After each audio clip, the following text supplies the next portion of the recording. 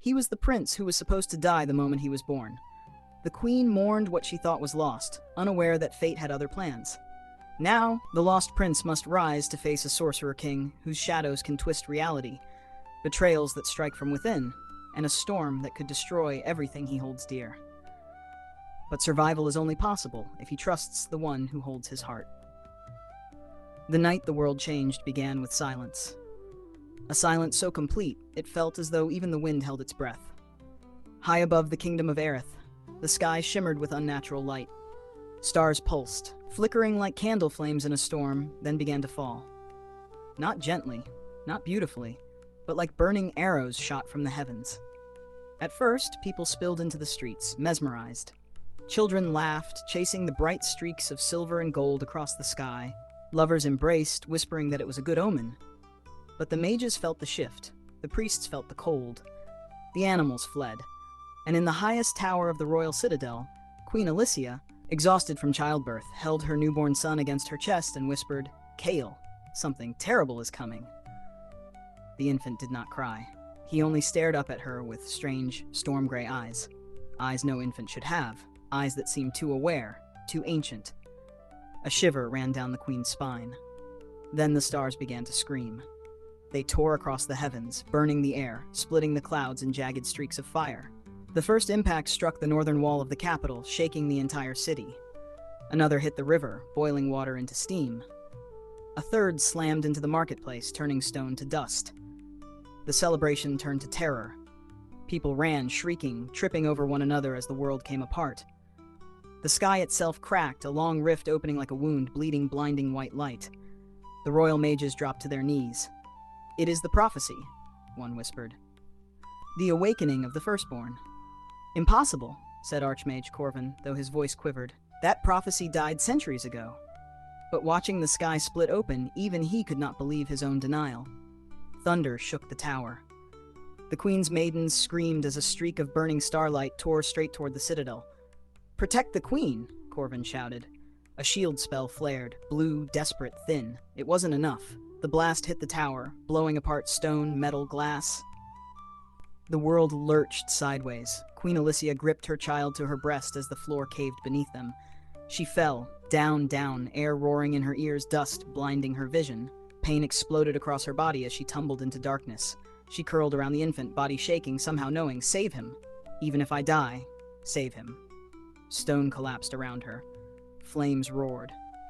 Her last vision before she slipped into unconsciousness was a shape, hooded, cloaked, moving through the fire. Someone lifted her child from her arms. A tiny cry pierced the chaos. "No," the queen whispered weakly. "Please." But her strength faded. The world dissolved into black, and the hooded figure vanished with the newborn prince. Hours, or minutes, or seconds later, Alicia awoke to the bitter stench of smoke. Her lungs burned, her ears rang. She lay in a sea of rubble. Above her, the once glorious citadel was nothing but a wounded skeleton of stone. "Your Majesty, don't move!" Soldiers scrambled to her side, digging her free. A healer pressed glowing hands to her chest, muttering frantic incantations. My son," the queen croaked. "Find him." The soldiers exchanged pale, haunted looks. They knew what she did not. The nursery wing was gone. Nothing but ash remained. No survivors had been found. "I'm so sorry, Your Majesty," the captain whispered. "The prince, he's gone." The queen screamed, a sound of pure mortal grief. She fought the arms holding her down. She clawed at the stones, desperate to keep digging, desperate to find even a scrap of cloth, a sign of life. But there was nothing. No cry, no warmth, no body, only emptiness, only absence, only loss. Far from the burning capital, a lone figure rode through the night on a black horse, cradling the infant prince against their chest. The child did not cry. His gray eyes glowed softly, faint pulses of silver light radiating from his irises with every heartbeat. The figure's voice was low and rough. "You should have died in that tower. Fate has other plans for you, little one." A streak of falling star illuminated their hood, revealing a jawline marked with ancient runes. "You are the firstborn of the shattered sky," the figure murmured, "and the world will burn because of you." Lightning licked across the hills in answer. The infant lifted his tiny hand, and the lightning bent toward him, not as an attack, but as if greeting him. The cloaked figure shuddered. "So it is true," they whispered. The prophecy lives. The child blinked, unafraid of the storm. Very well, Kael, the figure said, urging the horse faster. Let us carve a different fate for you than the one the gods intended. Behind them, the capital continued to burn. The world as it had been ended that night, the night of falling stars, the night the firstborn vanished, the night destiny itself shifted. 15 years after the night of falling stars, the world had forgotten the lost prince. But the streets had not forgotten Kael, and Kael had not forgiven the world. The boy grew up in the worst gutter of the borderlands, the district called Gravelock, a place where the smoke never cleared and hope never entered. The air stank of rust, sweat, and old blood. The alleys twisted like broken ribs, lined with taverns, gambling dens, scavengers, and mercenaries who'd slit a man's throat for a half-used coin. Kael belonged here, or at least he believed he did. His adoptive guardian, the hooded figure who stole him from the burning capital, had left him at age 7 after training him with brutal efficiency. You want to survive? Then don't trust anyone, not even me. Then they disappeared. Kael hadn't seen them since. Kael's hair was black as soot, his jaw sharpened by years of hunger and brawling. But it was his eyes that made people step back warily. Storm gray, faintly silver when the light struck, too cold for someone so young.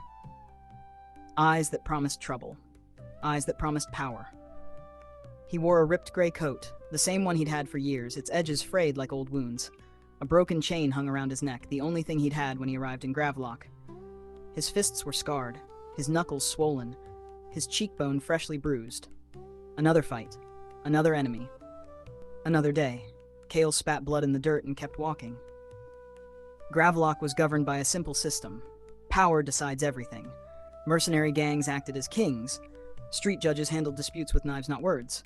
There were no guards, no laws, only survival. Kael fit right in. He was fast, clever, vicious when cornered, and good at disappearing. He stole when hungry, fought when challenged, and slept in abandoned warehouses until someone burned them down. Most kids his age had families. Kael had enemies, and something else. Something darker. Something he couldn't control. It started small, a spark snapping from his fingertips when he was 10, a burst of heat when he was 11, a cold, silver glow when he was 12. He hid it. In Gravelock, magic users were hunted, sold, experimented on. So when the energy in his chest pulsed like lightning about to strike, he clenched his jaw and forced it down, swallowing the power like poison. But today, the poison fought back. The Gravelock arena was not a place for boys. It was a blood pit. But Kael fought there anyway, not because he wanted to, but because he owed money to the wrong people. The mercenary boss, Varan, leaned against the bars of the cage, his grin sharp and greedy. You win this fight, rat. Your debt is gone. You die. I sell your corpse for parts. Kael rotated his wrist, ignoring the pain. He'd broken that wrist last month. It never healed properly. The crowd roared as his opponent stepped into the sand. A brute, twice Kael's size, covered in scars, wielding a jagged blade. Kael had no blade, no armor, just his fists and a boiling storm inside his blood. The brute spat. Gonna break you in half, Gutter King. Kael cracked his neck and smirked. You can try. The horn sounded. The brute charged. Kael dodged, rolled, came up swinging, but the brute's fist slammed into his abdomen. Pain exploded. He tasted iron. The crowd cheered. Kael staggered back, wiping his lip. His vision blurred. The brute swung again, blade whistling toward Kael's skull, and something inside him snapped. A pulse. A shiver. A surge of silver heat. Not now, Kael thought. Not here. Not in front of everyone. But the power didn't listen. When the brute swung again, Kael raised his hand on instinct, and the blade shattered before touching him. The metal exploded into dust. The crowd fell silent. The brute froze, staring at the empty hilt. Kael felt the power rush up his arm like living lightning. It wanted out. It wanted more. It wanted to unmake everything. No. Kael gasped, clutching his wrist. But the brute roared, swinging the broken hilt. Kael's control snapped completely. A burst of silver light blasted from his palm, slamming the brute across the arena. The man hit the stone wall with a crack and collapsed, unconscious, or dead. Gasps, screams, the crowd stumbled back. Kael stared at his own hand in horror. His fingertips glowed, his vision flickered to white. Someone yelled, "Mage! Kill him! Get the brand! He's cursed!" Kael, he ran through the alleys, heart pounding, lungs burning, trying to push the power back down. But it was too late. Mercenaries thundered behind him. Metal boots, Hunting whistles, torches flaring. Kael's legs gave out. He collapsed near an abandoned shrine, coughing, vision spinning. He heard footsteps, not the heavy stomp of mercenaries. Soft, quick, graceful. A hooded girl knelt beside him. Her fingers touched his face. Cool, gentle, strong. "You again," she whispered, pulling back the hood slightly. Kael blinked. He knew those eyes. A decade had passed since he saw them. The girl who saved him when he was 7. The girl who disappeared. "Are you real?" Kael rasped. She smiled faintly. "Real enough." His breath caught. Her eyes glowed faintly blue, swirling like distant galaxies. Mage eyes. Powerful mage eyes. "You used your power," she said quietly, brushing dust from his cheek. "I felt it awaken from half the city away." Kael swallowed hard. Who are you?" "Someone who's been watching you for years." He stiffened. "Why?" "Because," she whispered, eyes softening, "you're not who you think you are." Before he could ask anything, mercenaries turned the corner, shouting, "There! Grab the mage." The girl rose slowly, pulling Kael up with her. "Come with me if you want to live." Her hand slid into his, warm, steady, unshakable. Kael didn't know why, but he trusted her instantly, more than anyone he'd ever known. And for the first time in his life, he didn't run alone. Rain poured hard enough to wash blood from the cobblestones as Kael sprinted behind the hooded girl, their footsteps slapping through puddles that reflected broken lantern light. Behind them, mercenaries shouted, "Cut them off! Don't let the mage escape! That boy's worth a fortune alive!" Kael's pulse hammered. The power inside him pulsed harder, like a beast pacing in its cage. "Where are we going?" he gasped. "Away from here," she said simply. Her voice was calm, too calm. She moved like water, slipping between alley shadows, taking turns Kael didn't know existed. He stumbled once, twice, each time feeling her hand tighten around his to keep him upright. He didn't recognize her face. She was older now, maybe 17, but those eyes, bright blue and swirling like enchanted stars. He had never forgotten them, even from that single moment so long ago. They ducked under collapsed stone pillars and broken statues until they reached an abandoned shrine, half swallowed by ivy. Rain drummed on the shattered roof. The girl stopped abruptly, pulling Kael into the shadows. "Stay silent," she whispered. Boots thundered past outside. Kael held his breath. His heart raced so fast it hurt. His hands trembled, not just from fear, but from the storm inside him. The pulse of silver light, the raw growing heat. He felt it rising again, scraping at his bones like claws. The girl watched him carefully. "You're losing control," she murmured. "That's not good." "No kidding," Kael snapped, pressing a hand to his chest. It's like something's ripping me apart." "It will," she said softly, "if you don't learn to harness it." Kael blinked, stunned. "You know what's wrong with me?" "Yes." "How?" She hesitated, then reached up and slowly removed her hood. The girl, Lyra, was striking, dark hair streaked with faint silver strands. A face strong and beautiful, framed by rain-soaked curls. Eyes glowing with soft blue enchantment. A mark on her left temple shimmered with sigils Kael didn't recognize. She looked like no mage he had ever seen. "My name is Lyra," she said. "I'm a seer of the Veiled Order." Kael scowled. "Never heard of it." "Good," Lyra said. "That means we've been doing our job. And that job is protecting the one person who should never have been born." Kael stared. "Are you talking about me?" "Yes." "That was rude," Lyra sighed. "Kael, I've been following you for 7 years, ever since the night market riot when you should have died but didn't." Kael opened his mouth, then shut it again. That night, he remembered it too clearly. The dagger meant for his throat. The man falling backward as if struck by invisible force, the air shimmering silver. He never told anyone. "How did you know?" Kael whispered. Lyra took a slow breath. "Because your life is tied to mine." Kael's heart stuttered. "Tied? What do you mean tied?" Lyra's fingers brushed the glowing sigil on her temple. "When you were an infant, the Order performed a forbidden ritual. A soul binding. A desperate attempt to anchor your power so it wouldn't consume the world." Kael's blood ran cold. "My soul is connected to yours," Lyra continued quietly. "If you die, I die. If you lose control, I feel it." Kael stared, horrified. "You've been risking your life for me without even telling me?" Lyra tilted her head, expression unreadable. "You think I chose this?" Kael swallowed hard. "You saved me before," he said softly. "That night. You didn't have to." Lyra looked away, rain tracing her cheek. That was the bond, not choice. but something in her voice trembled, just slightly, and Kael wondered if that was the whole truth. Before he could speak, a heavy crunch echoed from the shrine entrance. Kael spun. A massive mercenary stepped through the collapsed archway, water dripping from his beard. He held a spiked club in one hand and a rune cage device in the other. Well, he growled. Thought you could hide? Lyra's eyes widened. Kael! The mercenary hurled the rune cage. It burst into purple lightning midair. Kael shoved Lyra aside and rolled as the cage slammed into the floor, cracking stone. The lightning shot toward him in branching spears. The power inside him roared awake. Kael screamed. Silver energy burst from his chest, tearing through the shrine walls, blowing out windows, hurling the mercenary backward into a marble column with a sickening crack. Then silence. Smoke curled from Kael's fingertips. His breath came in ragged gasps. The world swayed around him, dimming at the edges. Lyra knelt beside him, gripping his shoulders. Kael! Stay with me. His vision blurred into streaks of blue and silver. Don't get close, Kael choked. I can't. Stop it. It's going to explode. Her forehead pressed against his. Her voice was a whisper. Then let me take some. Blue light flared from her palm, seeping into him like calm water extinguishing fire. The pain eased.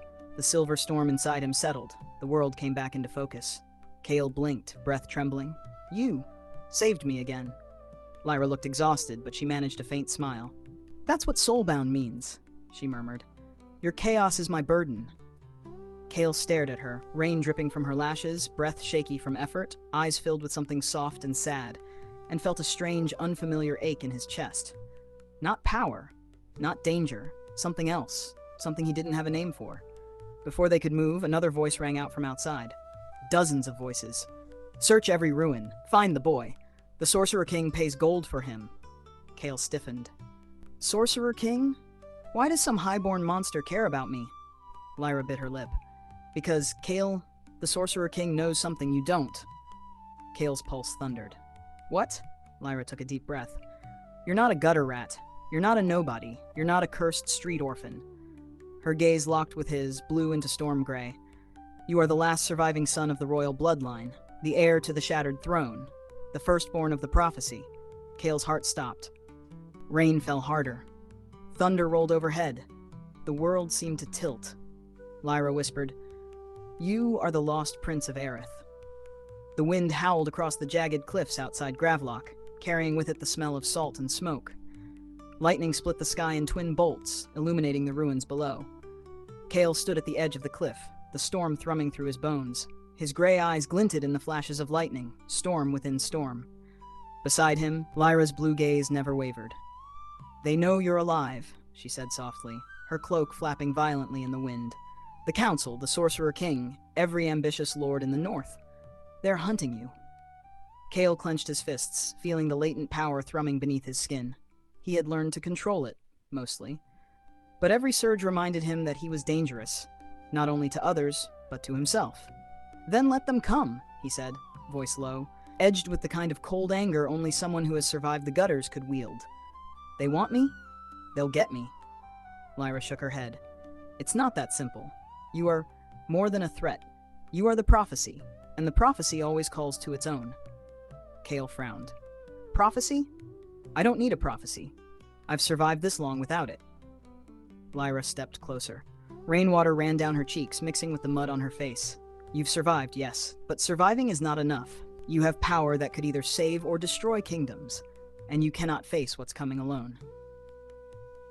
Before Kael could respond, a circle of blue light exploded at the edge of the cliff. Magical glyphs shimmered in the air, spinning faster than the eye could follow. The storm intensified as if the heavens themselves were responding. Kael instinctively raised his hands, silver energy crackling around him. Then a voice, deep, commanding, otherworldly, echoed through the wind. Kael of Aerith, you are summoned. From the vortex of blue light emerged a figure clad in shimmering silver armor, a long cloak trailing behind him. His face was obscured by a helm inscribed with runes that glowed faintly in the stormlight. Lyra gasped, clutching Kael's arm. It's him. The figure's voice rang again, as if the storm itself spoke through him. The time has come for the heir to awaken. Kael, the blood of Aerith flows in you. Accept your destiny, or the world will suffer. Kael laughed bitterly. a sound that was almost a growl. Destiny? You don't know me. I've been running my entire life. I don't want destiny. I want to live. The summoner stepped closer, his boots sparking against the rocky ground. Living is meaningless if you remain ignorant of your birthright. Your enemies already gather, your kingdom rots in shadows, and your bloodline calls to you. Refuse, and everything you know will burn. Kael's chest tightened. The weight of the words pressed against him, heavier than any fight he'd endured in Gravelock. Why now? He asked, his voice low, barely audible over the wind. Why reveal all this after 15 years? Because, the summoner said, raising one gauntleted hand. Time waits for no one, Kael. The shattered throne is bleeding. Every passing day strengthens your enemies and weakens your kingdom. You have a choice. Embrace the blood in your veins or let it die with you. Lyra's grip tightened. He doesn't even know if he can control it. The summoner's helm tilted slightly, a gesture that seemed almost human. He will, or he will break. Kael's fists clenched. He looked at Lyra, the girl who had saved him more times than he could count, the girl who bore his soul in hers. You expect me to believe that I can just walk into a kingdom and everything will be fine? You don't, the summoner said. You're going to earn it. The storm around them intensified. Lightning struck the cliffside, sending shards of rock tumbling into the sea below. Kael felt the silver energy in his veins respond, a pulse he could barely contain. Then test me, Kael said, his voice cutting like steel. Let's see if I'm as strong as you think I am. The summoner raised both hands, and a massive glyph formed in the air. It was a cage of light, spinning with impossible speed. Kael recognized the ancient symbols, runes of binding, attack, and enhancement, all layered on one another. You will face the trial of storms, the summoner intoned. Control your power, master your anger, and prove your worth. Fail, and you may not survive the night. Kael didn't hesitate. He stepped into the glyph. Silver energy surged from him, meeting the summoner's light with a thunderous crack. The ground shook. Rain turned to sheets of fire from the collision of magic. Lyra gasped, struggling to maintain her focus. Kael, remember me. Focus. You're not just fighting for yourself. Kael's vision blurred. The world seemed to fracture into shards of light and shadow. The silver energy coursing through him screamed for release, for destruction, for freedom.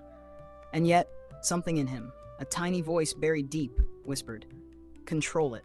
You are more than this." He gritted his teeth. The storm inside him twisted, coiling into something sharp and precise. With a roar, he slammed his palms together, condensing the silver light into a spear of pure energy. It shot toward the summoner. The summoner deflected it with a wave of his gauntlet, and the force sent Kael staggering back. "You have potential," the summoner said, voice echoing. "But potential without control is nothing. Remember, Kael, the kingdom will not wait for your indecision." After the trial of storms, Kael collapsed, drained but alive. The summoner stepped closer, his armor slick with rain. "Enough for now," he said. "You have seen a fraction of your power, and a fraction of the danger. The prophecy is older than this kingdom, Kael. You are the firstborn, the heir who carries both destruction and salvation, and only through mastery of your gifts will you survive." Kael coughed, looking at Lyra. "So that's it? That's my destiny?" "No," she said, brushing rain from his face. "It's the start, and it's going to be worse than you imagine." Kael stood slowly, silver light flickering faintly in his palms. "Then let's get started," he said. "If this is my fate, I'll meet it on my own terms." The summoner nodded. "Good, but know this. The enemies who hunt you are closer than you think. Your journey will not be easy, Kael. The kingdoms are fractured, betrayal lies around every corner, and the crown is already broken." Kael's storm-gray eyes hardened. "Then I'll break them first." Lightning split the sky as the rain fell harder. Somewhere in the distance, a horn sounded. Kael and Lyra exchanged a glance. They both knew the world had already begun moving against them, and this was only the beginning. The first light of dawn crept over the horizon, casting a muted gold across the jagged cliffs where Kael had faced the trial of storms. Rainwater dripped from his hair, mud streaked across his clothes, and his muscles screamed from exertion. Yet he could not rest, not while the weight of his destiny pressed against him like an iron fist. Lyra walked beside him in silence, her cloak trailing behind her, the edges still wet from the night's storm. She had remained close throughout the trial, guiding him, stabilizing the surges of his power, and keeping him alive. And now, as the storm faded, a new uncertainty settled in the air. "Where are we going?" Kael asked, his voice hoarse. "If I'm supposed to face my destiny, surely you're not going to drag me into another cliffside storm." Lyra shook her head. "Not this time. This is something different. Something you need to see. Something you've been denied your whole life." Kael raised an eyebrow. "Denied? Sounds ominous." "You'll see," she said, glancing at him with a faint smile. "But be ready. What you're about to learn will change everything you think you know about yourself." They rode for hours, descending from the cliffs into a valley choked with fog. The ruins of ancient castles and half-buried spires pierced the mist like skeletal fingers. Beyond them, the distant walls of a city rose, tall, black stone towers crowned with silver battlements. "This is..." Kael's voice faltered. "Where are we?" "The Citadel of Arendor," Lyra said. "The seat of the order that saved you. The only place that can explain your bloodline. And the only place where you can begin to understand who you really are." Kael's stomach twisted. Royalty. Bloodlines. He had spent his life hiding from people like this, surviving on scraps, fists, and luck. Now the truth loomed over him like a shadow he could not escape. As they entered the city gates, guards clad in silver armor and blue cloaks halted them. Lyra spoke a few words in a language Kael did not understand. The guards bowed and stepped aside. "You see," she said softly, "the Order still remembers you. They never forgot." Kael's fingers twitched, the silver light faintly flickering in response. "Then I guess it's time for me to remember too." Inside the Citadel, Kael was led through endless corridors, lined with tapestries depicting battles and kings long dead. The walls shimmered faintly with protective wards, and the air smelled of incense and old parchment. Finally, they entered a massive hall, vaulted and echoing, where scrolls and tomes filled shelves that reached the ceiling. In the center stood a figure, elderly, regal, and imposing, draped in a cloak of midnight blue embroidered with silver sigils. "Kael of Aerith," the elder said, voice deep and resonant. "At last, the blood of our lost prince returns." Kael froze. "Lost prince? You mean?" The elder nodded solemnly. "Yes, you are Kael, the firstborn, heir to the shattered throne, and the last surviving child of the royal bloodline." Kael laughed bitterly, a hollow sound. "Heir? I grew up in the gutter. I fought for scraps. I'm not royal. I don't belong in any throne." "You belong more than you know," the elder said. "The blood of Aerith runs in you, not just as a legacy, but as power. Your abilities are tied to the prophecy, and the prophecy demands you rise." Kael's fists clenched. "Rise? You don't understand. I'm dangerous. I can't control what's inside me. I've already killed, I don't even know how many people." The elder stepped closer. "Exactly. Which is why you must learn. Your bloodline is not merely ceremonial. It is magical, ancient, and tied to the very fabric of our world. You carry the weight of generations. You carry destiny." Lyra reached for Kael's hand, steadying him. "He's not asking you to forgive your past," she said softly. "He's asking you to accept who you are, to wield it for something greater than survival." Kael's storm gray eyes hardened. "And if I refuse?" The elder's face darkened. "If you refuse, the kingdoms will burn. Your enemies will not wait. Every noble, every tyrant, every mercenary seeking power knows your bloodline exists. They are already moving against you." The elder motioned to a tall shelf and pulled down a thick, dust-covered tome. He opened it carefully, revealing a painting of a man and woman. Both regal, both impossibly beautiful, both radiating power. "These are your parents," the elder said, "King Alaric and Queen Alicia, the last of Aerith's original royal line before the Night of Falling Stars." Kael stared at the images. He had no memory of them, only fragments, hints of warmth, lullabies, a cradle, and the terrifying sound of fire. "They're gone." The elder's eyes softened. "Yes, they died protecting you from a world that would have destroyed you. The Night of Falling Stars was no accident. The prophecy marked you from birth as both savior and destroyer. Your survival was orchestrated by those who knew the kingdom could not withstand your absence." Kael sank into a chair, head in his hands. The weight of his lineage, of the prophecy, pressed down with unbearable force. 15 years of struggle in Gravlock felt meaningless now, yet it had shaped him into something stronger, something the prophecy required. Lyra knelt beside him. "Kael, You've survived more than anyone could. And now you have a chance to take control. Not for them, not for the prophecy, but for yourself, and for those you love. Kael looked at her, silver energy faintly flickering around his fingers. For the first time, he didn't feel like a gutter rat. He felt like a weapon, a king, and a curse all at once. "I'm not ready," he whispered. "But I have no choice, do I?" The elder smiled faintly. "Choice is always an illusion. You will rise, Kael. You will claim your power. And when you do, the world will never be the same." A horn sounded from the citadel gates. Kael and Lyra turned to see a rider approaching at full speed. His armor gleamed black under the morning sun, and a banner of crimson and gold trailed behind him. The rider halted in the courtyard. He dismounted, revealing a lean, ruthless face marked by a scar across one eye. His gaze landed on Kael, sharp as a blade. "You must be Kael," the man said, voice low and dangerous. "I've been sent by the Sorcerer-King. You are coming with me. Resistance is ill-advised." Kael's chest tightened. He looked at Lyra. She nodded slightly. He didn't move. "Try me," Kael said, stormlight flickering faintly from his hands. The rider smiled coldly. "I intend to." Steel clashed, silver energy ignited, and the citadel shook with the fury of the first battle for a lost prince's destiny. The first rays of sunlight cut through the morning mist, illuminating the courtyard of the citadel in pale gold. Broken banners flapped in the wind, soaked from the previous night's storm, and the scent of wet stone and burning incense lingered in the air.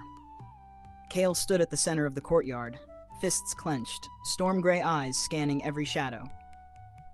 His muscles ached from the clash with the Sorcerer-King's messenger, and yet his mind was elsewhere, on the girl who had saved him countless times, the girl whose name he barely dared whisper, Lyra. She was kneeling on the wet cobblestones, brushing a smear of blood from her palm, her blue eyes scanning the horizon like a falcon searching for prey. Every movement was precise, fluid, almost impossible for someone so young. But Kael noticed something different, something older, stronger, wiser, and yet still achingly familiar. "Lyra," he said, voice low, hesitant. Why are you here?" She looked up, her gaze locking with his. For a moment, the world shrank to the two of them. A flicker of something unspoken passed between them, a memory of the night she had first saved him years ago in Gravlock's alleyways. "I told you I would find you," she said softly. Rainwater ran down her dark hair, streaking it silver. "I've been watching, waiting, making sure you survived. You've changed, Kael. Stronger, angrier, but alive. That's all that matters." Kael's throat tightened. He wanted to speak, but no words came. The years of fighting, hiding, and surviving surged to the surface in a rush of memory and emotion. He had never had anyone like her in his life. Not truly. Not someone who understood the storm inside him. Not someone who could bear the weight of his powers without fear. "Alive," he finally whispered, "because of you." Lyra's lips twitched into the faintest smile. "Not entirely," she said. "You've survived yourself as much as anyone else. But, yes, I've made sure you weren't crushed by the world too early." Kael's fists loosened. He looked at her, really looked at her. Her features had matured since he last saw her, a subtle hardness around the jaw, the faintest curve of lips that could soften with a single glance. Her eyes, still mesmerizing, still holding him in a way no one else ever had. "I don't know if I can do this," he admitted, voice raw. "The power inside me, it's not just dangerous. It scares me, Lyra. Every time I use it, I wonder if I'll hurt someone I care about, or worse, if I'll become everything I've been running from all these years." Lyra stepped closer, her hand brushing against his arm. The touch was electric, yet grounding. "Kael," she said softly, "power without control is dangerous. But you've already survived the worst the world could throw at you. You've fought your way through the streets, through monsters, through mercenaries. You are stronger than you realize, and you are not alone." Her gaze softened, lingering on him in a way that made his chest ache. "I am tied to you, Kael. Your soul and mine. Bound. Whatever you feel, I feel. Whatever you face, I face. You are not alone." Kael swallowed hard, the storm in his veins flickering, responding to the emotions he barely dared name. He wanted to pull her into his arms, to feel the warmth of her body against his, to let the fear, the rage, and the loneliness melt away for just a moment. But he held himself back. He didn't want to risk her. Not now. Not ever. Yet even as he resisted, the pull between them was undeniable. Kael's mind drifted unwillingly to the night she had first saved him. He was 7 years old, cowering in the alleys of Gravelock as a mercenary raised his blade. A flash of blue light, a sharp tug on the air, and suddenly she had been there, lifting him, shielding him, eyes glowing with a power he didn't understand. And then she had vanished. Just as suddenly as she appeared, leaving him to grow into the boy he had become, angry, alone, dangerous, yet alive. Now, 15 years later, she had returned. Not as a fleeting savior, but as a partner, a guide, and something more. Something he had not dared to hope for. "Kael," Lyra said, breaking the silence, "we cannot linger here. The Sorcerer-King's spies are everywhere. Your bloodline makes you a target, and your power, it has already attracted attention." Kael nodded reluctantly. "Then what do we do?" Lyra lifted her hands and glyphs shimmered around her fingers, glowing softly in the morning light. "We train. You must learn to control your power before it controls you, and I will teach you, every surge, every flash, every impulse, but it will not be easy." Lyra's eyes met his, a flicker of guilt, fear, and sorrow burning within them. "Kael, I had no choice. They promised." Rethian stepped closer, voice calm, almost gentle. "You are dangerous, Kael. The prophecy marks you, but left unchecked, you will destroy everything." Lyra's loyalty was redirected. "She has been my eyes and hands within the Citadel. She was tasked with keeping you alive and guiding you, until now." Kael's chest tightened. The silver energy in his veins surged uncontrollably, a storm he could barely contain. Betrayal had never felt like this. Not mercenaries, not hunger, not the streets of Gravelock. But this, someone he trusted, someone he loved, standing against him, even partially. Lyra's face twisted. "I didn't want to, I couldn't." Kael's voice trembled, thick with fury and heartbreak. "You lied to me. Every time I trusted you, every time I believed." Rethian's smirk widened. "And now? Now you understand. The world is not kind to lost princes. It will never forgive weakness, and neither will I." Kael's hands flared with silver energy, the veins of magic under his skin twisting like serpents. The citadel walls cracked under the strain. Stone shards floated in the air, caught in the magnetic pull of his power. Lightning crackled between his fingertips. Lyra tried to reach him, but Kael recoiled. "Stay back!" he roared. His voice echoed like thunder. "I trusted you. A surge of energy exploded outward, knocking both Lyra and Rethian back. The hall shook, dust and debris filling the air. Kael's storm-gray eyes glowed bright silver, reflecting his fury, his pain, his fear. Rethian struggled to rise, his cursed runes glowing faintly in defiance. "Yes, rage. Let it fuel you. But control it, little prince, or you will destroy more than your enemies tonight." Lyra staggered forward, grasping his hand. "Kael, please, this isn't the way. He tore his hand away. "No! You betrayed me." And in that moment, Kael realized something terrifying. The power inside him didn't just respond to his emotions, it fed on them. Every heartbeat, every pulse of rage, every pang of sorrow magnified his magic. And now it was beyond anything he had ever felt. Rethian advanced again, twin blades poised. But before he could strike, Lyra raised a hand, glowing sigils erupting from her palms. "I am still with him," she shouted, her voice strained but defiant. "Not as a pawn, not as a spy, but because I cannot let you die." Kael's eyes flickered between her and Rethian. Something clicked deep inside him.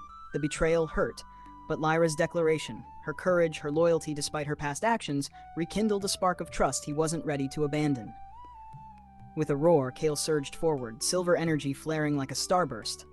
The force slammed into Rethian, sending him crashing into the citadel wall. Kael grabbed Lyra's hand. "We're leaving. Now." They ran through the hallways, dodging collapsing beams, magical traps, and patrolling guards. The citadel seemed to fight them at every step, its walls alive with warnings, alarms, and protective wards, but Kael's storm energy carved a path. Finally, they burst into the courtyard. The morning sun, though filtered by clouds, glinted off Kael's glowing eyes. They mounted horses, galloping into the misty valley beyond the citadel gates, leaving a trail of magic and fury in their wake. As they rode through the fog, Lyra's hand rested lightly on Kael's arm. Her voice was soft. "Kael, I am sorry. I never wanted to betray you. I was trapped, forced, and I hated every second of it. But I am with you now, always." Kael's chest heaved. His storm-gray eyes softened just slightly as he met hers. This changes everything," he admitted.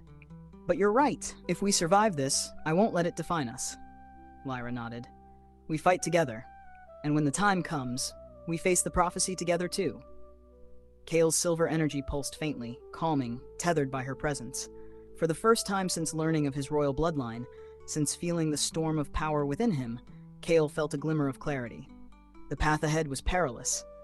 Betrayal had shown him that trust could cut as deep as any sword. But with Lyra by his side, he could face it. And this was only the beginning. Far off, the banners of the Sorcerer King's army rose against the horizon. The first battle of the Lost Prince's journey had been won, but the war had only begun. The valley beyond the citadel was shrouded in mist, the low morning sun casting ghostly silver light across twisted trees and jagged rock. Kael's horse thundered through the fog, Lyra gripping his arm tightly as the wind whipped their cloaks behind them. For miles, there was nothing but silence and the lingering tension of what had just happened. The betrayal, the fight, the storm of silver energy that had nearly destroyed them both. Kael's storm-gray eyes were dark, brooding, lost in thought. His fists clenched and unclenched on the reins, the faint glow of residual energy tracing the veins in his skin. Lyra rode beside him, her blue eyes searching his, her hand brushing his whenever she could. There was a tension between them now that had not been there before, a mix of anger, trust, guilt, and something else, something forbidden. "Kael," she said softly, breaking the silence, "you need to rest. Focus. The storm inside you, it's getting stronger. You can't keep pushing it without letting it breathe." Kael shook his head. "I don't have time to rest. The Sorcerer King's forces are moving. Rethian will regroup. He'll bring more soldiers. And every second I waste..." His voice trailed off, thick with frustration. Lyra reached forward, placing a hand on his chest, right above the pounding of his heart. "Then let me help you. Not as a spy, not as a servant, as someone who cares, as someone tied to you." Kael's chest tightened. The words hit him like a hammer. I shouldn't. This." Lyra cut him off gently, her voice almost a whisper, carried by the wind. "You've spent your life surviving alone, Kael, but you don't have to anymore. You don't have to fight the storm alone. Not me. Not us." Kael's hands ignited faintly with silver energy, reacting to the surge of emotions he could no longer suppress. Every betrayal, every fight, every whispered memory from Gravlock to the Citadel surged forward, colliding with the warmth of Lyra's presence. "I shouldn't feel this," he muttered, eyes downcast, voice tight. "You were part of the betrayal, and yet..." His hands shook, the silver sparks flickering. "And yet I can't stop thinking about you, about this us." Lyra's voice was steady, almost soothing.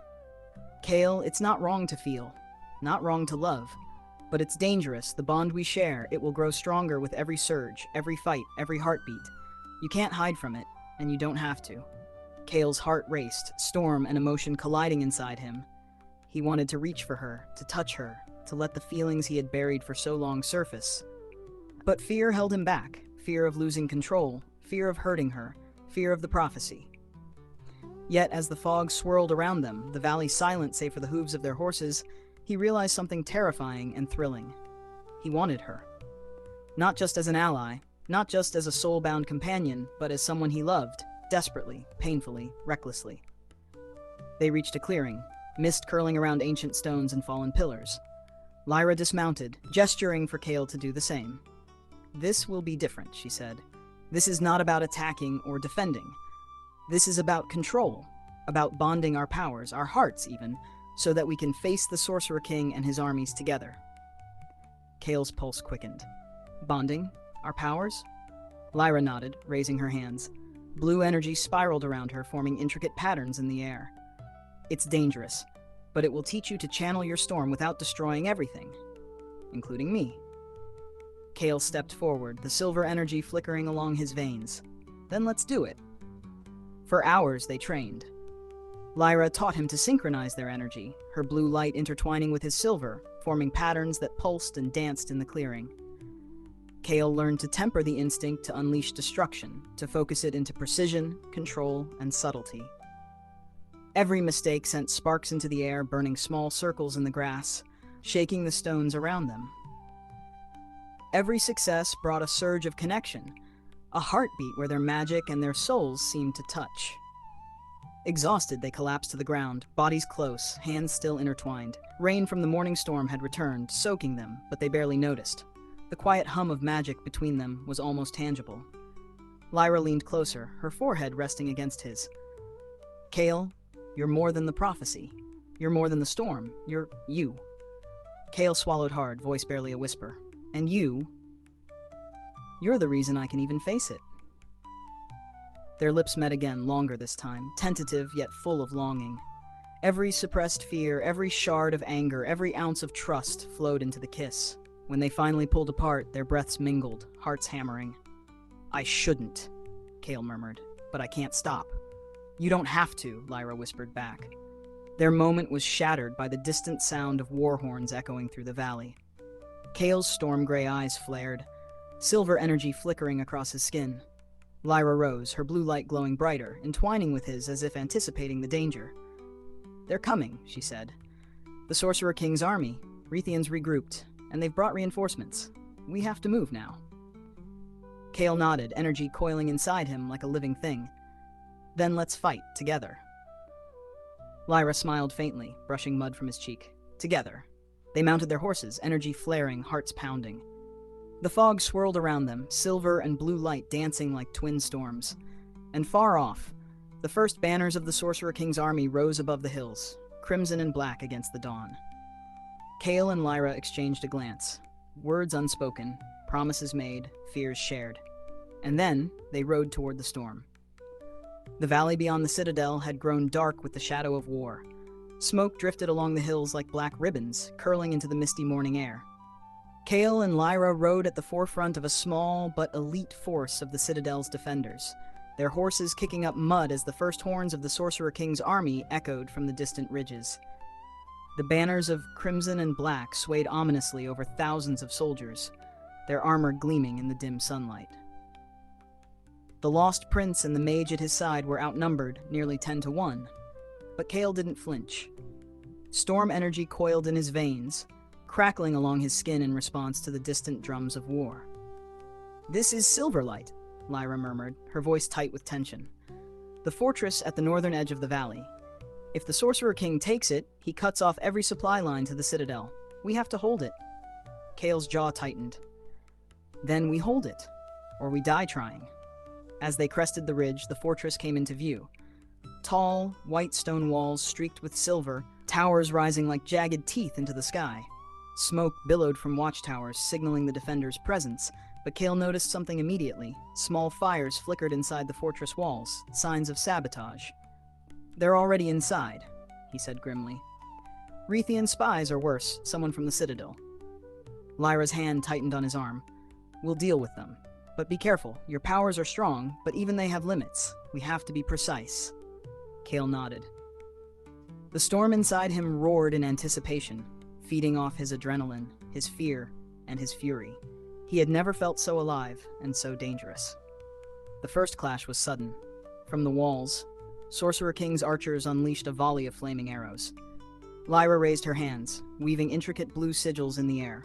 A dome of light shimmered over Kael in the front line, deflecting the arrows into the mud and stone.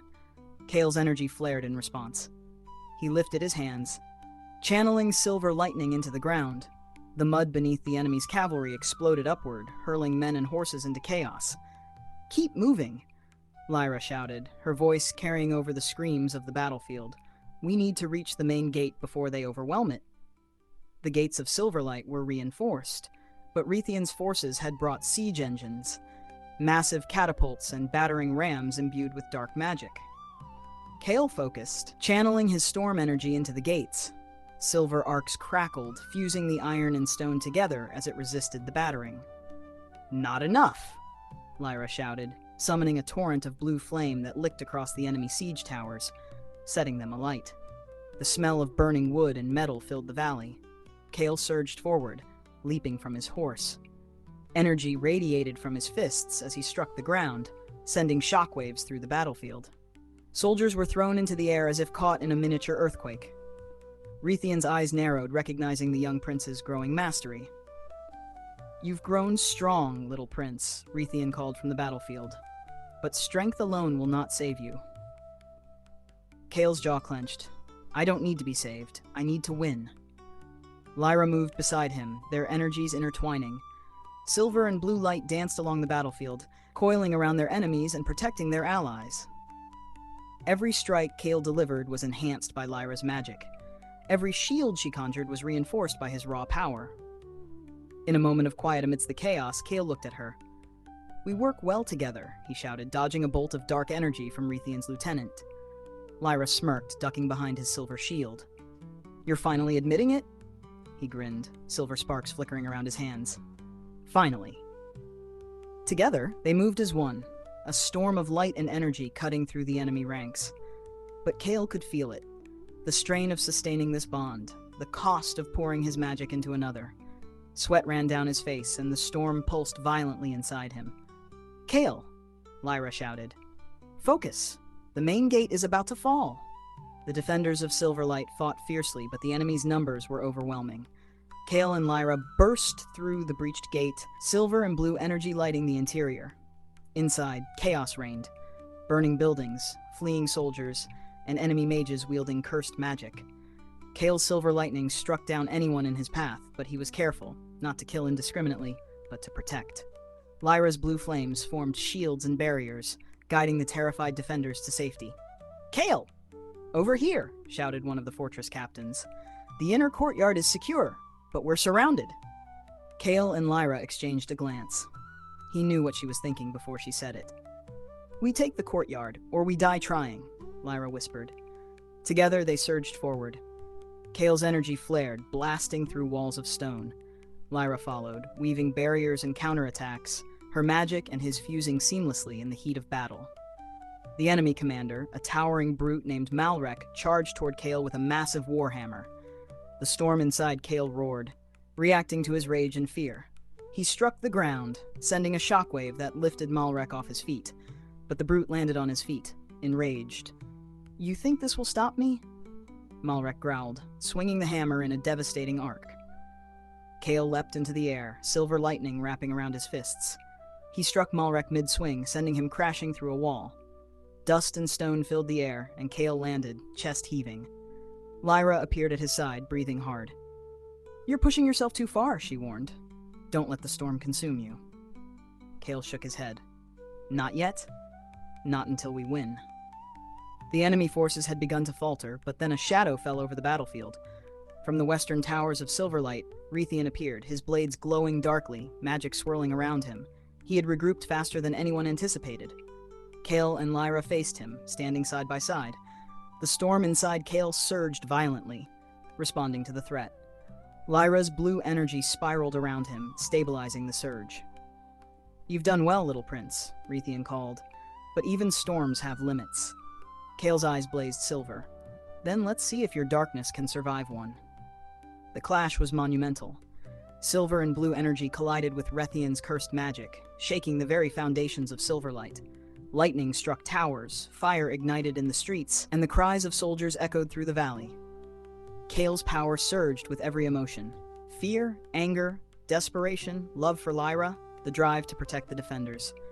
Lyra matched him blow for blow, their bond amplifying their magic to heights neither had reached before.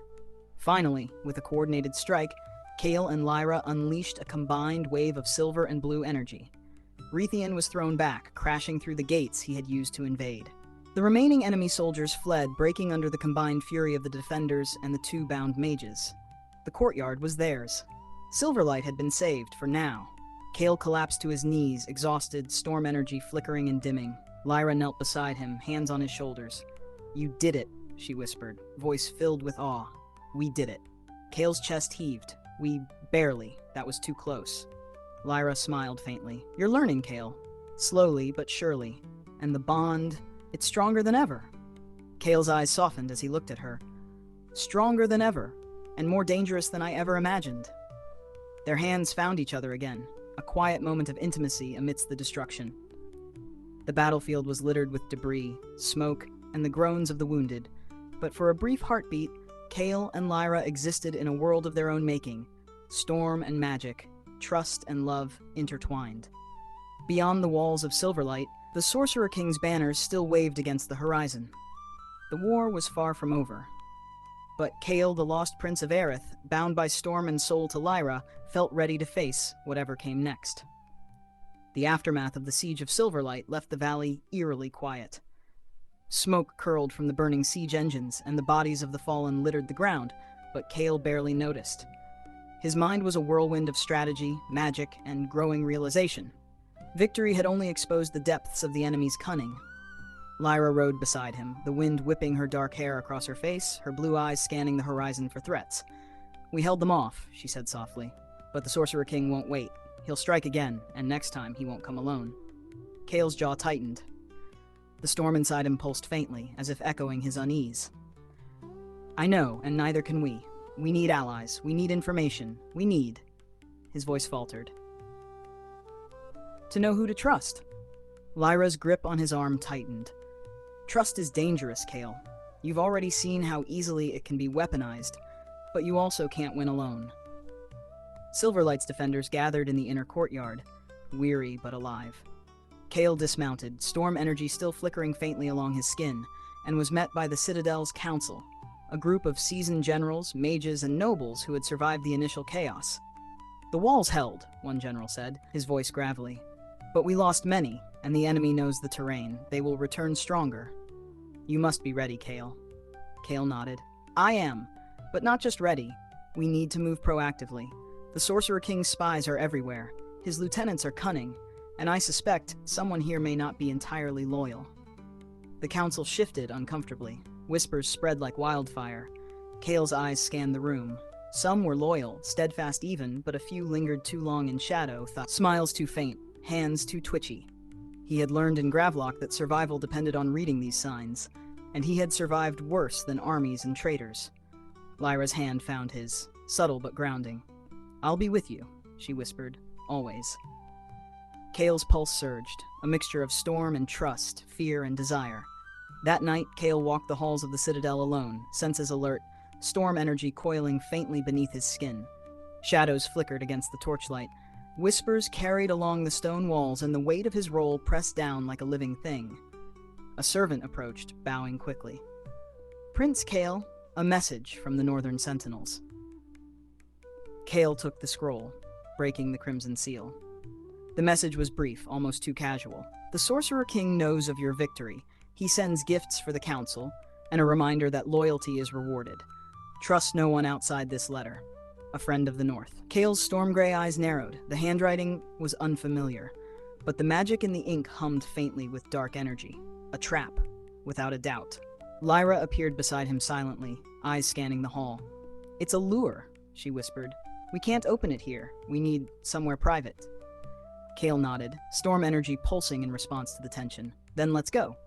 In a secluded tower chamber, Kael and Lyra laid out the map of the northern lands. Soldiers, spies, and mages loyal to the Citadel had been scouted, their allegiances noted, and potential threats identified. Lyra pointed to the areas marked with dark sigils. "These are the enemy's eyes and ears within the Citadel and beyond. Notice how they overlap with the Council's advisors. There's a network. They're everywhere." Kael's jaw clenched. "Then we root them out. Tonight. I won't wait for the Sorcerer-King to strike again." Lyra hesitated. "Some of them are dangerous, and some may not fall to force alone. You need strategy, Kael. Precision. The moment we reveal suspicion, the traitor will act." Kael's eyes glinted silver. "Then we set the trap. Let them believe we are vulnerable. Let them strike, and we crush them before they can move again." Over the next hours, Kael and Lyra orchestrated a plan. False intelligence was leaked to the Citadel guards. Key corridors were subtly fortified with energy wards, designed to isolate intruders. Several loyal mages and soldiers were positioned to act as decoys, drawing attention to specific areas. Kael's storm energy hummed faintly, tethered to Lyra's blue magic. Together, their combined aura of power acted like a silent warning. Approach at your peril. By midnight, everything was in place. The Citadel slept, unaware that their prince and mage were ready to confront treachery at its core. A sudden crash echoed from the western wing of the Citadel. Kael and Lyra were instantly alert, moving as one through shadowed corridors. Silver and blue energy flared, lighting the halls in eerie brilliance. At the end of the corridor, they found a figure, a council advisor, attempting to manipulate a protective glyph for dark purposes. His expression froze as Kael and Lyra approached. "You," the man stammered. "How?" Kael's voice was cold, resonant like thunder. Betrayal is easy to hide, but loyalty reveals itself in the light. You are caught. Lyra moved beside him, her hands glowing with blue sigils. You leave me no choice. The man lashed out with dark magic, but Kael anticipated, silver energy intercepting the strike. Sparks and shadows collided, filling the hall with deafening energy. With precise coordination, Kael and Lyra subdued the traitor. The fight was brutal but quick, showcasing their bond, control, and growing mastery of magic. As the man lay bound in silver and blue energy, Kael demanded answers. Why? Kael's voice trembled with fury and hurt. Why betray the Citadel? Why betray me? The man laughed bitterly. You think this is about loyalty? This is about survival. The Sorcerer-King controls the north, and the prophecy marks you for destruction. You cannot win. You will die, and those who serve him survive. I did what I had to. Kael's storm flared uncontrollably. You chose death for the innocent, instead of fighting. Lyra's hand on his shoulder calmed the storm just enough to prevent total devastation. Kael, control it. We need him alive. The information, it's valuable. Kael's eyes softened reluctantly, the storm within him simmering. This changes nothing. He will pay for betrayal, but not in death. Not yet. By dawn, the Citadel was secure once more. The Council knew some of the traitors had been exposed, the web of lies partially unraveled, and Kael had demonstrated his authority and power. But the victory came with a heavy weight, the realization that even within his own walls, betrayal lurked, waiting for weakness. Lyra stood beside him on the outer balcony, overlooking the misty valley. They tested you, she said softly, but you passed, and so did we. Kael's storm-gray eyes scanned the horizon. This was only the beginning. The Sorcerer-King won't stop, and neither can I. Lyra's hand found his. Then we face it together, always. Kael's storm pulsed faintly, responding to her touch, to her presence, to their bond. Always, he echoed. Beyond the Citadel walls, the lands of the north stirred. The Sorcerer-King watched. Plans shifted, and the lost Prince of Aerith, bound by storm and love, prepared for the next. Beyond the Citadel walls, the lands of the north stirred. The Sorcerer-King watched. Plans shifted, and the lost Prince of Aerith, bound by storm and love, prepared for the next move in a game where every lie could be fatal. The Citadel had never felt so alive with whispers. The torches burned low in the long hallways, their flickering light casting impossible shadows on the stone walls. The air smelled of candle wax, ink, and tension, a tension that seemed to settle into Kael's chest like a weight he could not shake. He moved cautiously, storm energy flickering faintly beneath his skin. The siege of Silverlight had revealed many truths, but the battle had also left holes. Gaps in loyalty, cracks in trust, and the ever-present threat of the Sorcerer-King's spies. Lyra followed silently at his side, her blue magic a subtle shimmer around her hands, as if the very air knew they were on alert. Kael, she whispered, something's wrong. The Council? Not all of them are acting natural. Their loyalty feels forced. Kael's eyes narrowed, storm energy coiling along his veins. I've learned one thing, he murmured. The shadows in the court are far darker than the enemy's army outside, and they will strike when we least expect it. The great hall of the Citadel was prepared for a council meeting. Nobles and generals from surrounding provinces had arrived to pledge loyalty to Kael, the lost prince and heir of Aerith. But Kael sensed something beneath the politeness. Thinly veiled hostility, secret glances, whispers that ended abruptly when he looked. He sat at the head of the council table, Lyra at his side.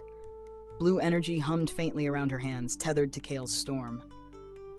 We're safe, he said aloud, more to remind himself than anyone else.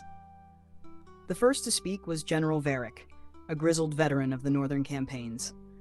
The Sorcerer-King's spies are still active, Your Grace. Even after Silverlight, there are those who would see you fail.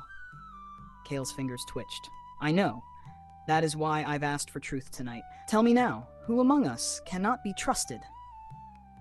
Murmurs spread across the table. Eyes shifted. Some looked frightened, others defiant. A noblewoman, Lady Sereth, raised her chin. We are loyal to you, Kael. The people see you as their rightful prince. The armies see you as a beacon. Kael's storm flared faintly. I do not need flattery, I need truth. Silence fell, heavy and oppressive. Lyra's hand rested lightly on his arm, grounding him. Be patient, she murmured. Watch their reactions. One lie can unravel them all. The meeting continued with careful discussion of troop movements and the rebuilding of Silverlight. Kael was speaking about fortifications along the northern border when a sudden explosion rocked the hall. Smoke and fire erupted near the entrance. Kael's storm flared violently, silver lightning dancing along his skin. "Lyra!" he shouted. Lyra reacted instantly, weaving a protective barrier of blue magic around the council. "Get down!" she yelled, her voice carrying over the chaos. From the smoke emerged a figure, hooded and masked, armed with daggers that glowed faintly with dark magic. He moved with impossible speed, heading straight for Kael. Kael leapt from his seat, silver energy blazing.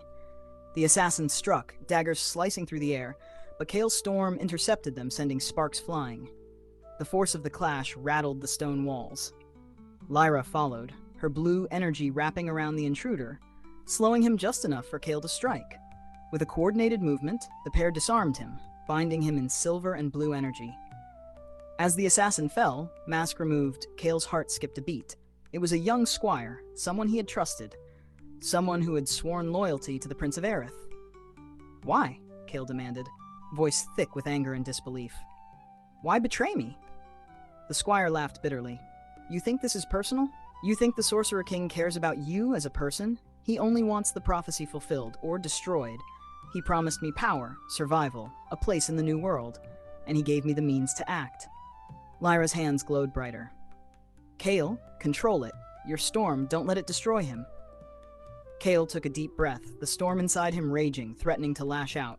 Slowly, he lowered his hands, the silver energy dimming slightly. "You'll answer for this," he said coldly.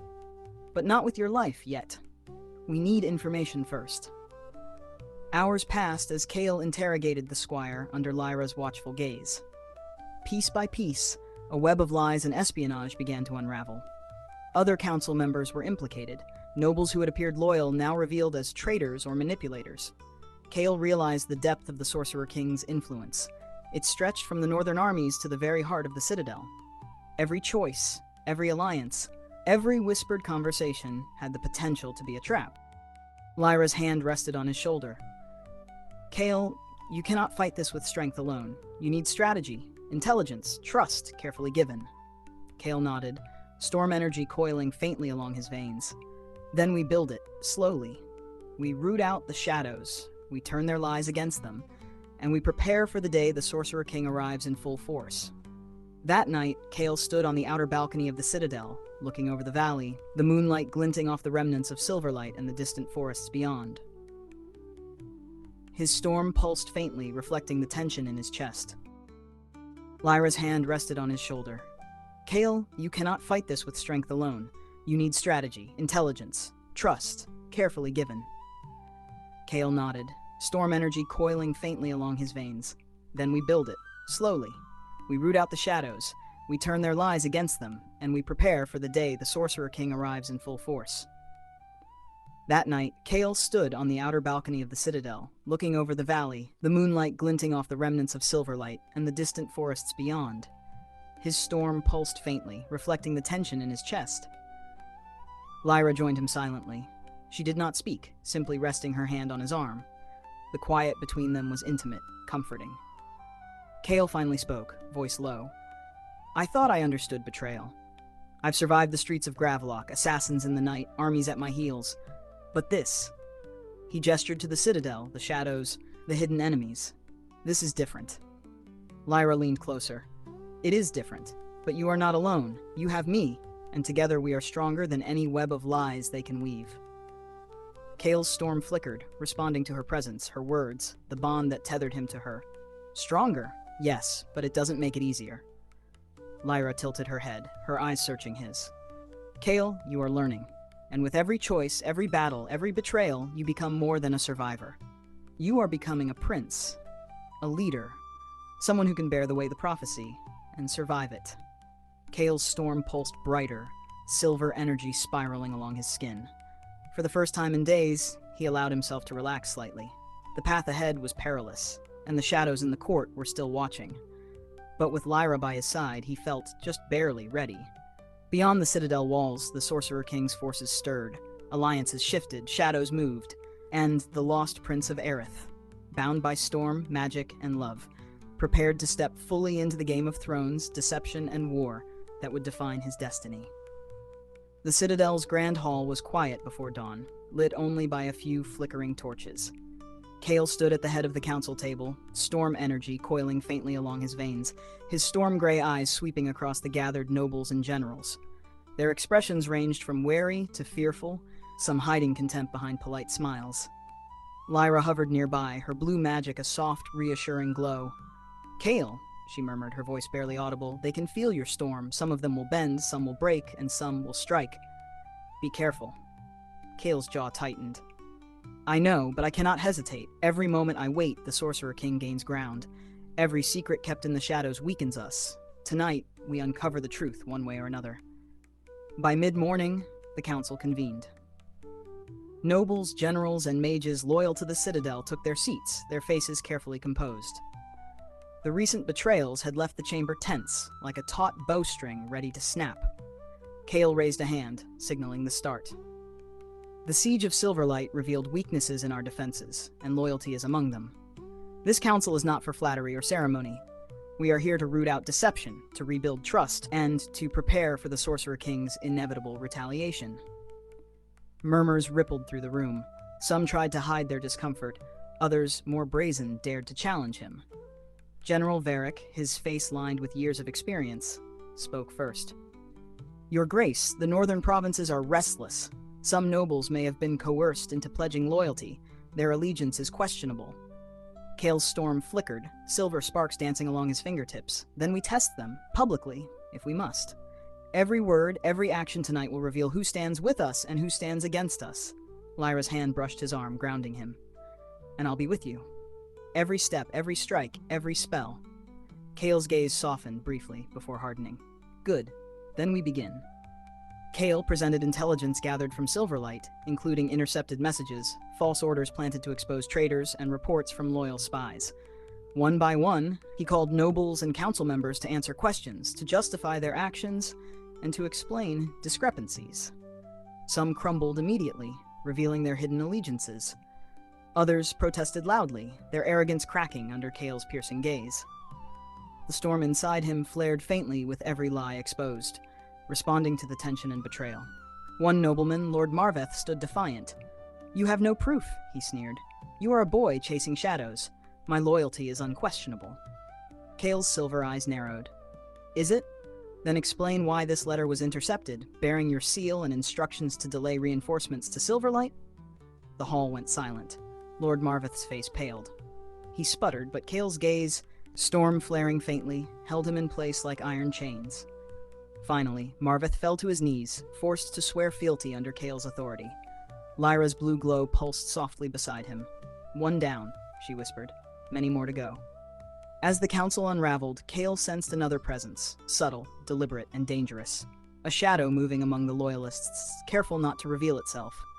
The Sorcerer King's agents were patient, and Kael knew this one was no ordinary spy. "Lyra," Kael murmured, eyes scanning the room. "There's another. Someone closer, someone clever. Watch them.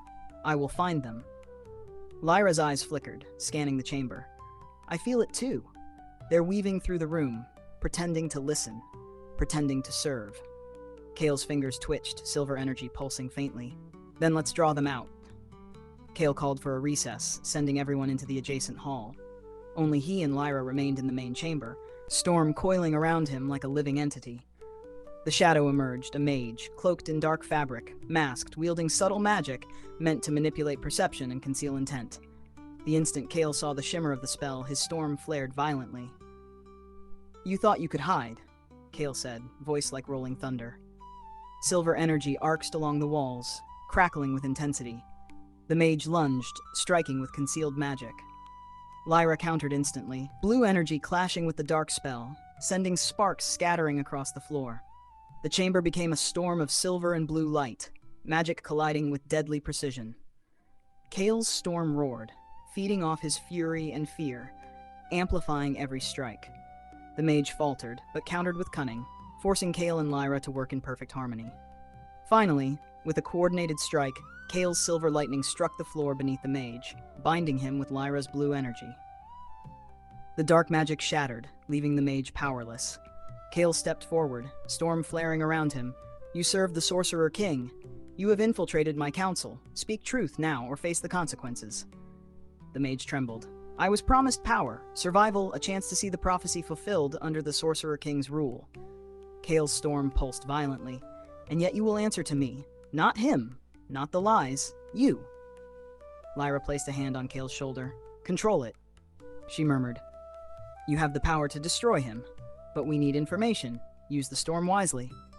Kael took a deep breath, silver energy dimming slightly as he focused on calm and precision. Tell me everything, he said, voice steady.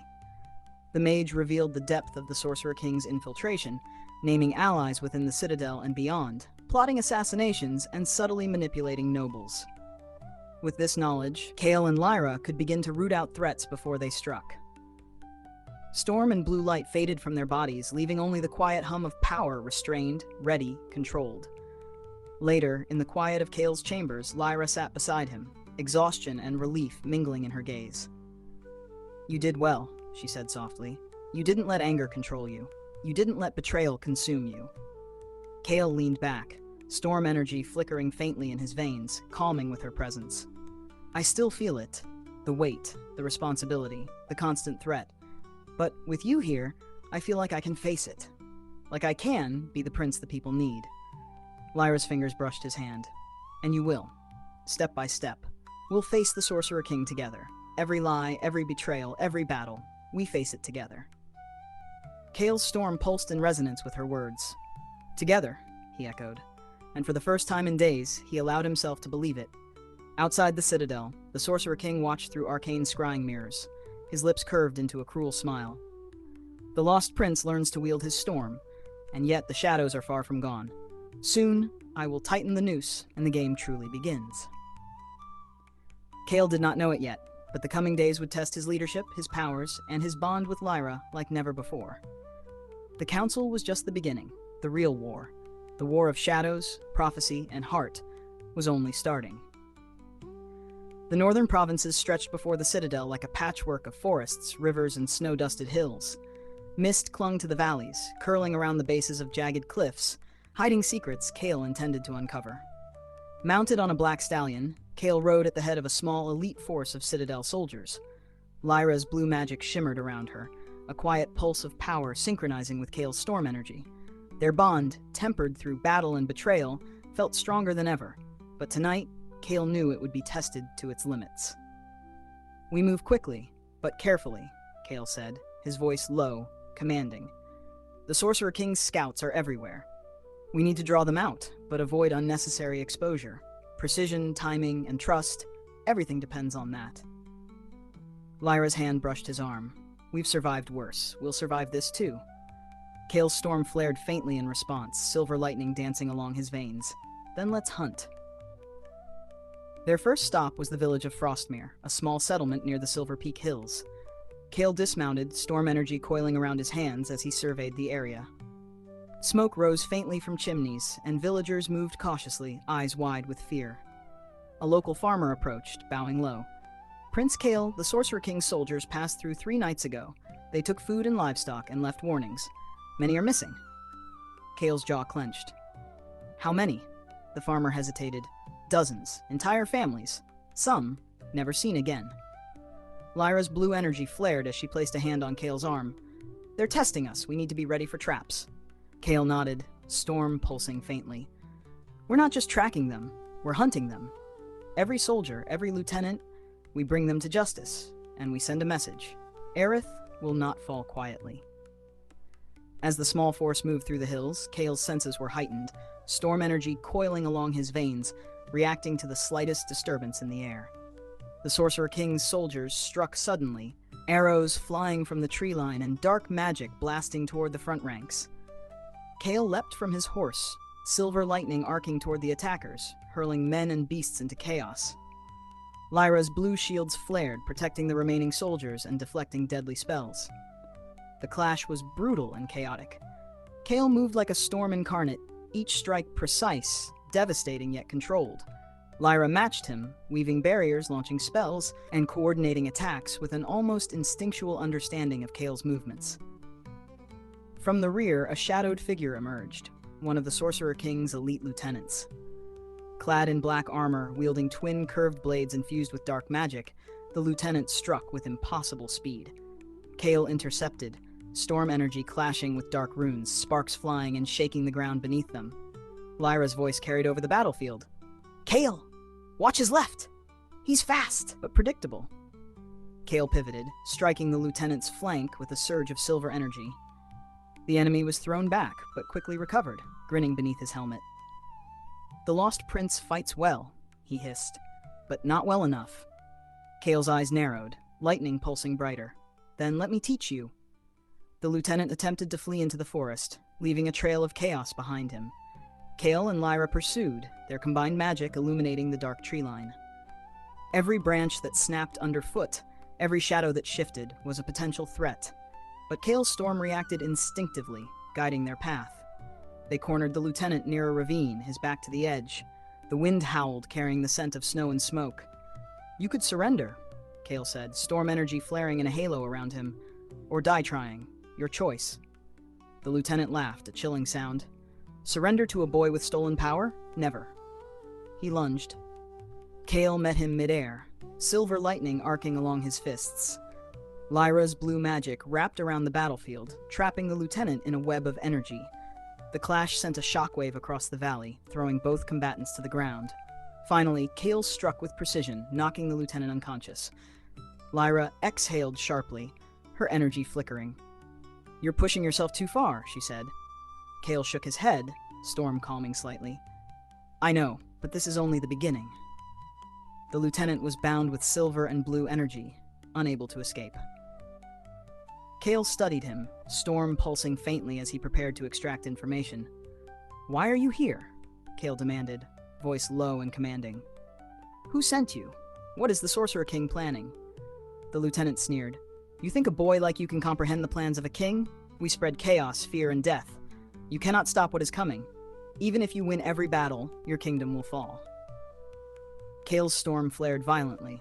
"You underestimate me, and you will tell me everything. Now." Lyra's hand rested on his arm, grounding the storm. "Kael, control it. Use your power wisely. Make him talk without destroying him." Kael nodded, channeling his storm into precise bursts of energy, subtle but overwhelming, forcing the lieutenant to speak.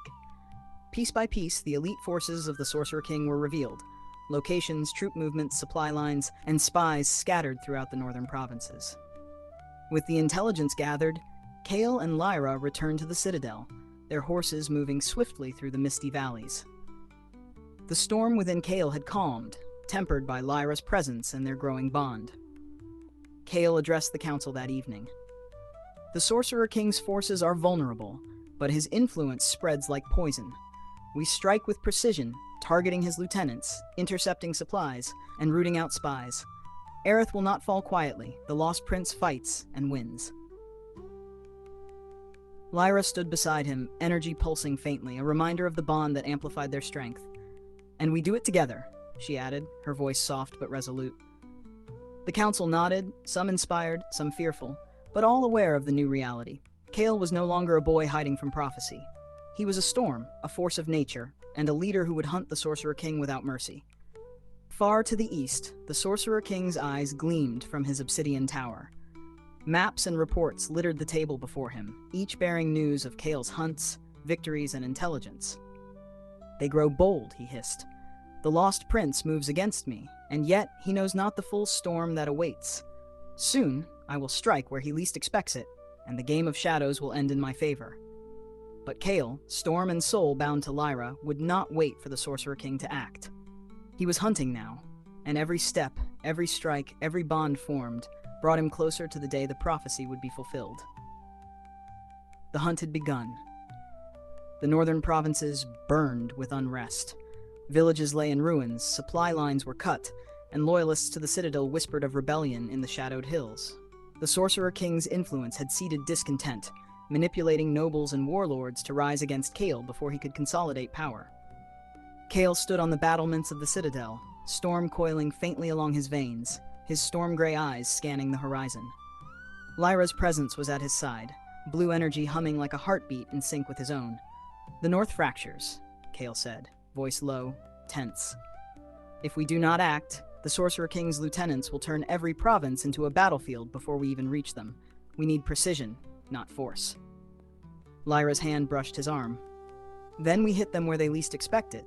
Guerrilla tactics, swift strikes, intelligence, and we draw them into the open. That's how you win against a fragmented enemy.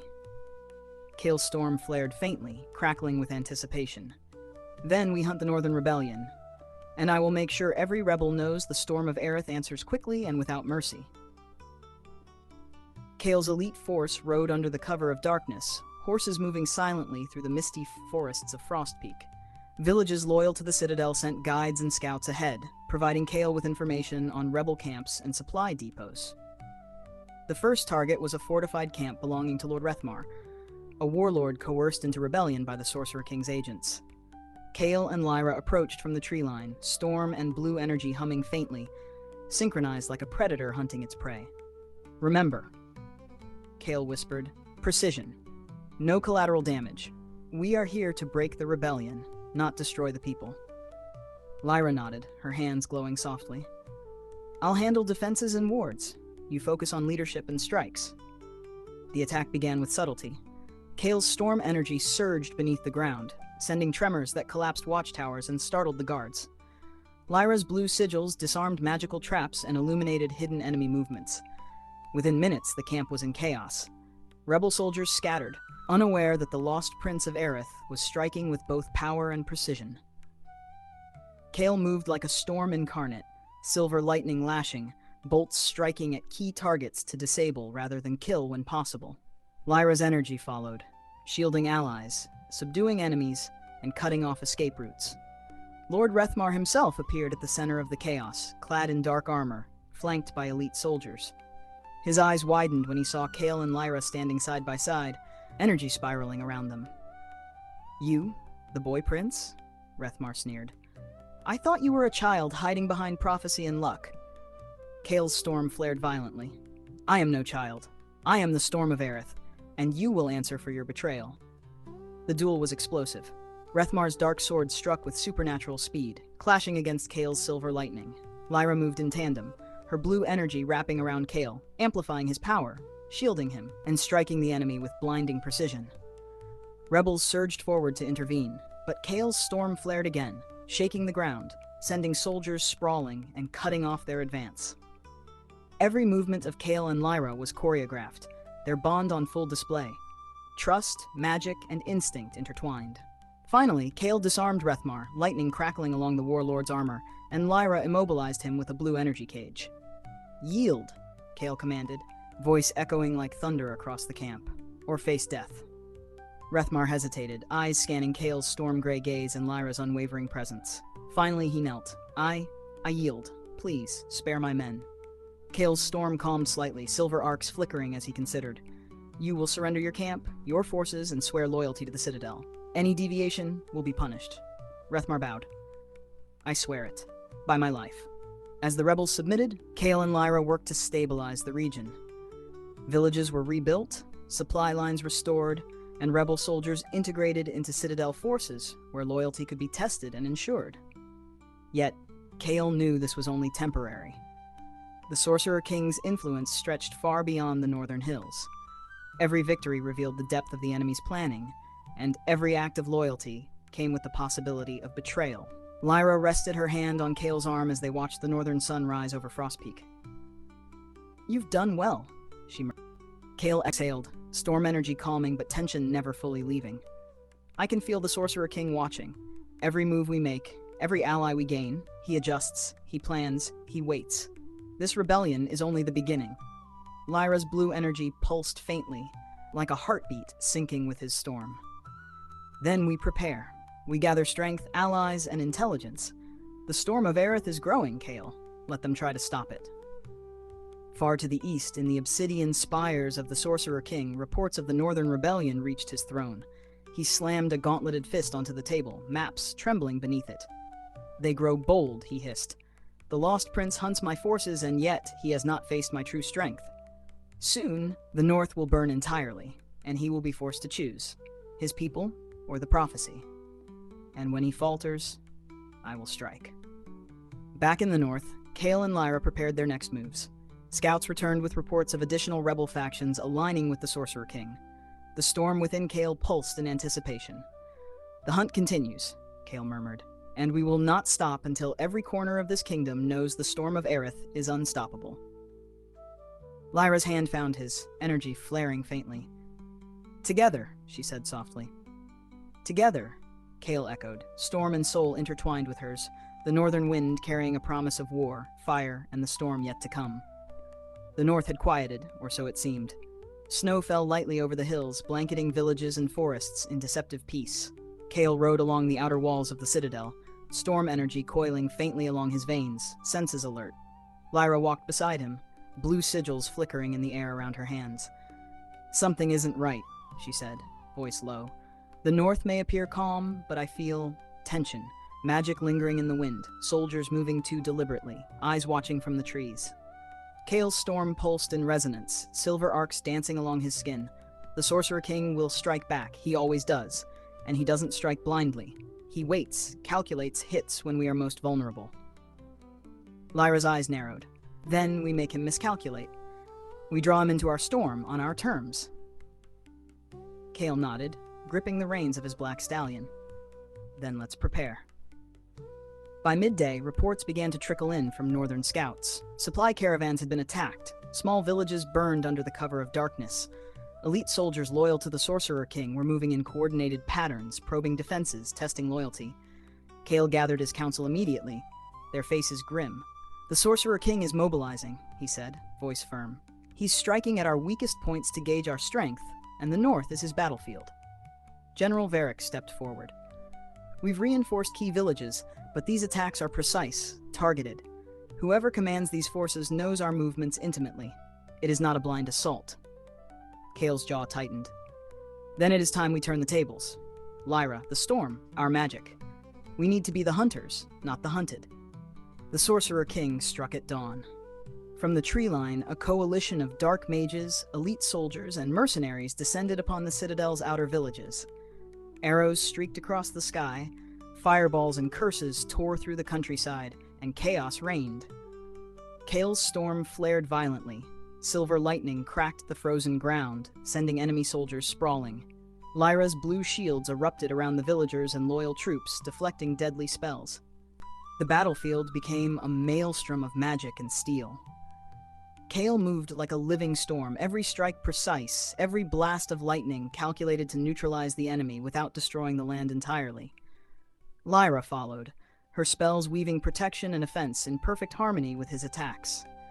From the shadows of the battlefield emerged the Sorcerer King's chosen lieutenant, a tall figure cloaked in black, wielding a staff that pulsed with cursed magic. His presence radiated power, and Kael felt the storm within him flare in anticipation. "You," Kael growled, storm crackling around his fists. "The Sorcerer King sends his puppets to die." The lieutenant laughed, dark energy swirling around him. "You think this is a battle of strength, Prince? This is a battle of destiny, and you are a pawn playing with fire you cannot control." The duel that followed was catastrophic. Lightning collided with cursed magic, shaking the frozen ground and sending nearby trees splintering into the air. Lyra's blue energy surged, shielding Kael while launching counterattacks. Every movement tested Kael's mastery of storm magic. Every strike challenged his instincts and control. The battlefield itself seemed alive with energy, responding to the conflict between storm and shadow. Despite the lieutenant's skill, Kael's storm was relentless, his bond with Lyra amplifying both their power and precision. Using coordinated tactics, they funneled enemy forces into narrow valleys and ambush points, cutting down mercenaries with exacting efficiency while minimizing civilian casualties. Lyra's voice carried over the battlefield. "Kael, focus on the lieutenant. If we take him out, the rest will scatter." Kael nodded, storm energy flaring brighter than ever. With a surge, he struck the lieutenant with a blast of silver lightning, amplified by Lyra's blue energy. The enemy staggered, then fell to— "Here is your story. Read exactly as you wrote it, with no words added, removed, or changed." Kael nodded, storm energy flaring brighter than ever. With a surge, he struck the lieutenant with a blast of silver lightning, amplified by Lyra's blue energy. The enemy staggered, then fell to one knee, staff cracking under the combined assault. Yield, Kael demanded, or face annihilation. The lieutenant glared, but slowly lowered his staff. This is not over, he spat. The Sorcerer King will not be denied. As the sun set over the snow-dusted hills, the battlefield was quiet, littered with the defeated remnants of the Sorcerer King's forces.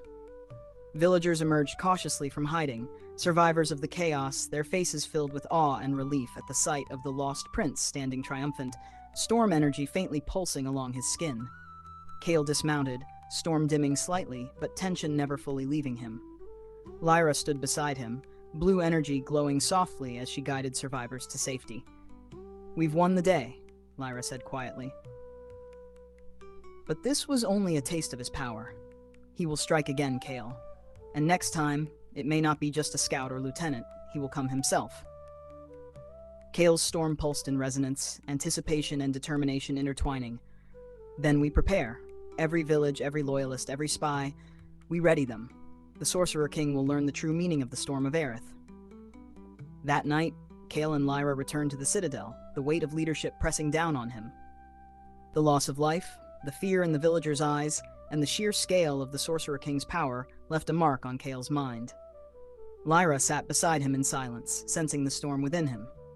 "Kael, you are carrying too much," she whispered. "Even the storm needs rest. Even the storm needs balance." Kael's eyes met hers, storm flickering faintly, softened by her presence. "I cannot rest, Lyra. Not while he still threatens Aerith. Not while the prophecy looms over every choice I make." Lyra's hand found his, grounding the storm. "Then we carry it together. You do not face this alone. Storm and magic, heart and soul, we are bound, Kael, and together we are unstoppable." Kael exhaled, letting the tension ease slightly, the storm dimming as he allowed himself a moment of calm. "Together," he echoed. Far in the obsidian spires of the Sorcerer King, he watched the northern provinces through magical scrying. His eyes were cold, calculating, filled with fury. "They fight like storms, but storms can be contained," he whispered. "They have learned to move against my lieutenants, but they are untested against me. Soon I will strike where they cannot defend, and the true war begins. The lost Prince of Aerith will learn the cost of defiance." The northern wind howled across Frostpeak, carrying a scent of smoke, iron, and foreboding. The Citadel's outposts had sent word. The Sorcerer King was coming in force. His armies consolidated, his lieutenants spearheading the advance with deadly precision. Kael stood atop the battlements, storm coiling along his veins, storm-gray eyes scanning the horizon where dark banners appeared like shadows against the snowy hills. Lyra hovered beside him, her blue magic shimmering, a calm contrast to the restless energy of the storm. "This is it," Kael said, jaw tight. "He's coming personally. This is not a raid, it's a siege, and he intends to crush everything we've built in the north." Lyra's hands glowed as she traced protective sigils along the battlements. "We'll be ready, but you need to lead, Kael. Every decision, every strike, it's on you." Kael's storm flared faintly in acknowledgement. "Then we make this fight count. Not just for Frostpeak, but for every province, every village, every loyal soul who believes in Aerith." The first wave of the Sorcerer King's army arrived at dawn. A vast force of dark-armored soldiers, black cavalry, and mages wielding destructive magic. Arrows darkened the sky, catapults hurled flaming projectiles, and shadowed sorcery flared from the northern ridge. Kael's storm responded instinctively, crackling along the walls of Frostpeak, striking the first line of attackers with silver lightning. Lyra's blue wards shimmered across the battlements, deflecting magical attacks and shielding the defenders below. The clash was immediate, violent, and overwhelming. The enemy pressed forward relentlessly, forcing Kael to coordinate with generals, scouts, and mages to hold the walls and protect civilians. "Hold the gates," Kael shouted. "Do not let them breach the outer walls." Lyra's energy pulsed, wrapping around the gates and the soldiers guarding them. "I'll reinforce the wards. Focus on their front lines." Silver lightning tore through enemy ranks, sparks scattering as dark magic collided with storm energy. Kael moved like a tempest incarnate, his power amplifying with every strike, his storm growing stronger with each attack. By midday, the Sorcerer King emerged from the ranks, a figure of pure menace. Clad in black armor that seemed to drink light, he wielded a staff glowing with cursed energy. The battlefield fell silent as his presence radiated power and fear. Kael's storm pulsed violently, silver arcs dancing along his skin. "So he comes himself," Kael murmured, eyes narrowing. "Lyra, we fight as one." Lyra nodded, blue energy spiraling around them like twin storms. "Together, Kael. Always." The Sorcerer King raised his staff, sending a wave of dark magic across the battlefield. Trees splintered, walls cracked, and soldiers screamed as the shockwave tore through Frostpeak. Kael responded instantly, silver lightning arcs meeting the dark energy head-on. Sparks erupted, magical shockwaves colliding, shaking the ground and sending debris into the snow-covered air. Lyra's wards expanded, creating shields and channels for their forces to regroup. Kael moved through the battlefield with tactical brilliance, directing troops, predicting enemy movements, and using storm energy to manipulate the terrain. Snow and ice shifted beneath his feet as he struck with precise, devastating power. "Flank the left ridge," Kael shouted to a group of mounted soldiers. "Cut off their supply lines and trap their cavalry." Lyra reinforced his instructions, sending pulses of blue energy to slow enemy movements and protect loyal troops. Together, storm and magic moved as one, amplifying each other's strength. The Sorcerer King's lieutenants advanced to reinforce him, but Kael anticipated each move, striking with lightning and guiding Lyra's energy to create zones of control across the battlefield. Enemy forces faltered, chaos spreading through their ranks as Frostpeak's defenders gained the upper hand. Finally, Kael confronted the Sorcerer King directly, storm flaring violently around him. Lyra positioned herself nearby, amplifying his energy while shielding allies. "You've grown bold, lost prince," the Sorcerer King said, voice dark and commanding, "but boldness cannot save you from destiny." Kael's storm pulsed, silver lightning crackling. "I define my destiny, and today your shadow ends at Frostpeak." They clashed, storm against shadow, power against power. Every strike sent shockwaves through the battlefield. Soldiers were thrown back, walls cracked, and the snow turned to ice and steam from the sheer force of their magic. Lyra's blue energy intertwined with Kael's storm, amplifying his strikes and protecting their allies from devastating attacks. The Sorcerer King unleashed cursed spells and summoned dark constructs, but Kael countered with lightning-infused precision, breaking each assault as if the storm itself guided his hand. Despite the Sorcerer King's power, Kael's leadership and coordination began to turn the tide. Traps had been laid throughout Frostpeak, collapsing walls, spike-filled trenches, and energy wards that disoriented enemy mages. Kael used the storm to manipulate the battlefield. Ice shards hurled at enemy lines, lightning igniting siege engines, and shockwaves disrupting formations. Lyra's wards reinforced defenses and immobilized key lieutenants, allowing Kael to strike decisively. The Sorcerer King's army began to falter, confusion spreading through the ranks. Soldiers who had once advanced boldly now hesitated, caught between the storm and blue magic. Even as Kael and Lyra's forces gained the upper hand, the Sorcerer King realized he could not be defeated outright without risking his own power. With a surge of dark magic, he shattered the battlefield around him, creating an opening for retreat. Kael pursued briefly, silver lightning slicing through snow and air, but Lyra's hand on his arm stopped him. "We cannot risk him now," she said.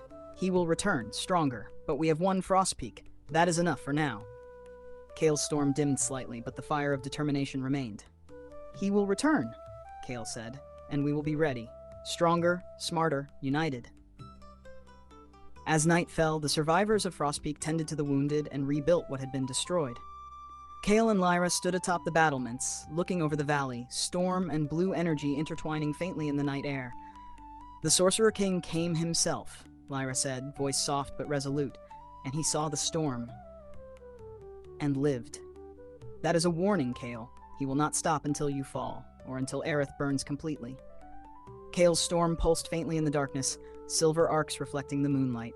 "Then we grow stronger. Every victory, every battle, every sacrifice, it strengthens us. And when he strikes again, he will find the storm waiting, unyielding and unstoppable." Lyra rested her hand on his arm. "Together." "Together," Kael echoed, storm and magic, heart and soul, bound as one.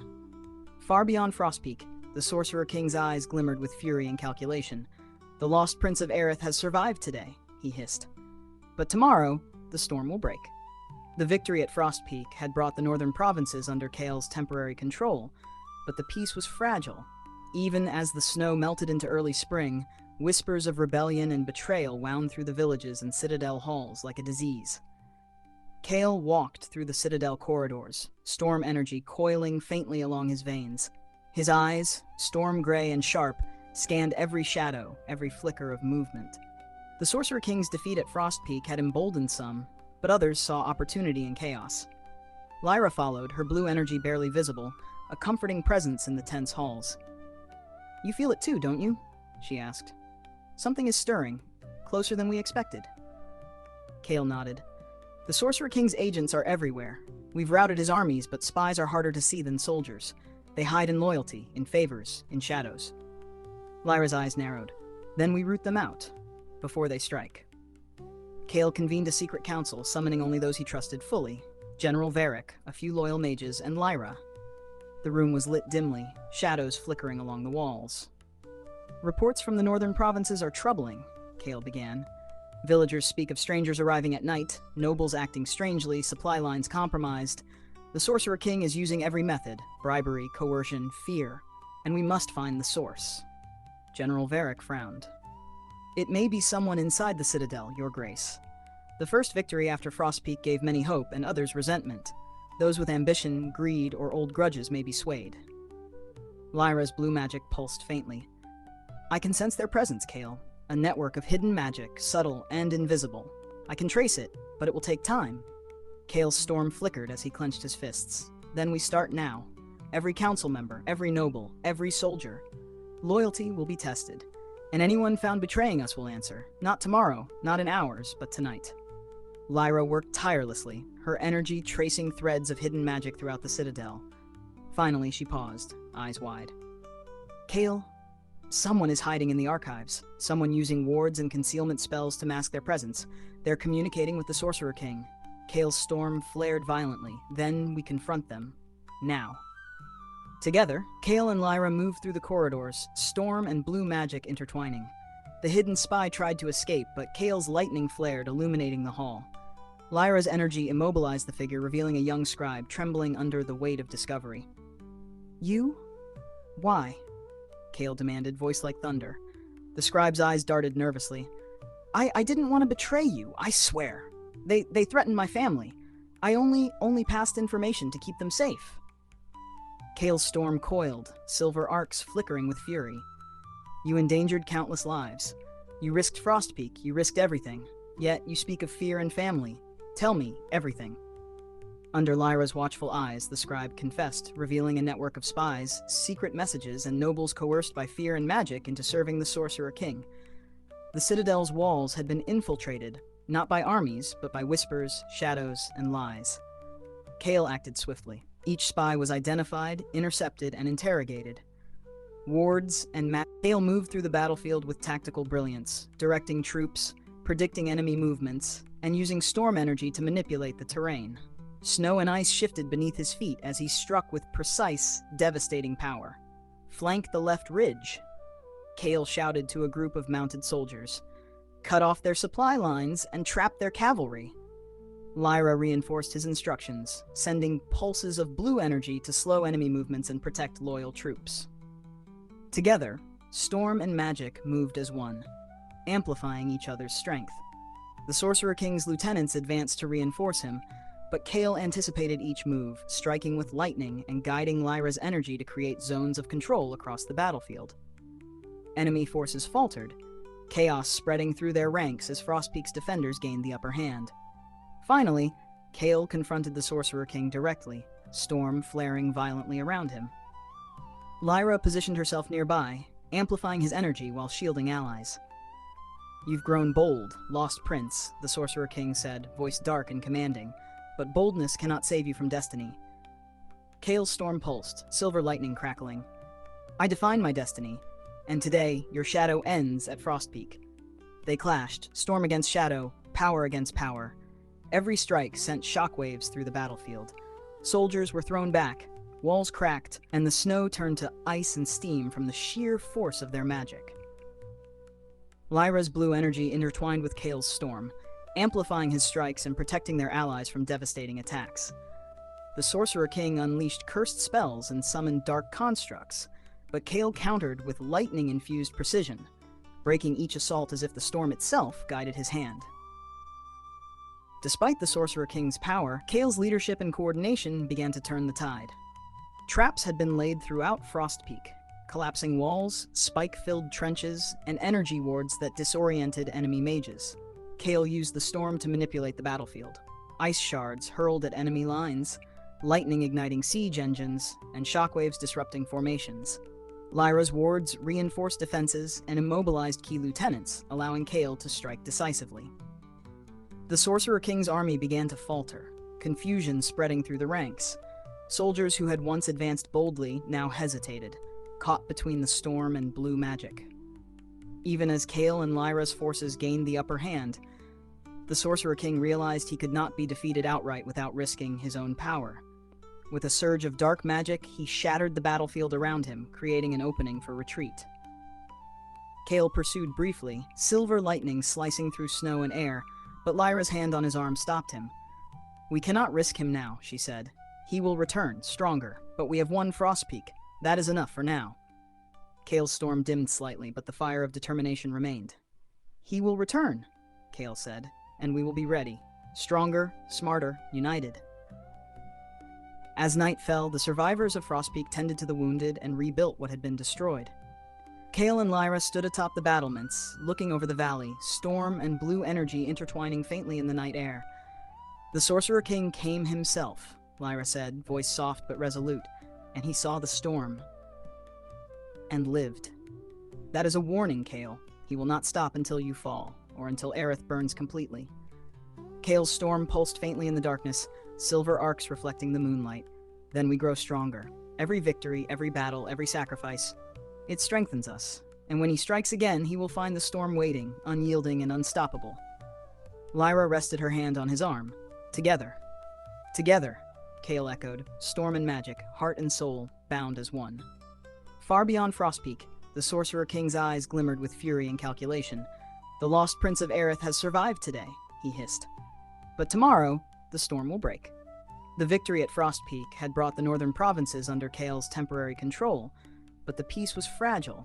Even as the snow melted into early spring, whispers of rebellion and betrayal wound through the villages and citadel halls like a disease. Kael walked through the citadel corridors, storm energy coiling faintly along his veins. His eyes, storm gray and sharp, scanned every shadow, every flicker of movement. The Sorcerer King's defeat at Frostpeak had emboldened some, but others saw opportunity in chaos. Lyra followed, her blue energy barely visible, a comforting presence in the tense halls. "You feel it too, don't you?" she asked. "Something is stirring, closer than we expected." Kael nodded. "The Sorcerer King's agents are everywhere. We've routed his armies, but spies are harder to see than soldiers. They hide in loyalty, in favors, in shadows." Lyra's eyes narrowed. "Then we root them out, before they strike." Kael convened a secret council, summoning only those he trusted fully: General Varric, a few loyal mages, and Lyra. The room was lit dimly, shadows flickering along the walls. "Reports from the northern provinces are troubling," Kael began. "Villagers speak of strangers arriving at night, nobles acting strangely, supply lines compromised. The Sorcerer King is using every method: bribery, coercion, fear, and we must find the source." General Varric frowned. "It may be someone inside the Citadel, Your Grace. The first victory after Frostpeak gave many hope and others resentment. Those with ambition, greed, or old grudges may be swayed." Lyra's blue magic pulsed faintly. "I can sense their presence, Kael. A network of hidden magic, subtle and invisible. I can trace it, but it will take time." Kael's storm flickered as he clenched his fists. "Then we start now. Every council member, every noble, every soldier. Loyalty will be tested. And anyone found betraying us will answer. Not tomorrow, not in hours, but tonight." Lyra worked tirelessly, her energy tracing threads of hidden magic throughout the Citadel. Finally, she paused, eyes wide. "Kael, someone is hiding in the archives. Someone using wards and concealment spells to mask their presence. They're communicating with the Sorcerer King." Kael's storm flared violently. "Then we confront them. Now." Together, Kael and Lyra moved through the corridors, storm and blue magic intertwining. The hidden spy tried to escape, but Kael's lightning flared, illuminating the hall. Lyra's energy immobilized the figure, revealing a young scribe trembling under the weight of discovery. "You?" Why? Kael demanded, voice like thunder. The scribe's eyes darted nervously. I didn't want to betray you, I swear. They threatened my family. I only passed information to keep them safe. Kael's storm coiled, silver arcs flickering with fury. You endangered countless lives. You risked Frostpeak, you risked everything. Yet you speak of fear and family. Tell me everything. Under Lyra's watchful eyes, the scribe confessed, revealing a network of spies, secret messages, and nobles coerced by fear and magic into serving the Sorcerer-King. The Citadel's walls had been infiltrated, not by armies but by whispers, shadows, and lies. Kael acted swiftly.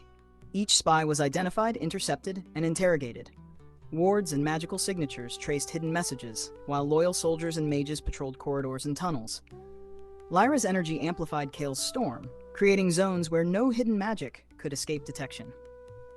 The Citadel, once thought secure, became a web of protection and intelligence, every betrayal illuminated under Kael's scrutiny.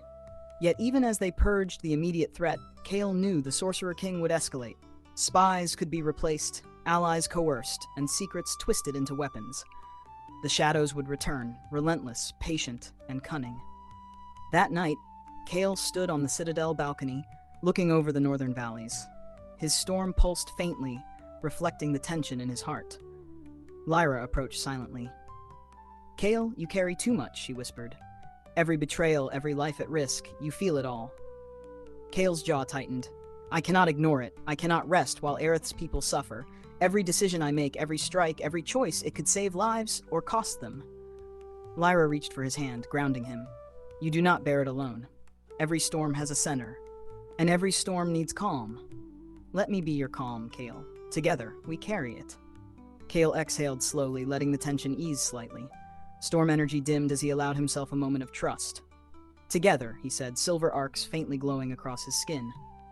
Far beyond the Citadel, the Sorcerer-King observed the northern provinces through dark scrying.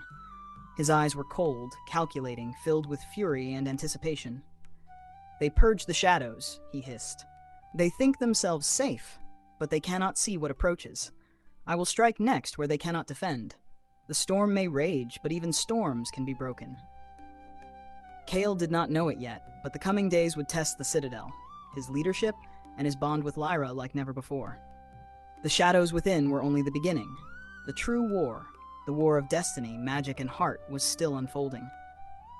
The dawn over the northern provinces was a blood-red blaze, the horizon streaked with smoke from burning villages. Reports poured in from scouts and survivors alike. Multiple rebel factions, emboldened by the Sorcerer-King's influence, had risen simultaneously. Kael's storm pulsed along his veins, silver lightning flickering as he surveyed the chaos from the Citadel's highest tower. Lyra's blue energy shimmered beside him, her hands glowing faintly as she traced magical wards over maps and reports. They've coordinated, Lyra said quietly, tension threading her voice. Not just scattered attacks, simultaneous uprisings. It's the Sorcerer-King's plan. Overwhelm you, stretch your forces thin, and strike when we're weakest. Kael clenched his fists. Then we show them the storm of Aerith cannot be broken. Not by armies, not by fear, not by fire. We fight fire with storm and precision. Kael rode out with a select force of elite soldiers and mages, moving swiftly toward the first flashpoint. The village of Ironvale, now aflame, with rebels besieging the defenders. From a distance, the smoke and the sound of battle filled the air. Kael raised his hand, silver lightning coiling around his fingers. Lyra, shields on the villagers. I will strike the front lines. Lyra's hands glowed, blue energy forming protective barriers around fleeing civilians and loyal soldiers. Go, Kael. Make your storm count. The battlefield erupted in chaos. Kael surged forward, storm energy erupting in arcs of silver, striking key rebel positions and shattering barricades. His movements were precise and devastating, yet controlled, ensuring minimal collateral damage. Lyra followed, amplifying his strikes while countering rebel mages' spells with brilliant bursts of blue magic. As Ironvale fell under control, reports from scouts indicated simultaneous uprisings in Frostbrook, Northwatch, and the frozen plains near Silver Peak.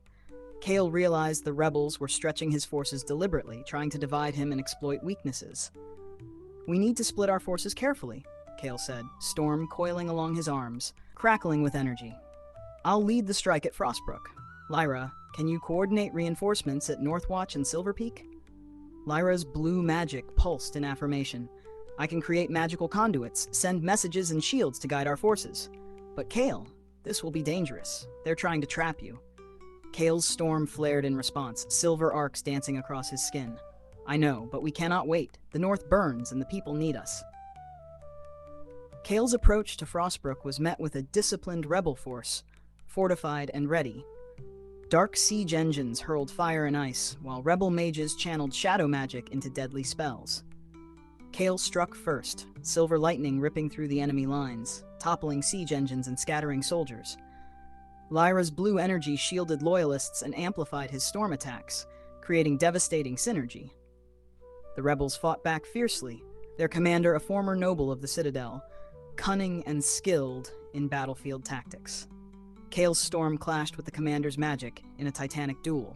Every lightning strike, every step, every movement reshaped the battlefield, forcing rebels to adjust or fall. Kael's strategy was flawless. Draw the enemy in, isolate their commander, neutralize mages first, and then cut off supply lines. By late afternoon, Frostbrook's rebellion had collapsed under the combined might of storm, blue magic, and loyal troops.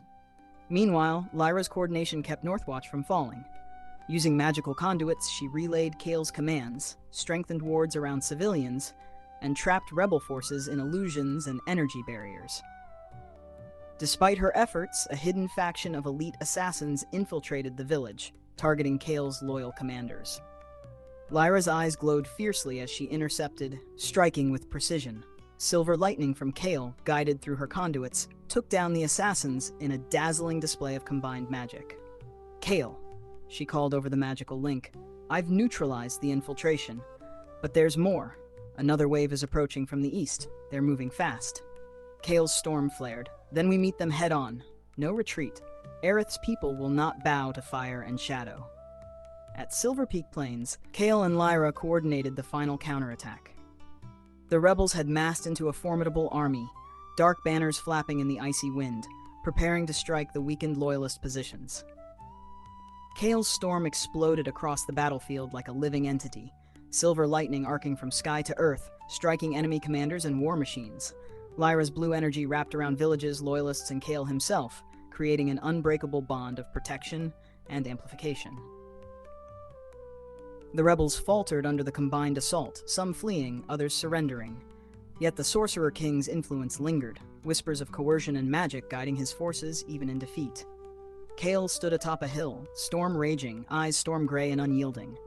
Let every rebel know, Aerith does not kneel. Frost Peak, Frostbrook, Northwatch, Silver Peak, we defend our lands, we fight together, and the storm will always rise.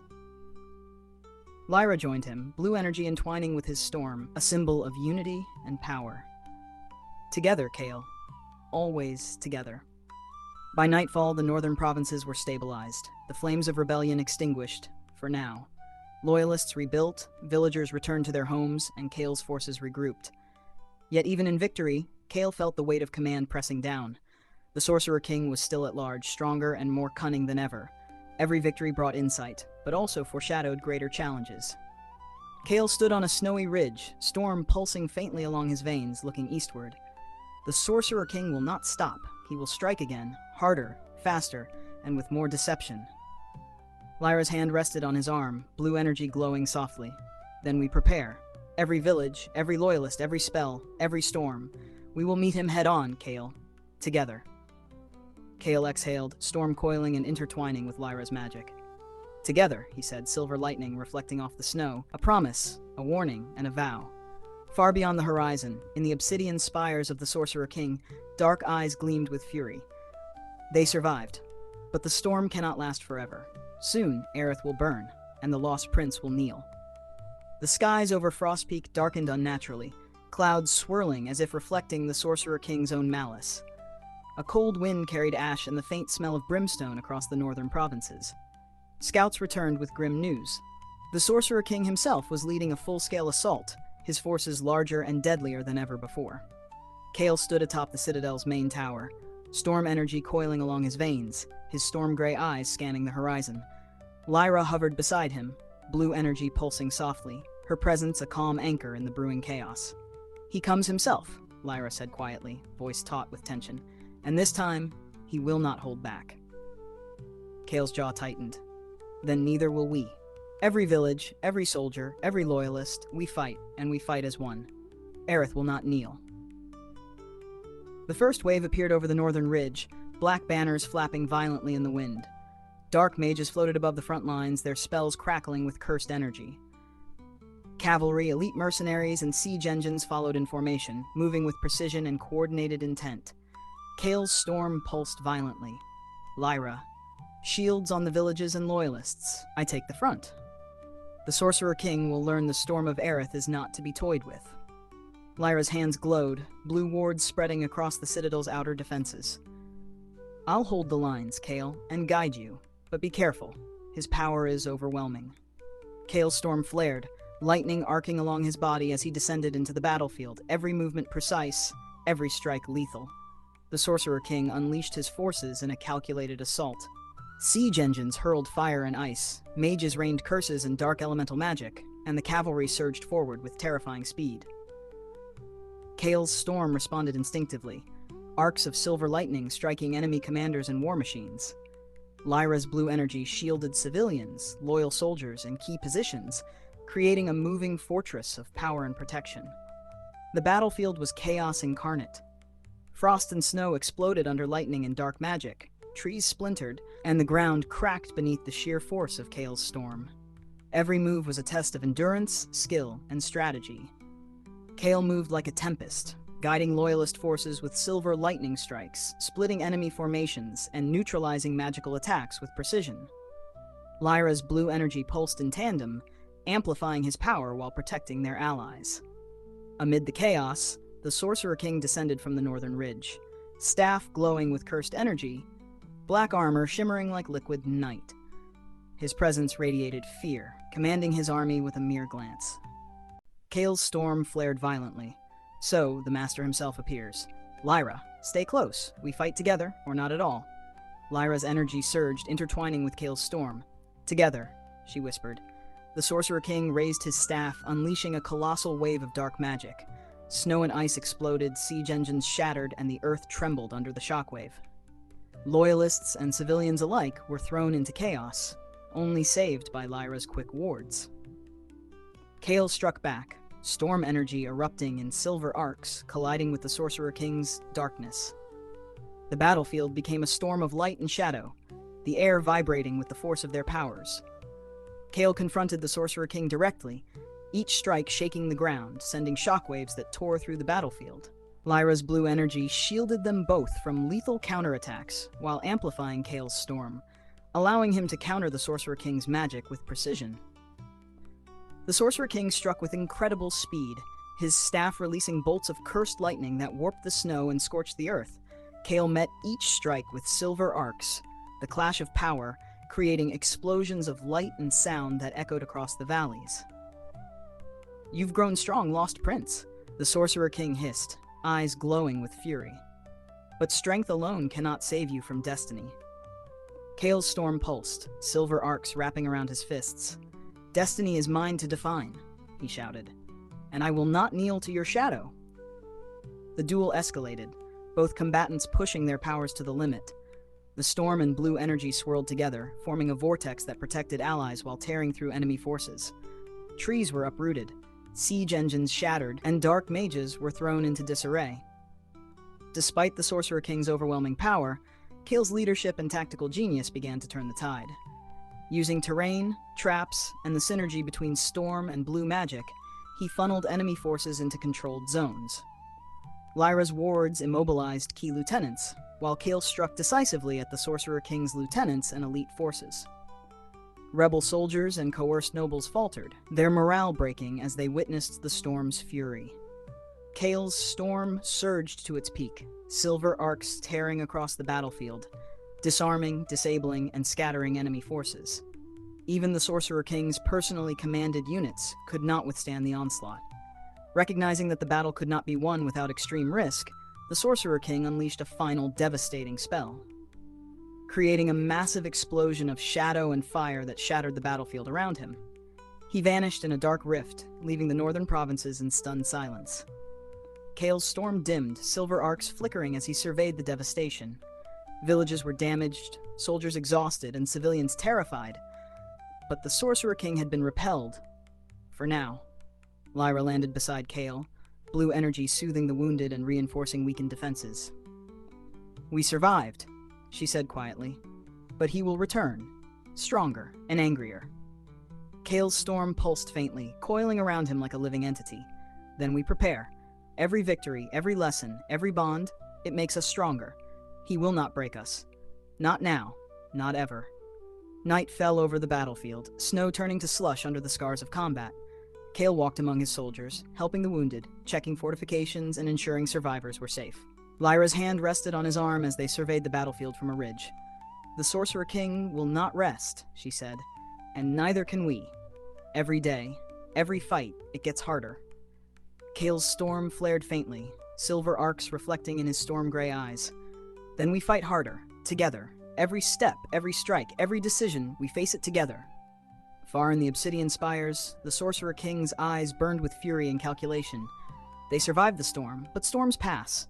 Soon, the lost prince will learn that darkness cannot be outrun, and when it strikes, he will fall. The snow had begun to melt, leaving streaks of mud and debris across the northern provinces. Frost Peak lay scarred but intact, its walls bearing the marks of battle, its streets still filled with the echoes of chaos. The survivors moved cautiously, rebuilding what they could, tending to the wounded, and mourning those lost to the Sorcerer King's assault. Kael walked through the streets of the citadel, storm energy coiling faintly along his veins. Every glance, every broken wall, every shadow of fear reminded him of the fragility of victory. Lyra followed, blue energy rippling softly around her hands. "It's never just the battle, Kael," she said. "Even after victory, the cost weighs on everyone, soldiers, villagers, and leaders alike." Kael's jaw tightened. "I know. Every life lost is on me. Every mistake, every delay, could have meant death for someone. And yet, we survived. That counts. For now." Kael convened a council to assess damage, organize rebuilding, and fortify the northern provinces against the inevitable next strike. General Varric, senior mages, and loyal nobles attended, all faces etched with fatigue and tension. "We must strengthen every village, fortify supply lines, and train the people to resist infiltration," Kael said, storm pulsing faintly.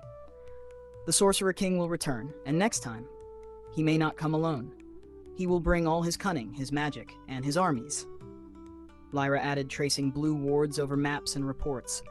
"We need to root out remaining spies and networks before they can act. Every village, every town, every noble, loyalty must be proven, or the risk is too great." Even as they planned, the weight of leadership pressed heavily on Kael. Every decision had consequences, every strike of lightning had meaning, and every misstep could cost lives. Despite the rebuilding, reports continued to arrive. Villages previously loyal were showing signs of discontent. Some nobles whispered of rebellion. Scouts reported strange movements in the forests, signs of dark magic and hidden forces. Kael's storm flared with irritation and focus. "The Sorcerer King is testing us. Every rumor, every attack, every whisper, it's all a measure of our strength. We cannot afford to falter." Lyra placed her hand on his arm, grounding him. "Kael, the storm is yours, but you do not bear it alone. Together, we guide the people, protect the loyalists, and prepare for what comes next. But you must rest, even briefly. Otherwise..." Kael exhaled slowly, allowing a fraction of calm. "Otherwise, I burn out and Aerith suffers. I know, Lyra, but there is no rest until the north is secure." One night, as Kael surveyed the valley from the citadel's walls, a messenger arrived bearing a sealed scroll. The seal bore the mark of the Sorcerer King. Kael's storm flared instinctively as he broke it open. The message was simple, chilling.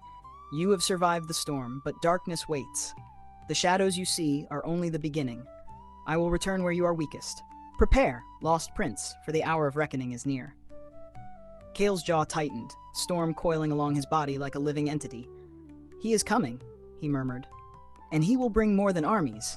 He will bring everything he has, and he will not stop until Aerith falls." Lyra's blue energy flared, intertwining with his storm. "Then we prepare. Every village, every loyalist, every magical ward, we will be ready." Kael's storm pulsed in agreement. "We must, and when he strikes, he will face the full fury of the storm." and the heart of Aerith. In the quiet hours, Kael wandered the citadel, visiting survivors, talking to soldiers, and seeing the weight of war etched into every face. He saw fear, grief, courage, and hope intertwined in ways that no battle could erase. Lyra found him near the inner gardens, the moonlight reflecting off the snow-dusted fountains. "Kael, you feel everything too deeply," she said softly. "The people, the soldiers, the losses, it is heavy." Kael's storm flared faintly, tempered by her presence. "I cannot ignore it. I cannot distance myself from the lives I am responsible for. But I will protect them, every single one. If that is the cost, I accept it." Lyra's hand found his, blue energy intertwining with his storm. "Then we carry it together. Storm and heart, magic and soul, always together." Kael exhaled slowly, allowing a fraction of peace. "Together," he murmured. Far to the east, within the obsidian spires of the Sorcerer-King, dark eyes glimmered with fury and calculation. His armies were battered, his plans partially foiled, yet his patience remained absolute. "They survived the storm," he hissed. "They have courage, skill, even power. But storms pass, shadows endure, and when the time comes, the Lost Prince will learn that no light, no storm, no magic can resist what I will unleash. Aerith will burn and he will fall." Back in the northern provinces, Kael's storm pulsed faintly in the night, a promise and a warning. Every victory, every rebuilding effort, every bond forged with Lyra and Loyalists, it was preparation for the greater war yet to come. The storm had calmed for now, but even in calm, Kael could sense the rising shadow. The Sorcerer King's next strike was coming. And when it did, nothing would be the same. Kael's storm flared, silver arcs faintly crackling along his skin. "Then trust is earned," he replied evenly. "I do not command loyalty through fear, Lady Selene. I offer protection, strategy, and action. The Sorcerer King is our enemy. We cannot afford division. Either stand with us or step aside." Selene's eyes narrowed, but the tension eased as other lords voiced agreement. Unity, however fragile, had been declared. Kael knew the real test would come on the battlefield, not in words. Before the council could rest, scouts arrived with alarming news. A faction of rebels, encouraged by the Sorcerer King, had attacked a supply convoy on the road to Frostbrook. Kael's storm flared, lightning crackling along the walls of the citadel. "Then the first test begins," Kael said. "We move immediately. No hesitation. Lyra, link our forces, coordinate the reinforcements. I will lead the strike." Lyra's blue energy spiraled around him, amplifying his storm. "Understood. Every soldier, every loyalist, will act as one." The Northern Alliance mobilized for the first time as a unified force. Armies from Frost Peak, Frostbrook, Northwatch, and Silver Peak moved together, linked by magical conduits, storm guidance, and coordinated strategy. Kael rode at the forefront, storm flaring, striking with precision, and inspiring his troops with both presence and power. The battle against the rebels was decisive. Kael's storm tore through the enemy lines.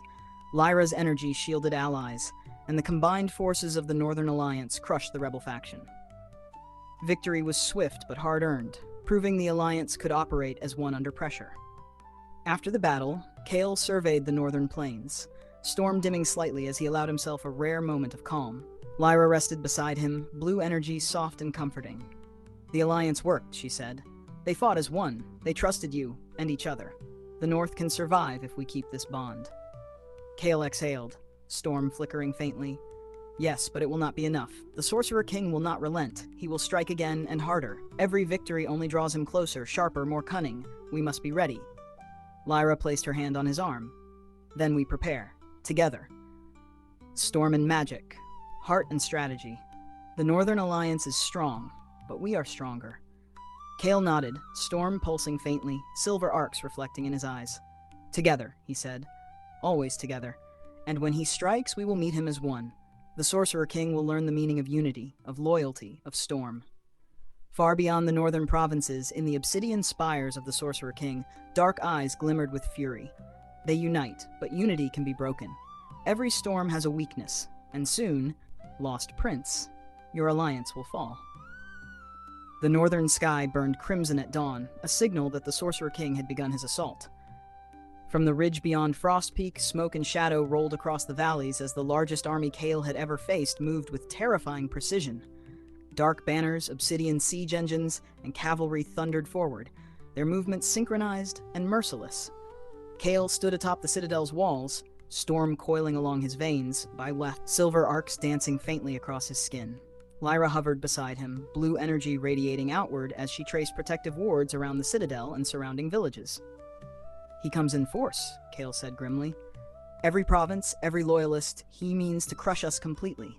This will be his greatest test, and ours." Lyra's eyes narrowed. "Then we fight not as individuals, but as one. Storm and magic, heart and strategy. Every village, every soldier, every loyalist, they are part of the Northern Alliance now. And together, we cannot fail." Kael's storm flared violently, then let the siege begin. The Sorcerer-King's army struck immediately. Siege engines hurled fire and ice, dark mages unleashed torrents of cursed magic, and elite soldiers surged toward the outer defenses of Frostpeak. Kael struck first, silver lightning arcs cleaving through enemy ranks, striking siege engines and commanders alike. Lyra's wards shimmered across loyalist soldiers and civilians, shielding them from the first devastating wave of magic. The battlefield became chaos incarnate. The snow and earth cracked under the force of Kael's storm, while dark magic exploded in brilliant flashes across the valley. Every strike Kael delivered was precise, calculated, and devastating, cutting down enemy commanders and scattering formations. Kael moved swiftly, coordinating the defenses of the Northern Alliance. Armies from Frostbrook, Northwatch, Silverpeak, and Frostpeak itself operated as a single entity, linked through Lyra's magical conduits. "Reinforce the left flank," Kael shouted, lightning arcing toward enemy siege towers. "Northwatch troops, hold the ridge. Frostbrook cavalry, flank the Sorcerer-King's cavalry from the east." Lyra's energy pulsed, guiding the troops, amplifying defensive wards, and neutralizing dark mages attempting to breach their lines. The synergy between storm and magic created zones of control across the battlefield, forcing the Sorcerer-King's forces into narrow, vulnerable positions. From the rear of the army, the Sorcerer-King descended onto the battlefield himself, black armor glinting like nightfall, his staff crackling with cursed energy. His aura radiated dread, fear, and overwhelming power, forcing soldiers and mages alike to falter in his presence. Kael's storm flared to life, silver arcs dancing along his arms, coiling like living serpents. "Lyra, stay close. This is him, the true test of the Northern Alliance." Lyra's blue energy surged, forming protective barriers and amplifying Kael's power. "We face him together. Every strike, every ward, we fight as one." The Sorcerer-King raised his staff, releasing a massive wave of shadow that tore through the battlefield, displacing soldiers and shattering siege engines. Kael countered instantly, silver lightning colliding with the darkness in a titanic explosion, shaking the ground for miles. The battlefield became a maelstrom of destruction. Kael led precision strikes against the Sorcerer-King's elite forces while directing allied armies to key defensive positions. Lyra's wards protected civilians and troops, while amplifying Kael's storm, allowing them to counteract even the Sorcerer-King's most destructive magic. Elite enemy mages attempted to flank Kael, but he anticipated their movements, striking with lightning-augmented speed. Lyra's energy immobilized enemy commanders, leaving them vulnerable to precise attacks.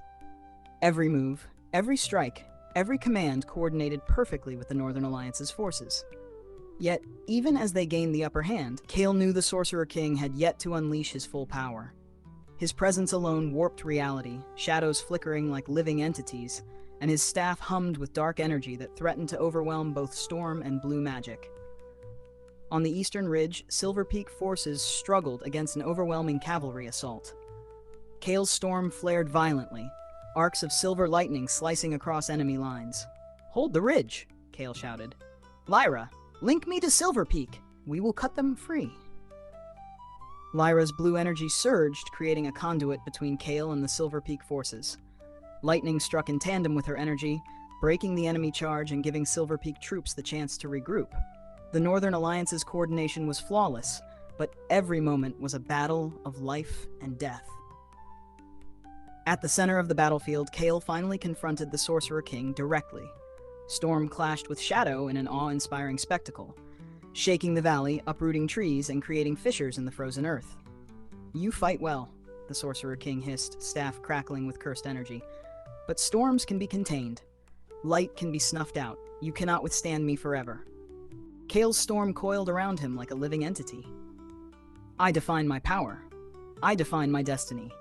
And I will not kneel to you. The clash escalated, storm against shadow, every strike testing Kael's skill, stamina, and resolve. Lyra's blue energy protected him from lethal counterattacks and amplified his power, their synergy creating devastating attacks that tore through enemy ranks. While Kael dueled the Sorcerer King, Allied forces executed precise maneuvers he had directed. Frostbrook cavalry struck the enemy flanks, Northwatch archers targeted elite soldiers, and Frostpeak mages created magical barriers to protect the wounded. The Sorcerer King's forces began to falter, confusion spreading as the Northern Alliance acted as a single, cohesive force. Even the Sorcerer King's elite lieutenants were struck down or forced to retreat. Kael's storm surged with power, silver arcs tearing through the battlefield, while Lyra's wards protected and amplified every ally. The Northern Alliance, united, had become a force the Sorcerer King could not crush through sheer might alone. Recognizing that victory was slipping from his grasp, the Sorcerer King unleashed one final devastating spell, a massive wave of shadow and fire that shattered the battlefield and tore through the frozen earth.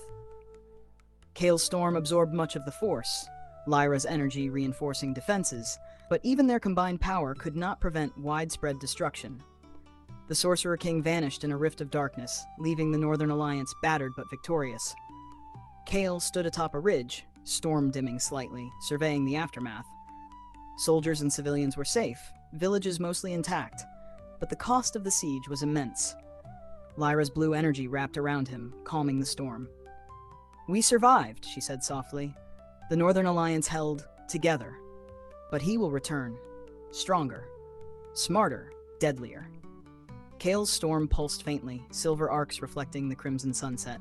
"Then we prepare. Every victory, every lesson, every bond forged will be our strength.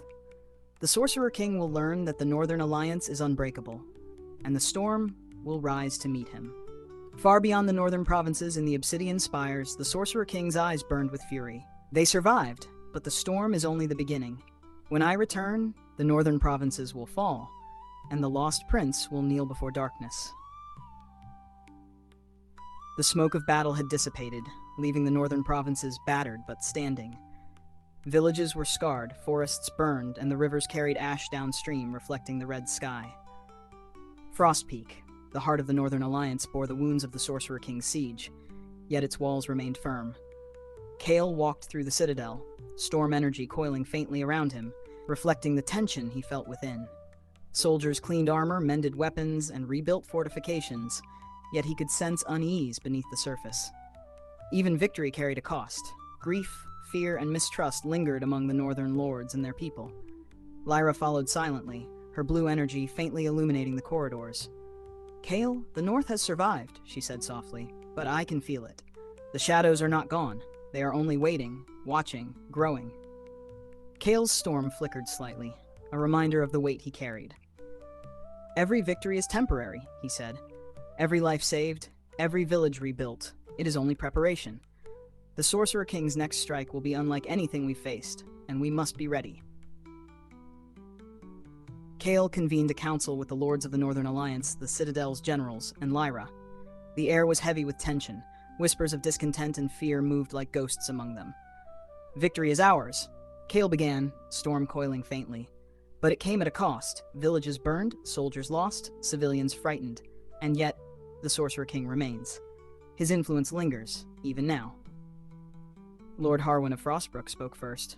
"We fought well, Kael, but some lords, myself included, worry about overextending. The Sorcerer King may strike elsewhere while we focus on Frostpeak." Kael's storm pulsed with controlled intensity. "Then we fortify key locations, train every soldier, and strengthen magical defenses. The Northern Alliance must act as one. If he divides us, he wins. If we remain united, he cannot break us." Lady Celine of Silverpeak, still wary, added sharply, "And what of the civilians? They trust us, but fear runs deep. If we demand too much, their loyalty may falter." Kael's storm dimmed slightly, silver arcs reflecting the weight of responsibility. "Then we lead with both strength and care. Every order, every strategy, must protect our people while strengthening our alliance.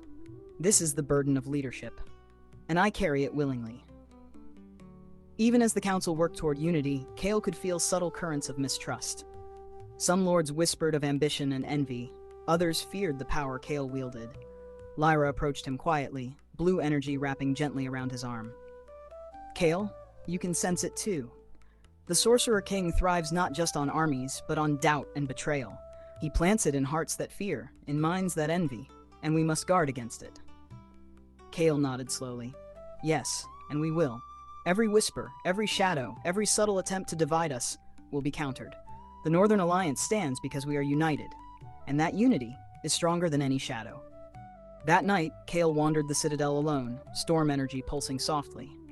The battlefield, the siege, the lives lost, they weighed on him like chains. He could see the grief in every survivor's eyes, feel the tension in every soldier's step, and sense the fear lingering in the halls of the citadel. Lyra found him in the inner gardens, the moon casting pale light across frost-tipped flowers. Kael, you carry too much, she said gently. Every life, every victory, every loss, it's all on you. Even storms must rest. Kael's storm flared faintly, silver arcs reflecting his internal struggle. I cannot rest, Lyra. Not while the Sorcerer King plots, not while the North is fragile. Every moment I pause, he grows stronger. Every delay risks lives. And yet, I feel the weight of every decision, every life I cannot save. Lyra's blue energy wrapped around him like a comforting cloak. You do not bear it alone. Storm and heart, power and will, together we carry it. Let me bear some of the weight. Kael exhaled slowly, allowing a fraction of calm. Together, he murmured.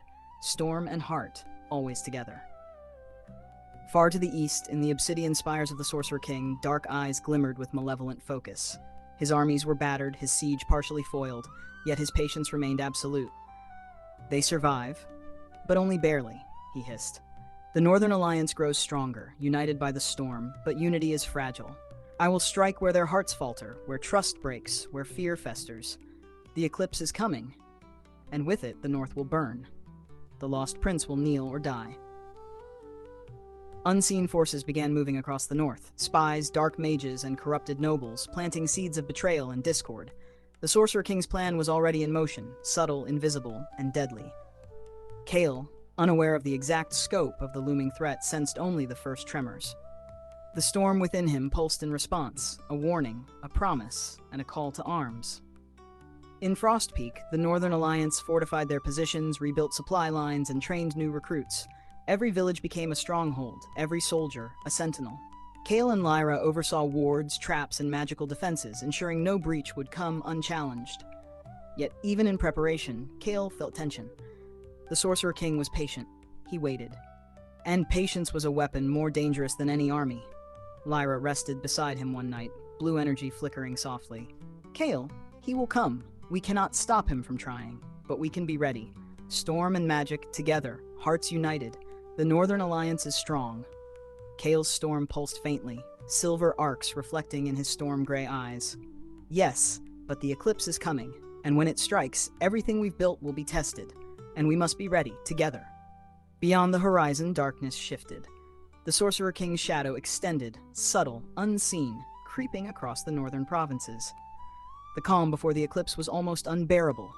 The silence before the storm of fire, shadow, and magic that would challenge Kael, Lyra, and the Northern Alliance like never before.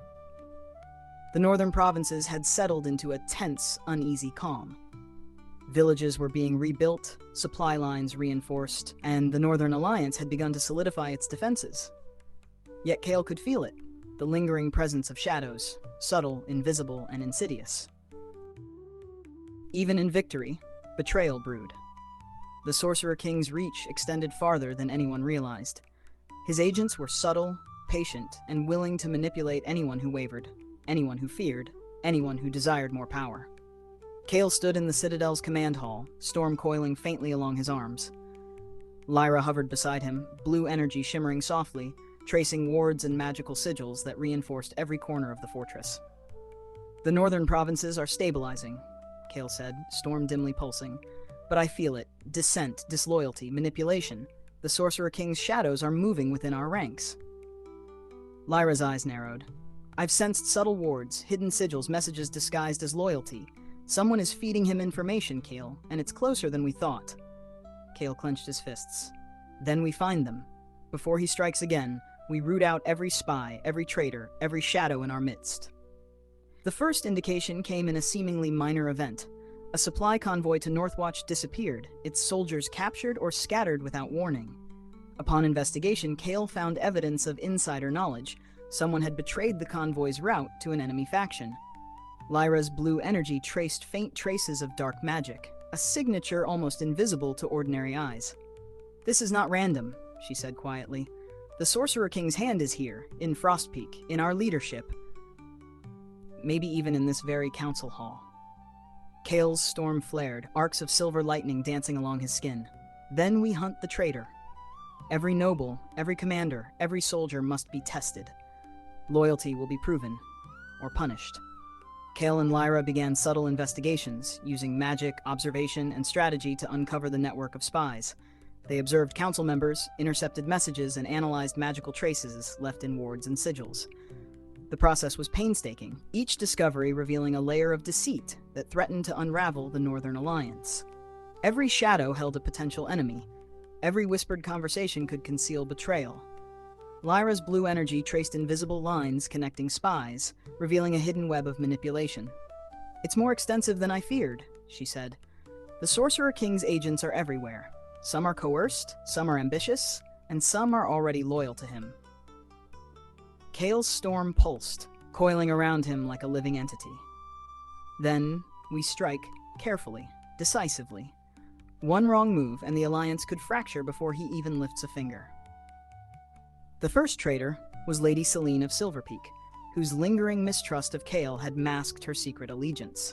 Under careful scrutiny, Kael and Lyra discovered coded messages hidden within her correspondence, messages revealing supply routes, troop movements, and strategic weaknesses to the Sorcerer King. Kael confronted her privately, storm energy coiling faintly around him. "Selene, I trusted you, and you betrayed me, the Northern Alliance, and every life under our protection. Why?" Selene's eyes narrowed, her voice trembling with fear and defiance. "You do not understand, Lost Prince. I did what I had to do to protect my lands, my people. The Sorcerer King, he promised security, power, survival." Kael's storm flared violently, arcs of silver lighting filling the room. "You endangered everyone. Your fear and ambition risked lives. Loyalty is not optional, Selene. You chose betrayal, and now you pay the cost." Lyra's blue energy immobilized Selene, preventing escape. Kael's judgment was swift. She was stripped of command, confined under wards, and closely monitored. The message was clear. Betrayal within the Alliance would not be tolerated. Further investigation revealed the Sorcerer King's agents were widespread. Coerced nobles, ambitious lieutenants, and even a few veteran soldiers had been turned to his cause. Every trace of the network was subtle, hidden within routine, loyalty, and appearances. Kael worked tirelessly, storm and strategy intertwining. Every suspect was tested, every magical signature traced, and every whisper investigated. Lyra's wards protected the loyal while exposing the deceitful, her energy weaving through the Alliance like a living net. "This is only the beginning," Lyra said grimly. "The Sorcerer King thrives on subtlety. He waits for cracks in trust, for fear to spread, and for ambition to tip loyalty into betrayal." Kael's storm flared, silver arcs reflecting the tension in his eyes. "Then we seal those cracks. We guard against fear and ambition alike. The Northern Alliance will not fall to whispers in the dark." Even as traitors were exposed, Kael faced personal challenges. Some allies questioned his judgment, others tested his authority, and still others attempted to manipulate his decisions for personal gain. One particularly insidious plot involved General Varric, Kael's most trusted commander. Though loyal in battle, Varric's ambitions had been subtly influenced by the Sorcerer King's magic, pushing him to question Kael's strategies and authority. Kael confronted Varric during a private meeting in the Citadel's war room. "Varric, I sense hesitation, doubt, even manipulation. Tell me the truth. Have you been swayed?" Varric's eyes flickered with uncertainty, storm energy reacting to Kael's presence. "Kael, I am loyal. But the Sorcerer King's influence, it seeps into even the strongest minds. I question, I strategize. I do not want to fail the Alliance." Kael's storm flared, but he restrained its full force. "Doubt is natural, but deception is not. Loyalty is proven by action, Varric. Trust can be restored through courage, not words. Do not falter again." Varric bowed, relief and guilt mingling in his expression. I understand. I will not fail you, or the Alliance. Even as traitors were removed and loyalty tested, Kael and Lyra could sense a deeper, more insidious plan forming. The Sorcerer King's influence was subtle, patient, and calculated. His spies were only the first wave. The true strike would come where the Alliance least expected it, exploiting fear, greed, and ambition. Lyra placed her hand on Kael's arm, blue energy intertwining with his storm. Kael, he is preparing something, larger than before, subtle, invisible, and deadly. We must prepare not only for armies, but for betrayal, sabotage, and shadows in every corner. Kael's storm pulsed faintly, silver arcs reflecting the determination in his eyes. Then, we prepare. Every village, every soldier, every loyalist. We fortify, we train, and we watch. The Sorcerer King will strike again, but the Northern Alliance will not fall. Not to armies, not to whispers, not to shadows.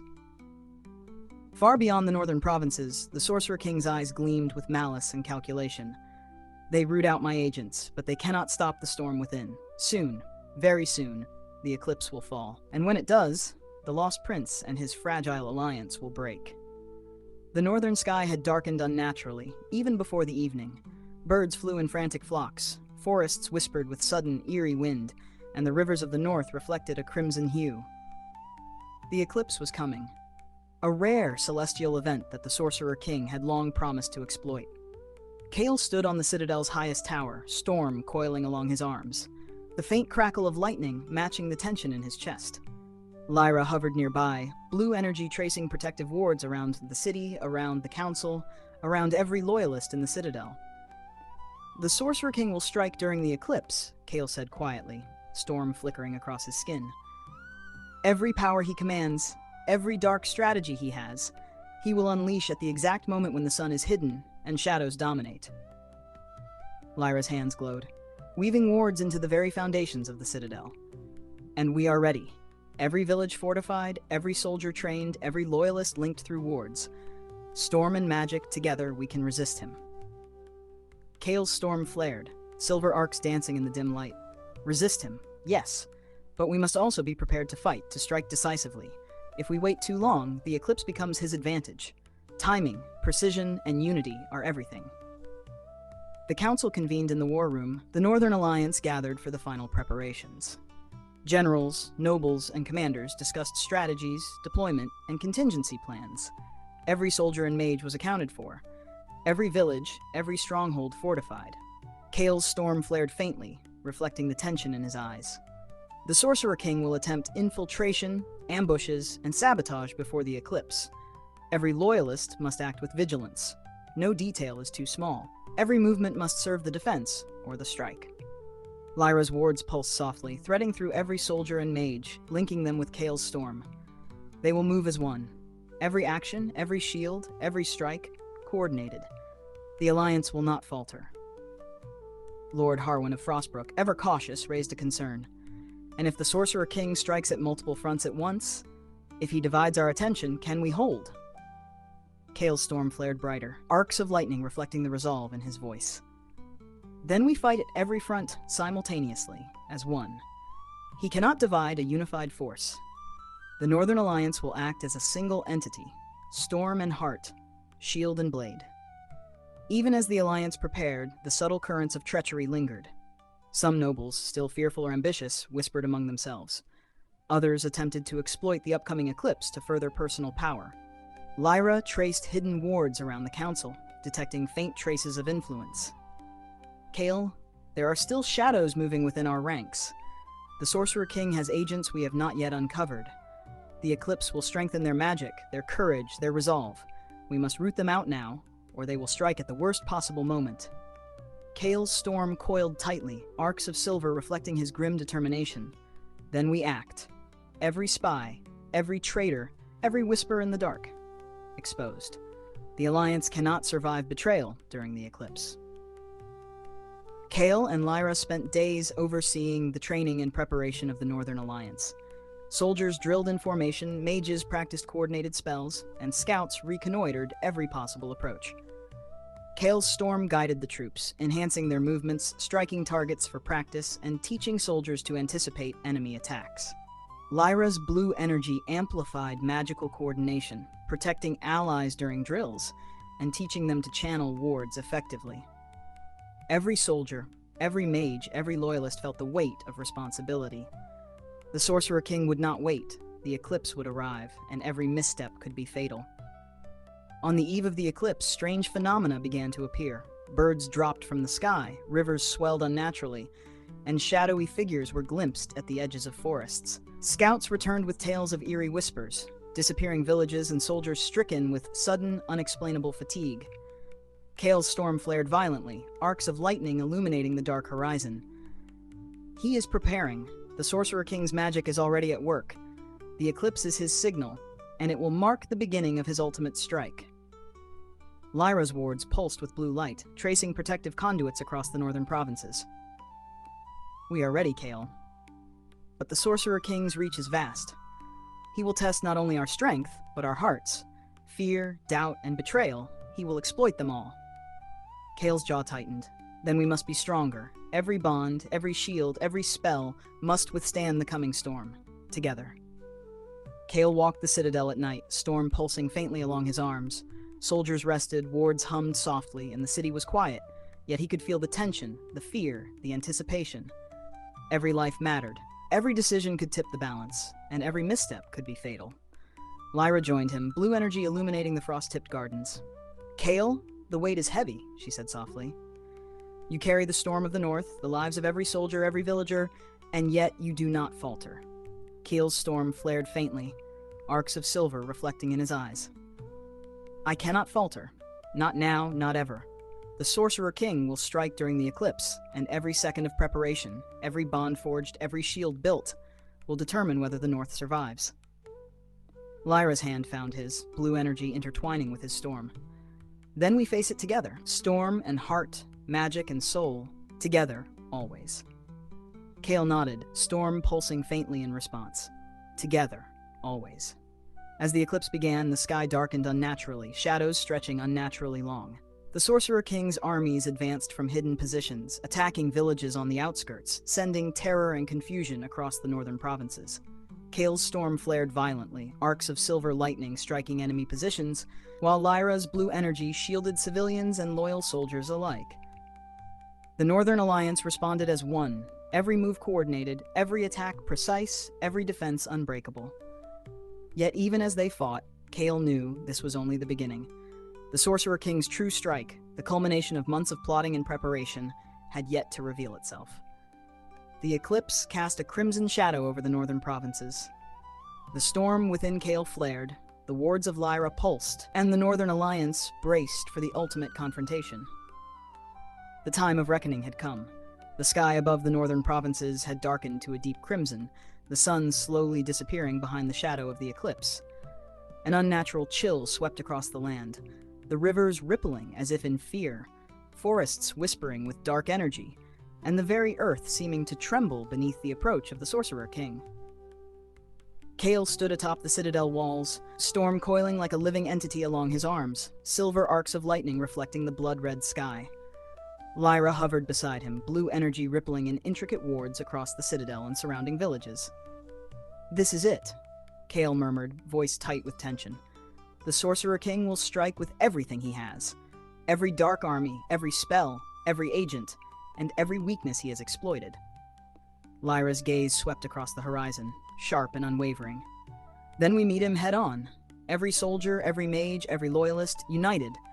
Storm and magic, heart and will, together, Kael. Always together. Kael's storm flared, arcs of silver lightning dancing violently across his body. Together. From the shadows beyond the northern forests, the Sorcerer King's forces surged.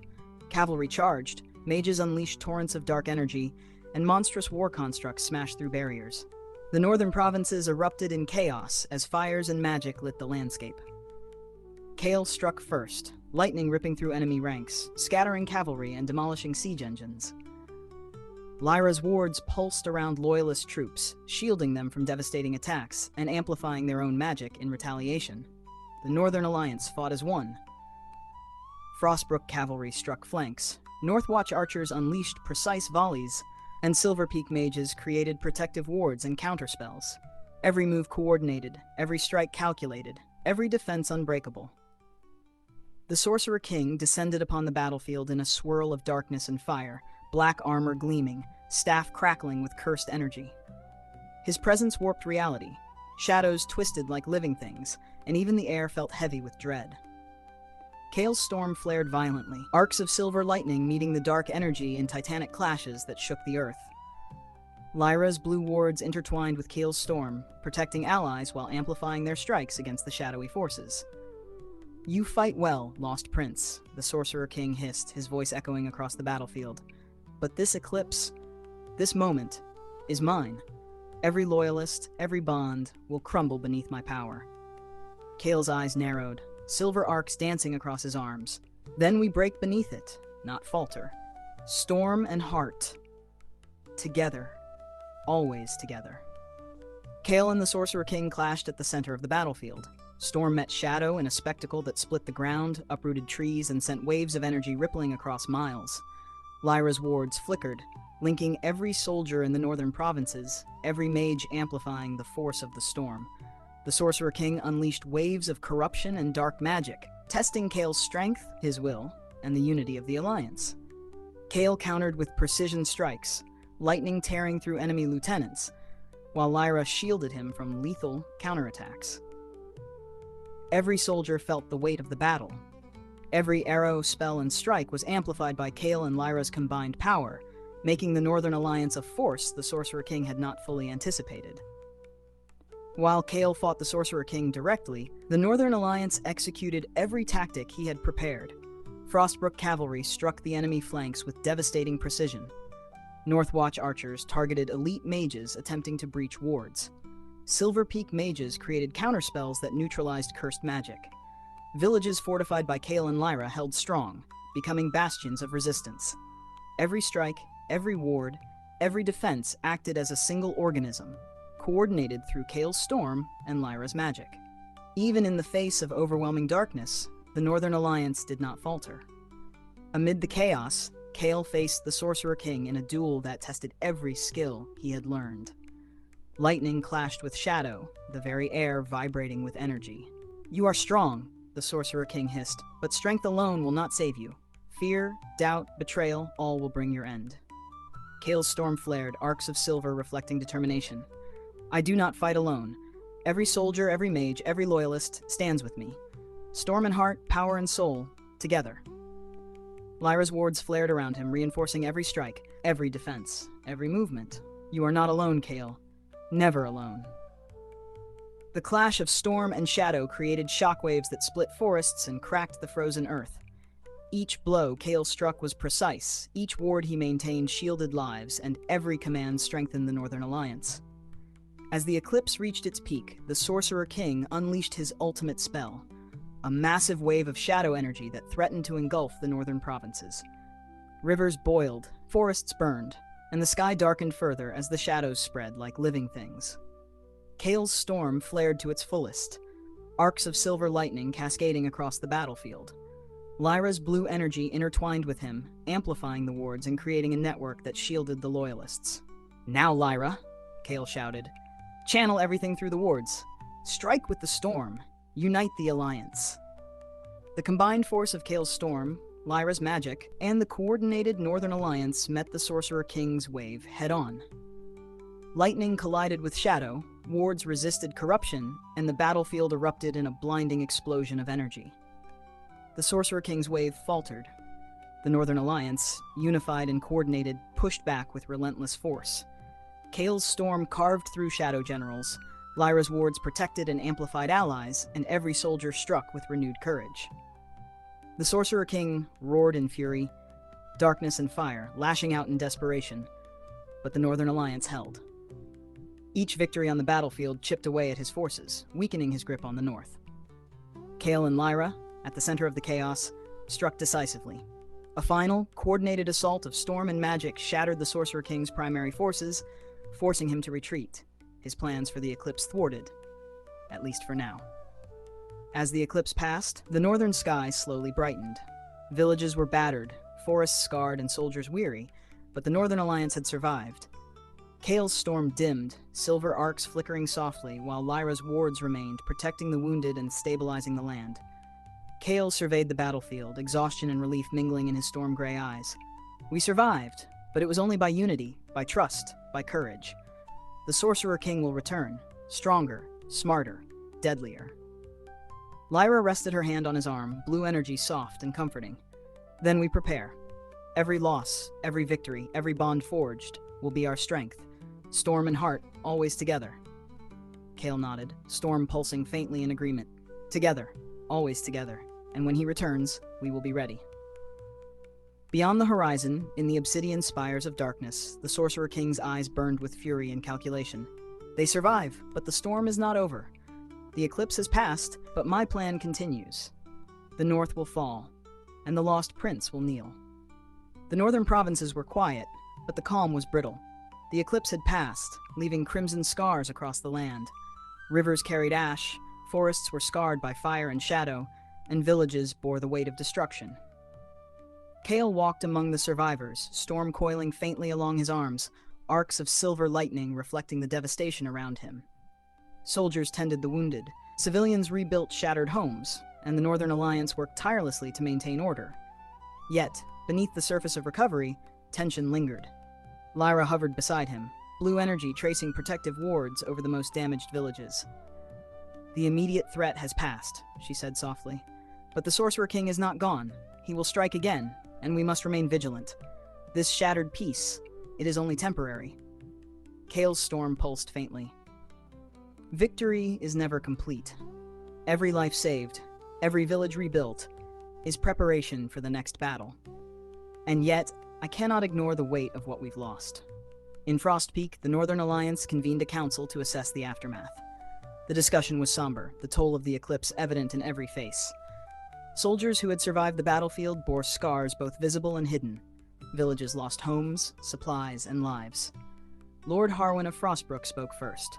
The Alliance survived, but the cost was high. Villages burned, soldiers lost, morale shaken. We cannot afford another strike of this magnitude. Kael's storm flared faintly. Then we prepare. Every lesson from this battle, every strength we discovered, every flaw revealed, we fortify. The Sorcerer King will not catch us unprepared again. Lady Selene of Silver Peak, recently reinstated after showing genuine remorse, added quietly, "And the people, they need hope. We have given them victory. Yes, but the shadow lingers. Fear spreads faster than the Sorcerer King's armies." Kael nodded. "Then we lead with hope as well as power. Strength without trust is meaningless." Kael and Lyra oversaw the reconstruction of key villages and supply lines. Every effort was painstaking. Every mistake could cost lives. Kael's storm flared gently as he moved, repairing structures with precise strikes of energy, controlling the weather to aid in rebuilding. Lyra's wards healed minor wounds, reinforced structures magically, and created protective barriers to prevent further disasters. Soldiers trained in defensive formations, mages perfected their wards, and villagers who survived were trained to defend themselves and support the Alliance. Every action, every effort, was preparation for the inevitable return of the Sorcerer King. Even in the midst of rebuilding, Kael sensed lingering treachery. The Sorcerer King's spies had not been entirely eradicated, and some nobles still harbored ambition, fear, or doubt. Lyra's blue energy traced faint magical currents, detecting whispers of deceit, minor acts of sabotage, and subtle manipulations among the ranks. The eclipse did not end his influence, she warned. The Sorcerer King's shadows still move. We must remain vigilant, Kael. Every loyalist must be tested, every noble scrutinized, every signal of treachery exposed. Kael's storm pulsed, arcs of silver reflecting determination. Then we watch, we test, and we act. Unity is our greatest weapon, and betrayal our greatest enemy. The Northern Alliance will remain strong, no matter what shadows linger. Even amidst victory and reconstruction, Kael's mind wandered to the personal cost of leadership. Every life lost, every injury sustained, every act of betrayal weighed heavily on him. Lyra approached him one evening in the Citadel Gardens, blue energy softly illuminating the frost-covered paths. "Kael, you carry too much alone. The weight of the Alliance, the weight of the North, it will break you if you do not allow yourself to rest." Kael's storm flickered faintly, arcs of silver reflecting exhaustion. "I cannot rest, Lyra. Every moment of delay, every pause could cost lives. And yet, I feel the weight of every decision, every life I could not save. The storm inside me is relentless. Lyra reached for his hand, intertwining her blue energy with his storm. You are not alone. Storm and heart, power and soul together. Let us carry it together, Kael. Kael exhaled slowly, allowing a fraction of calm to wash over him. Together, he murmured. Always together. The council reconvened to discuss the Northern Alliance's long-term strategy. Lessons from the eclipse were analyzed, weaknesses identified, and plans for future battles formulated. Every province, every village, every soldier must remain vigilant, Kael instructed.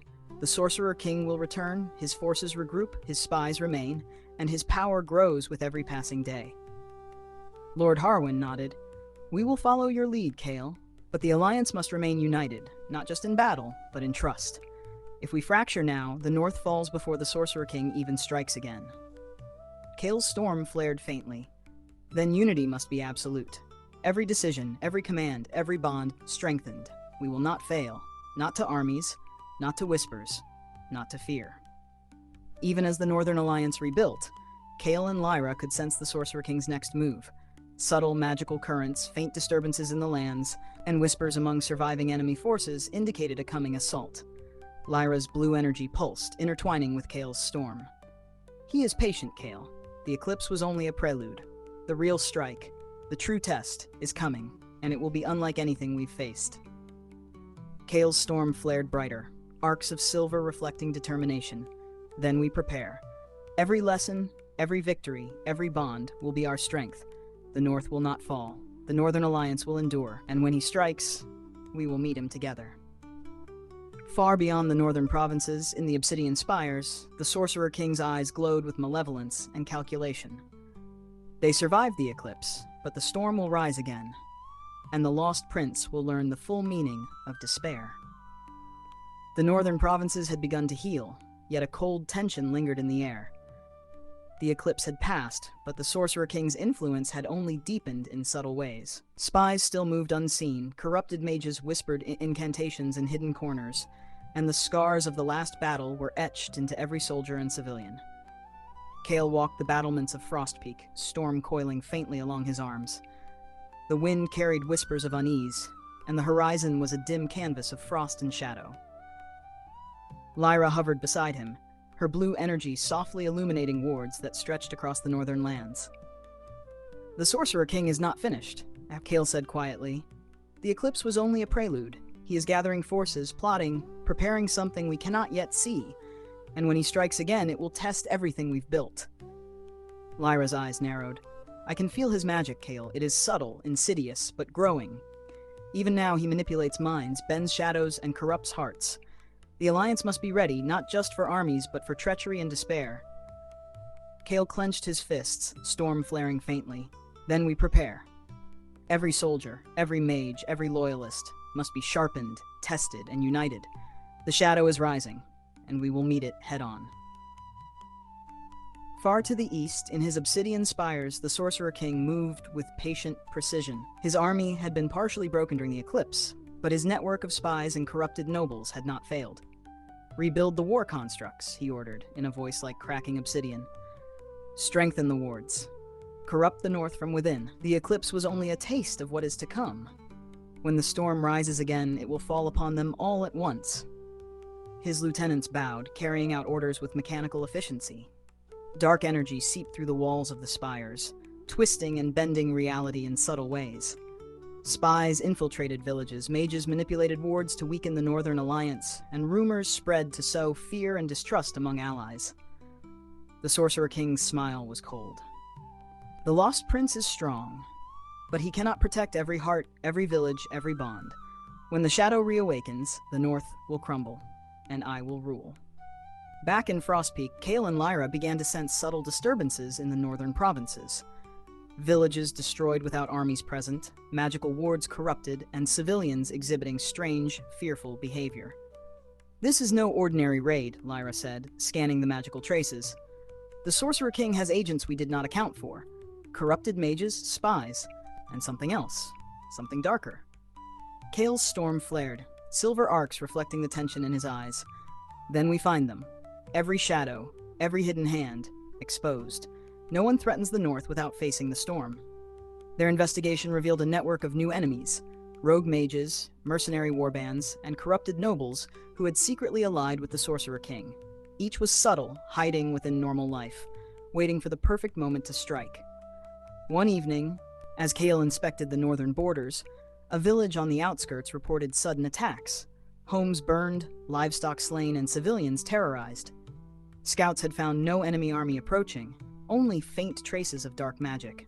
Kael's storm flared violently as he approached. "This is a test," he murmured. "The Sorcerer King seeks to spread fear, to break morale before he attacks directly. We will not falter." Lyra's wards shimmered, tracing hidden magical footprints left by corrupted mages. They are small in number, but powerful. If we underestimate them, the damage could spread across the northern provinces. Kael's eyes narrowed. "Then we strike quickly, precisely, and decisively. Every life protected, every shadow purged." Kael and Lyra led a strike team into the affected villages. Corrupted mages attempted to ambush them, wielding dark energy that twisted reality around them, creating illusions and fear. Kael's storm flared, arcs of lightning cutting through illusions and exposing the mages. Lyra's blue wards shielded both them and the civilians, neutralizing dark energy and amplifying Kael's attacks. The battle was swift, precise, and intense. Kael's lightning struck with surgical force, dismantling wards and neutralizing mages without harming innocents. Lyra's wards amplified every loyalist's strength, ensuring that the corrupted forces could not overwhelm them. After the battle, Kael stood among the frightened villagers, storm pulsing faintly. "You are safe," he said, voice steady but calm. "The shadows cannot touch you while the Alliance stands united. Fear is the weapon of the Sorcerer King, and we will not wield it." Lyra placed a comforting hand on his arm. "The shadow is clever, Kael, but the North is resilient. As long as we stand together, he cannot break us." Even after victory, Kael felt the strain of leadership weighing heavily. Every life he could not save, every failure to foresee danger, haunted him. One night, he walked alone through the Citadel gardens, storm coiling faintly along his arms. Lyra found him there, blue energy reflecting the soft moonlight. "Kael, you carry too much," she said softly. "Every shadow, every betrayal, every fear, you shoulder it all alone." Kael's storm flickered, arcs of silver reflecting exhaustion. "I cannot rest, Lyra. Every delay, every moment I hesitate, risks lives. The shadow reawakens, and the Sorcerer King's plans are subtle, deadly, and far-reaching. Every moment I pause, the North grows weaker." Lyra intertwined her blue energy with his storm, a calming and strengthening presence. "You are not alone, storm and heart, together. Let me carry part of the weight." Kael exhaled slowly, allowing a fraction of peace to enter the storm within him. "Together," he murmured. "Always together." Even as Kael and Lyra purged the first wave of corrupted mages and rogue agents, the Sorcerer King's influence continued to grow. New rumors spread, new threats emerged, and faint, unnatural shadows stretched across the northern provinces. Lyra's wards pulsed, detecting subtle, coordinated movements in hidden corners of the north. "Kael, this is only the beginning. The Sorcerer King's true plan has not yet been revealed. The shadow is rising, stronger, faster, and more insidious than before." Kael's storm flared brighter, arcs of silver reflecting grim determination. "Then we prepare. Every village fortified, every soldier trained, every bond of trust tested and strengthened. The shadow will rise, and we will meet it, together."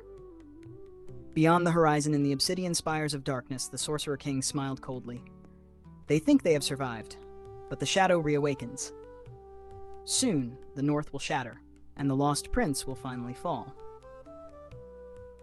The northern provinces trembled under the weight of approaching darkness. Villages and forests that had begun to heal after the eclipse now shuddered beneath a growing unnatural wind. The Sorcerer King's forces advanced with terrifying precision, striking from multiple directions at once. Kael stood on the citadel battlements, storm coiling along his arms like a living thing. Silver arcs danced across his skin, crackling in anticipation. Lyra hovered beside him, her blue wards stretching across the northern lands, linking every soldier, mage, and loyalist into a single network of defense. "This is it," Kael murmured, his voice tight with determination. "The Sorcerer King has returned, and he strikes all at once. Every front, every province, every village under threat." Lyra's energy pulsed, tracing lines across the northern landscape. "We are ready, Kael, but this will test everything. Our power, our strategy, and the courage of every soldier in the Alliance." Kael's storm flared violently. "Then we rise to meet it. Storm and heart, magic and will, together." From the horizon, shadow armies surged. Cavalry rode with unnatural speed, mages unleashed torrents of corrupt magic, and monstrous constructs carved a path of destruction through the forests. Fires erupted across the countryside, and panic spread among civilians. Kael struck first. Lightning tore through enemy ranks, scattering cavalry and disintegrating war constructs. Lyra's wards shielded civilians and soldiers alike, absorbing and redirecting dark energy to protect loyalists. Every movement was coordinated. Frostbrook cavalry flanked the enemy with precision. Northwatch archers rained arrows upon advancing mages. Silverpeak mages created protective wards and counterattacks, amplifying Kael and Lyra's combined power. The Northern Alliance fought as a single organism, every strike synchronized through Kael's storm and Lyra's wards. Even in the face of overwhelming darkness, they held. At the center of the battlefield, the Sorcerer-King emerged in his obsidian armor, staff crackling with dark energy that twisted the very air around him. Shadows stretched unnaturally, bending reality, and soldiers froze as whispers of despair filled their minds. "You survived the eclipse," he hissed, voice echoing like a storm. "But you cannot survive me. The North will burn, every bond will shatter, and the lost prince will kneel before me." Kael's storm flared violently, arcs of lightning colliding with the shadow energy. Lyra's wards amplified every strike and reinforced every defense. "We do not kneel," Kael shouted. "Storm and heart, power and soul, together." The clash shook the ground, uprooting trees and sending shockwaves across miles. Lightning met shadow, creating blinding flashes of energy that lit the battlefield in alternating silver and black. While Kael engaged the Sorcerer-King directly, the Northern Alliance executed precise strategies. Frostbrook cavalry disrupted enemy formations, striking decisively at weak points. Northwatch archers targeted elite mages, breaking their spellcasting. Silverpeak mages created warded sanctuaries, shielding villages and reinforcing key positions. Scout units intercepted enemy spies and rogue agents, preventing sabotage behind lines. Every movement, every strike, and every defense was amplified by Kael and Lyra's combined power. The Alliance was a force the Sorcerer-King had not fully anticipated, coordinated as one living weapon against his assault. Kael and the Sorcerer-King clashed in a titanic duel, storm against shadow. Lightning struck with precision, dismantling dark constructs. Shadows lashed with malevolent intent, seeking to corrupt, destroy, and dominate. Lyra's wards intertwined with Kael's storm, shielding soldiers, amplifying attacks, and countering the Sorcerer-King's subtle manipulations. The battlefield became a living symphony of magic and power, destruction and defense. "You cannot protect them all," the Sorcerer-King hissed, dark energy twisting the air. "Fear, doubt, betrayal, these are stronger than any storm." Kael's storm pulsed violently, arcs of silver reflecting his resolve. "We fight together, and that is stronger than fear, stronger than doubt, stronger than betrayal." Amid the chaos, Kael's mind wrestled with every loss, every failure, and every doubt. Soldiers he could not save flashed before his eyes, villages destroyed and civilians terrified. Lyra's hand on his arm grounded him, blue energy weaving through the storm and calming the emotional turmoil. "Kael, focus on the living, on the loyal, on what we can protect. The North needs you, now more than ever." Kael's storm flared brighter, arcs of silver slicing through despair. "Together," he whispered. "Storm and heart, together." As the battle raged, the Sorcerer-King unleashed a massive coordinated strike. A wave of shadow energy, dark constructs, and corrupted mages converged upon the northern provinces simultaneously. Rivers boiled, forests burned, and villages shook beneath the assault. Kael's storm exploded, arcs of lightning tearing through enemy ranks, while Lyra's wards amplified every loyalist's attack and reinforced every defensive line. Every soldier, mage, and loyalist acted as a single organism, striking with coordinated precision. The tide of battle shifted. Despite the Sorcerer-King's overwhelming power, the Northern Alliance held. Every attack was met with strategy, courage, and unity. Kael and Lyra combined their powers for a decisive strike. A massive surge of storm and magic erupted across the battlefield, shattering the Sorcerer King's primary forces. Dark energy recoiled, constructs were destroyed, and corrupted mages were neutralized.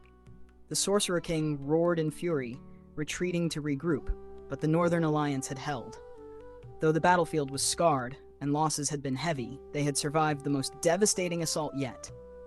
Kael's storm dimmed, arcs of silver storm. Everything we fought for will be tested now. From multiple directions, the Sorcerer King's forces descended. Cavalry charged with terrifying speed, mages unleashed torrents of dark energy that bent reality itself, and monstrous constructs smashed through every barrier. Kael struck first, lightning tearing through enemy ranks, shattering constructs, and scattering cavalry. Lyra's wards protected civilians and soldiers, absorbing corrupt magic and amplifying the Northern Alliance's counterattacks.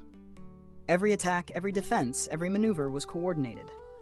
Frostbrook cavalry disrupted enemy flanks, Northwatch archers struck with deadly precision, and Silver Peak mages reinforced wards while countering dark spells. The Northern Alliance became a single living organism, moving and striking as one under Kael and Lyra's guidance. At the center of the battlefield, the Sorcerer King emerged in full power. Shadows writhed around him, twisting the air, bending light, and instilling fear. His staff crackled with dark energy, warping reality with every motion. "You think you can stand against me, Lost Prince?" he hissed, voice like a storm of obsidian. "This is the true eye of the storm. Here, every bond, every life, every ounce of courage will shatter." Kael's storm flared violently as arcs of silver lightning colliding with the Sorcerer King's shadows. Lyra's wards strengthened every strike, reinforced every defense, and protected every loyalist. "We do not break," Kael shouted. "Storm and heart, power and will, together." The clash shook the battlefield, uprooting forests, splitting rivers, and sending shockwaves across miles. The Sorcerer King unleashed illusions, whispers of betrayal and corruptive energy, seeking to turn loyalists against each other and sow despair. Amid the chaos, Kael faced the Sorcerer King's psychological warfare. Whispers of betrayal, visions of failure, and fears of losing Lyra assailed him. Each illusion threatened to destabilize him, but he fought through with focus and resolve. Lyra's wards intertwined with his storm, amplifying his resilience. "Kael, remember who we are. Remember the Alliance. Remember every bond we've forged. Fear cannot touch what we protect together." Kael's storm flared brighter, arcs of silver lightning cutting through the darkness. "Together," he whispered. "Always together." Kael and Lyra combined their powers for a decisive counterattack. Lightning and blue energy intertwined, surging across the battlefield, shattering dark constructs, neutralizing corrupted mages, and exposing the Sorcerer King's forces. The Northern Alliance surged forward, coordinated and unyielding. Every strike was precise, every defense reinforced by wards, and every loyalist moved as one. Slowly, the tide turned. The Sorcerer King roared in fury, retreating to regroup, but Kael's storm and Lyra's wards held the northern provinces intact. Though scars remained, villages survived, soldiers endured, and morale strengthened. As the tempest receded, Kael surveyed the battlefield, exhaustion and relief mingling in his storm-gray eyes. Fires burned low, rivers stabilized, and survivors began rebuilding. The Northern Alliance had faced its darkest trial and survived. Lyra rested a hand on his arm, blue energy soft and reassuring. "We endured the eye of the storm, Kael, but the Sorcerer King is patient. He will return, stronger, smarter, deadlier." Kael exhaled slowly, storm pulsing faintly. "Then we prepare, every village, every soldier, every bond, fortified. We will face him again, together." Beyond the northern provinces, in the obsidian spires of darkness, the Sorcerer King's eyes glowed with calculated fury. They endure, but their strength is fleeting. Soon, the Lost Prince and his fragile alliance will fall, and the storm will consume them all. Even in the aftermath of the Eye of the Storm, unease rippled through the northern provinces.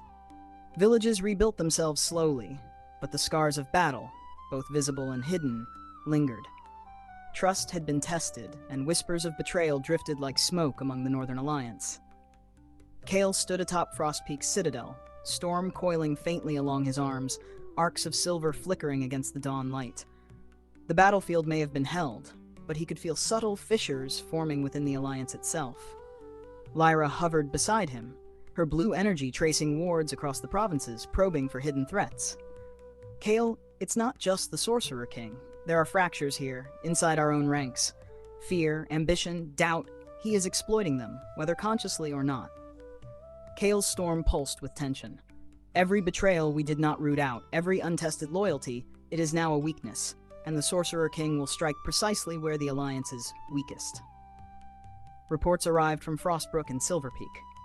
Scouts and villagers whispered of sabotage, supplies disappearing, magical wards subtly corrupted, and soldiers acting strangely under stress. Kael's jaw tightened.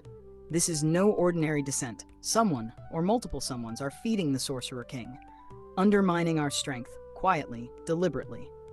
Lyra's wards flared as she scanned the northern provinces. There is a pattern, deliberate manipulations of trust and resources, but these are hidden, subtle. He is testing us, fragmenting us before he strikes directly. Kael clenched his fists. Then we act. Every soldier, every mage, every noble, tested. No secret left unexamined, no loyalty unverified. The Sorcerer King will not find cracks to exploit. Kael and Lyra traveled to Silver Peak, where magical wards had been mysteriously weakened. Upon investigation, they discovered a high-ranking mage covertly siphoning magical energy to a hidden network of dark wards. "You've betrayed your own people," Kael said, storm flaring as he confronted the mage. Silver arcs danced around him, illuminating the mage's fear and desperation. The mage trembled. I did it for protection. The Sorcerer King, he promised power, wealth, safety for my family. You don't understand." Lyra's wards glimmered sharply, blue light highlighting the mage's lies. "There is no safety in betrayal, only destruction." Kael's storm surged. "You have endangered the North. You have endangered everyone. For this, there is only justice." The mage's dark wards collapsed under the combined power of Kael and Lyra, and he was taken into custody. Yet Kael knew this was only the beginning. The Sorcerer King's manipulations had likely reached deeper, hidden in ways they had yet to uncover. Word of the betrayal spread quickly. Rumors, half-truths, and fear began to fray the edges of unity within the Northern Alliance. Soldiers questioned orders, nobles whispered among themselves, and mistrust threatened to undo months of painstaking coordination. Kael convened the council. "We face enemies outside and within. The Sorcerer King thrives on doubt. He will use fear to turn us against each other. Every decision, every order, every action must be guided by loyalty and trust, or we fall." Lyra added, "We must test every bond, every loyalty, every soldier and mage. Only by exposing hidden fractures can we strengthen them. If we fail, the North will collapse before the Sorcerer King even arrives." Amid the tension, Kael confronted one of the nobles who had been sowing discord, Lady Celine of Silver Peak. Though she had once redeemed herself, whispers suggested she still harbored ambition and fear. "You doubt me," Kael said, storm coiling along his arms, arcs of silver dancing in the dim light. "Why, Lady Celine? Is it fear or ambition?" Celine's eyes flickered, conflicted. I want the North safe, but loyalty is tested when shadows loom, Kael. I do not yet trust that your path will protect everything I hold dear." Kael's storm flared, powerful yet measured. "Then trust must be rebuilt, not through fear, not through threats, but through actions. Together, we face the Sorcerer King. Together, we protect the North. Anything less is betrayal." Celine's expression softened slightly. "Together, then, for now." Kael exhaled slowly, storm dimming to a steady pulse. "Trust is fragile, but necessary, and we will need it more than ever." As Kael and Lyra worked to repair trust, reports came of dark forces moving across the northern provinces. Mercenary warbands, corrupted mages, and shadow beasts, all coordinated with unnerving precision. Lyra's blue energy pulsed as she traced the magical threads. This is no random raid. The Sorcerer King is orchestrating something massive. He is testing the cracks, exploiting fear, and preparing for a strike that could shatter the Alliance entirely. Kael's storm coiled tightly, arcs of silver dancing with restrained fury. "Then we must stand firmer than ever. Every village fortified, every soldier trained, every bond reforged. We will meet his storm, and we will endure." That night, Kael patrolled the citadel alone, storm flickering along his arms, sensing shadows that had not yet shown themselves. The northern provinces were quiet, but the silence carried weight, an oppressive, suffocating tension. Lyra joined him silently, blue energy flowing gently through the frost-tipped gardens. "Kael, you carry too much. The Alliance, the North, every life, all of it weighs on you." Kael's storm pulsed faintly, arcs of silver reflecting exhaustion. I cannot rest, Lyra. Every delay, every hesitation risks lives. The fractures within the Alliance could allow the Sorcerer King to destroy everything we've fought for. Lyra intertwined her blue energy with his storm. Then let me share the burden. Storm and heart, power and will, together. Kael exhaled slowly, letting a fraction of calm enter the storm within him. Together, always together. Even as the northern provinces slept, subtle currents of dark magic moved through the land. Spies, corrupted mages, and shadow beasts readied themselves, awaiting the moment when fear and betrayal would leave the Northern Alliance vulnerable. Lyra's wards pulsed, sensing the hidden web of danger. Kael, the next strike will be unlike anything we've faced. The Sorcerer King will exploit every weakness, every doubt, every fracture we cannot yet see. Kael's storm flared brighter, arcs of silver reflecting grim determination. Then we repair, reinforce, and unite. Every shadow will meet the storm, and the North will endure. Together. Beyond the horizon, in the obsidian spires of darkness, the Sorcerer King's eyes glowed with malevolence. They believe they are safe, but fractured shadows will doom them. Soon, the North will crumble, and the lost prince will fall. The northern provinces were tense, but outwardly calm. Villages and cities rebuilt themselves slowly, soldiers trained tirelessly, and mages reinforced wards and defenses. Yet the fractures Kael had uncovered still festered, subtle and dangerous, like cracks in ice before a storm. Kael stood atop Frostpeak's citadel, storm coiling along his arms, arcs of silver reflecting the dawn light. Lyra hovered beside him, blue wards extending across the northern lands, scanning for threats. Everything seems calm, Kael said quietly, but calm is a shadow's ally. The Sorcerer King knows exactly how to strike when we least expect it. Lyra's eyes narrowed, sensing subtle fluctuations in magical currents. I feel it too. Something is moving, Kael. Not the obvious armies, something hidden, calculated, precise. He is exploiting the cracks in the Alliance. Kael's storm flared faintly. Then we must be ready. Every soldier, every mage, every village, alert. Nothing can be left unguarded. Before the sun fully rose, reports came in. Villages in the northern forests were under sudden assault. Fires erupted, shadows moved unnaturally, and soldiers reported seeing phantom enemies, illusions designed to confuse and terrorize. Kael's storm flared violently. This is not random. He is targeting the weak points. The villages we feared would be exploited. Move fast. Protect every life. Lyra's blue wards shimmered as she linked with every loyalist mage. We must be precise. If even one village falls, the Sorcerer King will turn fear into a weapon against the entire Alliance. Kael and Lyra led a strike team into the forests. They discovered the Sorcerer King's agents, rogue mages, shadow beasts, and mercenary warbands, all moving with terrifying coordination. Hidden among them were traitors from within the Alliance, supplying intelligence and sabotaging defenses. You've chosen the wrong side, Kael said as he unleashed a surge of lightning, arcs tearing through corrupted mages and warbands alike. The battlefield erupted. Storm and shadow collided in blinding flashes of power. Lyra's wards shielded civilians and loyalists while neutralizing corrupted magic, amplifying every attack and defense. Despite their preparation, the Northern Alliance was stretched thin. Multiple villages were under simultaneous attack, and the Sorcerer King's forces were coordinated with terrifying precision. Frostbrook cavalry struck enemy flanks but were ambushed by hidden warbands. Northwatch archers rained arrows, but illusions and shadow beasts disrupted their aim. Silverpeak mages reinforced wards, but traitors sabotaged key magical nodes, weakening defenses. Kael and Lyra had to move rapidly, their combined power acting as the pivot point of the Alliance's defense. Kael's storm flared violently, arcs of silver tearing through enemy ranks. Lyra's blue wards intertwined with his lightning, amplifying its strength while shielding civilians and soldiers. You cannot stop me forever, Lost Prince, the Sorcerer King's voice echoed, projecting through shadow and fear. I exploit every weakness, every doubt, every crack in your so-called unity. Kael's storm pulsed, arcs of silver brightening. Unity is stronger than any shadow. Fear cannot break what is forged together. The battlefield became a storm of lightning, wards, and shadow. Every attack was precise, every defense coordinated, every loyalist's courage amplified by Kael and Lyra's combined power. Even as hidden enemies wreaked havoc, Kael and Lyra executed a daring counterattack. Lyra amplified wards across multiple villages simultaneously, creating a shield network that neutralized sabotage. Kael unleashed a massive storm strike, tearing through shadow beasts and rogue mages, exposing traitors' positions. Coordinated strikes from the Northern Alliance pushed enemy forces back, securing critical positions. The Sorcerer King's hidden assault began to falter.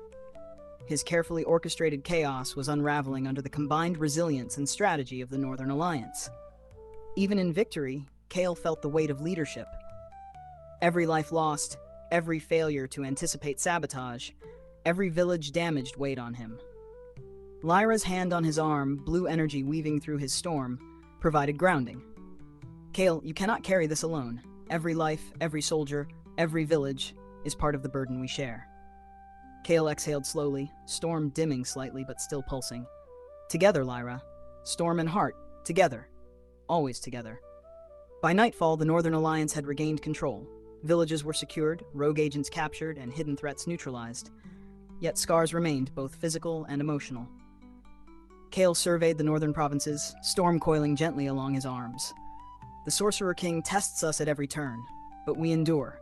The cracks were revealed, the fractures exposed, and we survived. Lyra's wards pulsed softly, stabilizing magical networks and protecting civilians.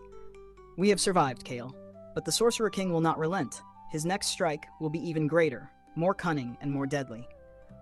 Kael nodded, arcs of silver reflecting grim determination. Then we prepare. Every village, every soldier, every bond fortified. We will meet him, and we will endure. Together. Beyond the northern provinces, in the obsidian spires, the Sorcerer King's eyes burned with calculated fury. They survive, but their unity is tested. Soon the fractures will widen, and the storm will finally break them. The morning after the hidden assault brought uneasy calm. Villages were battered, magical wards strained from overuse, and soldiers exhausted from relentless battle. Yet even as the northern provinces recovered, Kael could feel tension lingering in the air like static before a storm. The fractures exposed by the Sorcerer King's assault had not healed.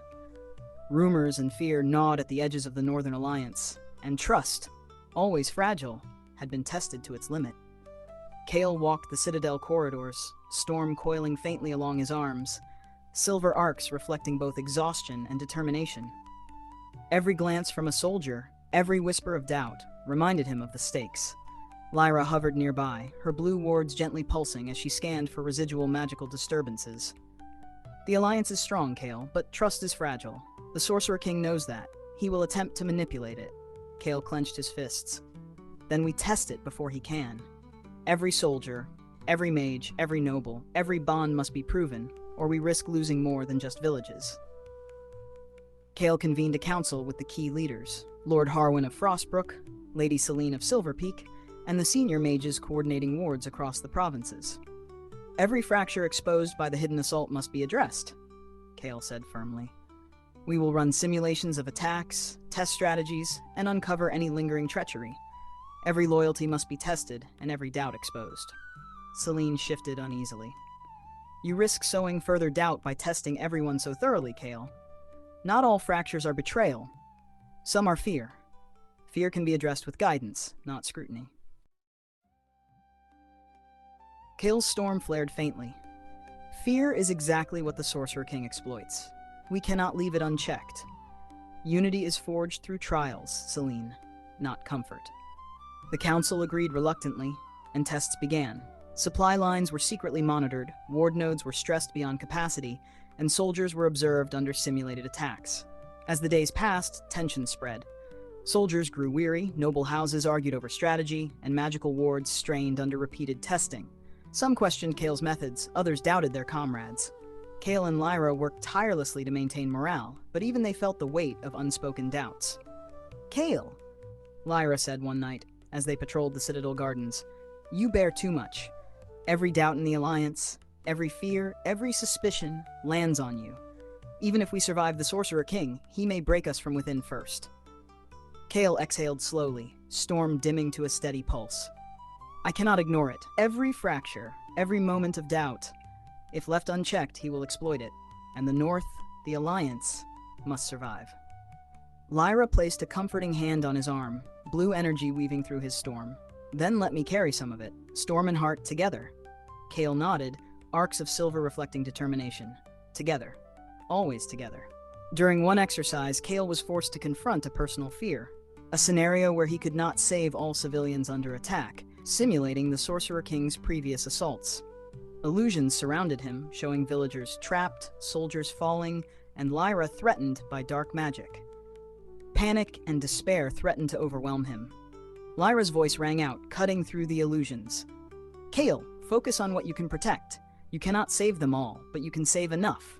We fight together. Kael's storm flared violently, silver arcs cutting through the illusions. He realized that fear was a weapon, but unity was stronger. He coordinated loyalists, reinforcing their positions, shielding the vulnerable, and countering the simulated threat with precision. When the illusions dissipated, he exhaled, exhausted but resolute. The Sorcerer King tests us not just in battle, but in fear and doubt. We endure because we fight together. While Kael and Lyra managed morale and testing, reports came of subtle betrayals, sabotaged supply lines, delayed reinforcements, and rogue agents feeding information to unknown enemies. Kael's jaw tightened. The Sorcerer King is patient. He is testing every fracture, every doubt, every personal weakness. We must root out all hidden threats before they explode into disaster. Lyra's blue wards flared as she traced magical signatures. He is using shadows, yes, but he also exploits personal ambition, jealousy, and fear. The cracks are as much emotional as they are logistical. Kael nodded grimly. Then we confront them, not just with power, but with truth. Unity cannot survive secrets, Lyra. Not when the Sorcerer King hunts every doubt. Kael summoned a private meeting with Lady Selene, whose loyalty had been questioned. You doubt me, she said quietly, but I fear that even loyalty is not enough when chaos is so close. Kael's storm flared faintly, arcs of silver reflecting intensity and patience. Loyalty is forged in trials, not assumed. You have proven yourself in battle, but the Sorcerer King will test you further. Will you face it? Selene exhaled slowly. Yes, together. Kael nodded. Then we stand as one. Every fracture exposed, every bond tested, we face it, together. Even as tests concluded and minor betrayals were addressed, Kael could sense larger movements. Dark magical currents whispered through forests and hills. The Sorcerer King's spies and corrupted mages were gathering, preparing for another strike, one that would exploit the Alliance's emotional cracks more than its armies. Lyra's blue wards pulsed, sensing subtle danger. Kael, the Sorcerer King is patient. This is only the calm before his greatest assault yet. Every trust we rebuild will be tested again, harder, deeper, and more dangerously. Kael's storm flared brighter, arcs of silver reflecting grim resolve. Then we prepare. Every bond, every loyalty, every village, strengthened. He may test us, but the North will endure, together. Beyond the northern provinces, in the obsidian spires of darkness, the Sorcerer King's eyes burned with malevolence. They believed themselves strong, but bonds can be broken. Fear, doubt, and betrayal will shatter their unity, and the storm will finally consume them all. The northern provinces were tense, even as dawn broke over scarred villages and war-torn forests. The fractures within the Northern Alliance, loyalties tested, doubts exposed, and fears lingering, had left the provinces vulnerable, and the Sorcerer King had known this all along. Kael stood atop Frost Peak Citadel, storm coiling along his arms, arcs of silver flashing faintly. Lyra hovered beside him, blue wards stretching across every village, every soldier, every loyalist mage. The cracks have been exposed, Kael said quietly. The Sorcerer King knows exactly where to strike. This will be his most precise and devastating assault yet. Lyra's eyes narrowed, pulsing with energy. I can feel it too. Not just soldiers, not just villages. He's exploiting trust, doubt, and fear. He knows we cannot defend every point equally. Kael clenched his fists. Then we make every strike count, every loyalist, every ward, every storm, coordinated. Together we endure, always together. Before the sun had fully risen, the assault began. From multiple directions, the Sorcerer King's forces advanced with terrifying precision. Rogue mages, shadow beasts, mercenary warbands, and hidden saboteurs all moved in perfect coordination. Villages previously reinforced were suddenly under attack from unexpected angles. Supply lines were severed. Wards were sabotaged mid-battle by traitors from within the Alliance. Chaos spread like wildfire, amplified by fear and distrust among soldiers. Kael's storm flared violently. This is not just an attack, it's a test of everything we've built, everything we've endured. Move. Protect every life. Lyra's wards pulsed, linking every loyalist mage and soldier, amplifying their strength and stabilizing weakened defenses. We must respond swiftly. Every second counts, Kael. He will exploit hesitation. The battlefield erupted into chaos. Hidden enemies struck with precision. Shadow beasts tore through ranks. Rogue mages twisted reality itself, creating illusions that caused soldiers to fight phantom allies.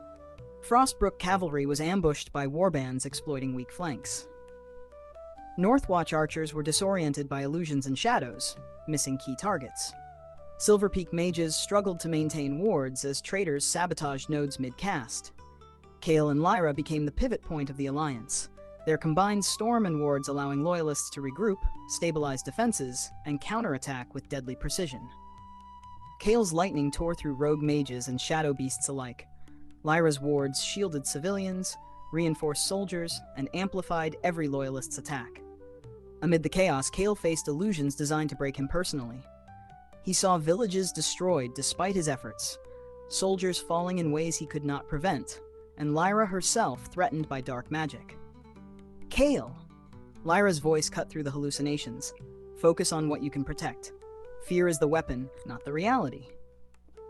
Kael's storm flared brighter than ever, arcs of silver slicing through the illusions. He realized that the Sorcerer-King's assault was not only physical but psychological, testing leadership, courage, and emotional resilience.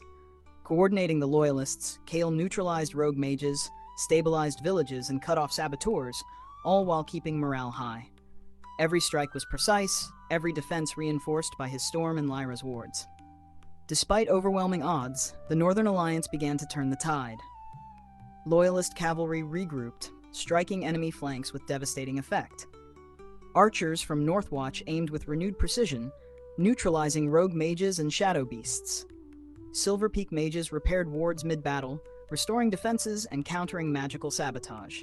Kael and Lyra's leadership allowed soldiers and mages to act as one entity, coordinated and unyielding, countering the Sorcerer-King's fractured assault. From the distance, the Sorcerer-King observed his plan beginning to unravel. His carefully orchestrated fractures in the Alliance were failing against the unity and resilience forged by Kael and Lyra. You survive, but only because they cling together, he hissed, shadows swirling violently. Soon, one crack, one betrayal, one fear will tear them apart, and then the storm will consume everything. Even as victory began to tilt in the Alliance's favor, Kael could see exhaustion, fear, and doubt among his commanders. He called them together amid the battle, directing strategy, reinforcing unity, and reminding them of the stakes. Every fracture has been exposed, Kael said, storm pulsing around him, but every bond can be reforged. Trust, loyalty, courage, they are weapons stronger than fear, stronger than doubt. Together, we endure. Lyra's wards intertwined with his storm, amplifying their message across the battlefield. We fight as one. Every life, every bond, every soldier counts. Together, always together. Kael and Lyra executed a decisive counteroffensive. Lightning and wards surged through the battlefield, neutralizing saboteurs, destroying rogue mages, and striking down shadow beasts.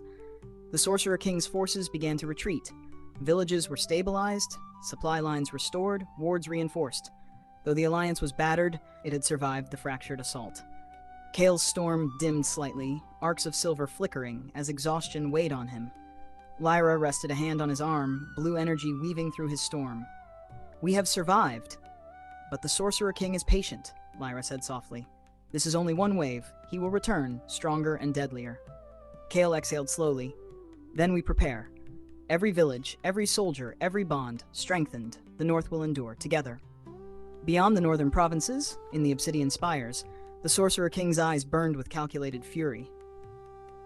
They survived, but patience is my ally. Soon the cracks will widen, and the lost prince and his fragile alliance will fall. The northern provinces were quiet, but the calm was uneasy, brittle as thin ice. The fractured assault had tested every soldier, mage, and leader. Villages had been saved, supply lines restored, and wards reinforced, but scars ran deep. Not just in the land, but in the hearts and minds of those who had fought. Kael stood atop Frostpeak Citadel, storm coiling faintly along his arms, arcs of silver reflecting the morning light. He surveyed the northern provinces, noting the rebuilding efforts, soldiers resting, and mages repairing wards. Yet he could feel the invisible fractures, the subtle doubts, whispered accusations, and lingering fears among the Northern Alliance. Lyra hovered beside him, blue wards stretching across every loyalist, probing for lingering threats. Even after victory, Kael, the Sorcerer King, has left his mark. He thrives on doubt, mistrust, and fear. These fractures, they remain. Kael clenched his fist, storm flaring faintly. Then we find them. Every whisper, every act of hesitation, every hidden fear exposed. Unity cannot survive if trust is broken. The North depends on it. Reports came in from Silver Peak. Supplies had been tampered with, magical wards weakened. Several high-ranking mages had been communicating with unknown forces during the battle. Kael's jaw tightened. The Sorcerer King has planted agents, exploiting fear and ambition. We cannot allow betrayal to fester. It will destroy the Alliance faster than any army. Lyra's wards glimmered, tracing corrupted magical threads. I've identified the mages. They've been siphoning energy for weeks, subtly undermining wards and defenses. This is more than cowardice. This is deliberate treachery. Kael's storm flared violently. Then we confront them. Loyalty is tested in fire, not assumed. Kael led a team to Silver Peak, where the suspected mages had been hiding. They found them mid-ritual, siphoning magical energy toward a hidden network of dark wards. You betray your people, Kael said, arcs of silver lightning dancing along his arms, illuminating the mage's fear. One mage trembled. I did it for survival, for power, for safety, the Sorcerer King promised. Lyra's wards flared sharply, revealing the mage's lies. There is no safety in betrayal, only destruction. You endangered every life in the North for your selfish ambition. Kael's storm surged. For this, justice must be served. The Alliance cannot survive if betrayal is tolerated. The mage's dark wards were neutralized, and they were taken into custody. Yet Kael knew this was only the beginning. The Sorcerer King had likely seeded more hidden threats, and fear could fracture the Alliance as much as betrayal. The council convened in Frostpeak Citadel. Soldiers and leaders alike were on edge, wary of one another, and hesitant to act without direction. Kael knew that the greatest challenge was not just external, it was internal. The Sorcerer King tests us with his armies, Kael said, storm coiling as arcs of silver reflected his determination. But he also tests us with fear and mistrust. Every doubt, every whisper, every fractured bond, we must face it. Unity is our strongest weapon. Lyra's blue energy pulsed through the room, linking every loyalist, mage, and soldier, reinforcing both wards and morale. We cannot let fear rule us. We must rebuild trust as carefully as we rebuild walls and supply lines. Only together can we endure the next wave. Kael walked alone in the gardens that evening, storm pulsing faintly along his arms. He felt the weight of leadership pressing on him. Every life lost, every failure to prevent sabotage, every moment of doubt and fear among his allies. Lyra joined him silently, blue energy weaving through the storm and soothing his unrest. Kael, you carry too much. Every betrayal, every fear, every fracture lands on you. You cannot bear it alone. Kael exhaled slowly, storm dimming to a steady pulse. I cannot ignore it. If I do, the Sorcerer King will exploit it, and the Alliance and the North will fall. Every fracture exposed must be healed, every doubt tested, every bond reforged. Lyra intertwined her energy with his storm. Then let me share it. Storm and heart together. Kael nodded. Together, always together. Over the following weeks, Kael and Lyra worked tirelessly to restore trust within the Alliance. Soldiers underwent joint training exercises, reinforcing cooperation and mutual reliance. Mages repaired wards and practiced coordination under pressure, exposing any lingering weaknesses. Nobles held councils and mediated disputes, learning to communicate openly instead of in whispers. Slowly, the fractures began to mend. Bonds were reforged through shared trials, careful communication, and the unwavering presence of Kael and Lyra.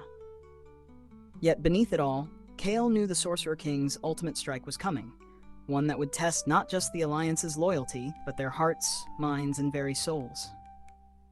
Even as trust was slowly rebuilt, Kael sensed currents of dark magic stirring beyond the northern provinces. Shadow beasts prowled distant forests. Rogue mages whispered across hidden networks. The Sorcerer-King's spies observed every movement, waiting for the perfect moment to strike. Lyra's blue wards pulsed, detecting subtle disturbances in magical currents. Kael, the Sorcerer-King, is patient. He is preparing something greater than any assault we've faced. Every bond we repair will be tested again. Harder, deeper, deadlier. Kael's storm flared, arcs of silver reflecting grim resolve. Then we strengthen every bond, every village, every soldier. The North will endure, no matter the storm, together. From the obsidian spires of the Sorcerer-King, dark eyes glowed with calculated fury. They believe they are whole, but fractured trust is a seed of ruin. Soon, they will be broken. Soon, the lost prince and his fragile alliance will fall. The northern provinces had recovered, but Kael knew the Sorcerer-King was patient. Every victory they had won had been temporary, and every fracture repaired was merely a surface-level defense against a far deeper threat. The first reports arrived at dawn. Entire supply convoys missing, villages under sudden simultaneous attack, and magical wards failing inexplicably in multiple locations. Kael's storm coiled violently along his arms, arcs of silver flashing with restrained fury. He's making his move. Not a simple assault, a coordinated strike meant to break the alliance physically and mentally. Lyra's blue wards pulsed, mapping the attacks across the northern provinces. He is exploiting fear, doubt, and fatigue. He is attacking everything we've worked to protect at once. We cannot defend every point equally. Kael clenched his fists. Then we choose where we strike. We must be precise, ruthless, and coordinated. The Sorcerer-King may test our strength, but he will not break us. By mid-morning, the Sorcerer-King's forces were revealed in full. Shadow beasts surged through forests, terrorizing villages and tearing apart supply lines. Rogue mages unleashed dark storms, bending reality and creating illusions of entire armies. Mercenary warbands attacked from hidden paths, striking at villages and fortresses previously considered safe. Saboteurs within the Northern Alliance subtly disrupted communications, feeding misinformation to key commanders. Kael and Lyra were at the center of the Alliance's response, coordinating defense across multiple fronts, their powers intertwined to maximize effectiveness. Kael's storm flared violently, arcs of silver cutting through shadow beasts and rogue mages alike. Lyra's wards amplified every loyalist strike, reinforced defenses, and stabilized civilians under attack. The Sorcerer-King's attack was not purely physical. He targeted the minds and hearts of Kael's allies. Soldiers confronted illusions of comrades turning against them. Nobles were shown visions of betrayal, turning them suspicious of one another. Mages felt their wards failing despite their best efforts, their confidence shaken. Kael's storm surged in response, arcs of silver cutting through illusions and despair. "Focus," he shouted. "Fear is the weapon. Unity is the shield. Protect each other." Lyra's blue energy intertwined with his storm, amplifying focus and morale across every soldier and mage. Together, storm and heart, together. Despite overwhelming odds, Kael and Lyra executed a series of brilliant maneuvers. Frostbrook cavalry executed lightning strikes against flanks of shadow beasts and mercenary warbands. Northwatch archers neutralized rogue mages projecting destructive illusions. Silver Peak mages reinforced wards and repaired magical nodes, restoring defenses sabotaged by traitors. Loyalist soldiers coordinated counterattacks, cutting enemy forces off from their hidden reinforcements. The Sorcerer-King's meticulously planned assault began to falter under the resilience and coordination of the Northern Alliance. In the heart of the chaos, Kael and Lyra identified the source of the Sorcerer-King's power in this assault. A massive dark nexus, amplifying shadow beasts, rogue mages, and illusions simultaneously. Kael's storm flared to its peak, arcs of silver blindingly bright. This ends now. Lyra, together. Lyra's wards intertwined with his storm, amplifying the energy exponentially.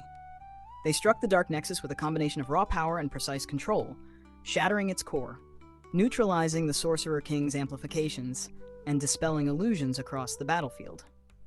The sudden release of magical energy sent shockwaves across the northern provinces, scattering enemy forces, destroying shadow beasts, and cutting off rogue mages from their source of power. By nightfall, the northern provinces were battered but victorious. Villages were saved, supply lines restored, and rogue forces neutralized. Yet the emotional toll was heavy. Soldiers were exhausted and traumatized. Nobles questioned decisions and leadership despite survival. Mages were shaken by the near collapse of magical defenses. Kael and Lyra walked among them, offering reassurance, stabilizing wards, and reinforcing bonds. "The Sorcerer King may test us endlessly," Kael said, storm pulsing gently, "but he will not break us. Every doubt exposed, every fear faced, makes us stronger." Lyra's hand rested on his arm, blue energy intertwining with the storm. "Together, Kael. Always together." Kael exhaled slowly, arcs of silver dimming to a steady pulse. Together. Even as the northern provinces recovered, Kael felt the Sorcerer King's gaze beyond the horizon. Dark currents of magic and shadow whispered across distant lands, hinting at a strike even greater than the fractured assault or the Sorcerer King's gambit. Lyra's wards flared faintly, sensing subtle, powerful energy gathering far to the south. "Kael, this is only the beginning. The Sorcerer King prepares a final strike, one that will test everything. Our armies, our trust, and our very hearts." Kael's storm flared brighter, arcs of silver reflecting grim resolve. "Then we prepare. Every bond, every soldier, every village, strengthened, the North will endure. Together." From the obsidian spires, the Sorcerer King's eyes glowed with malevolence. "They have survived, but patience is mine. Soon, the Lost Prince and his fragile alliance will face a storm unlike any they have known, and all will fall." The northern provinces were battered but alive. Smoke still curled from villages that had been touched by the Sorcerer King's assault, but the alliance had endured. Soldiers rebuilt walls and tended to the wounded.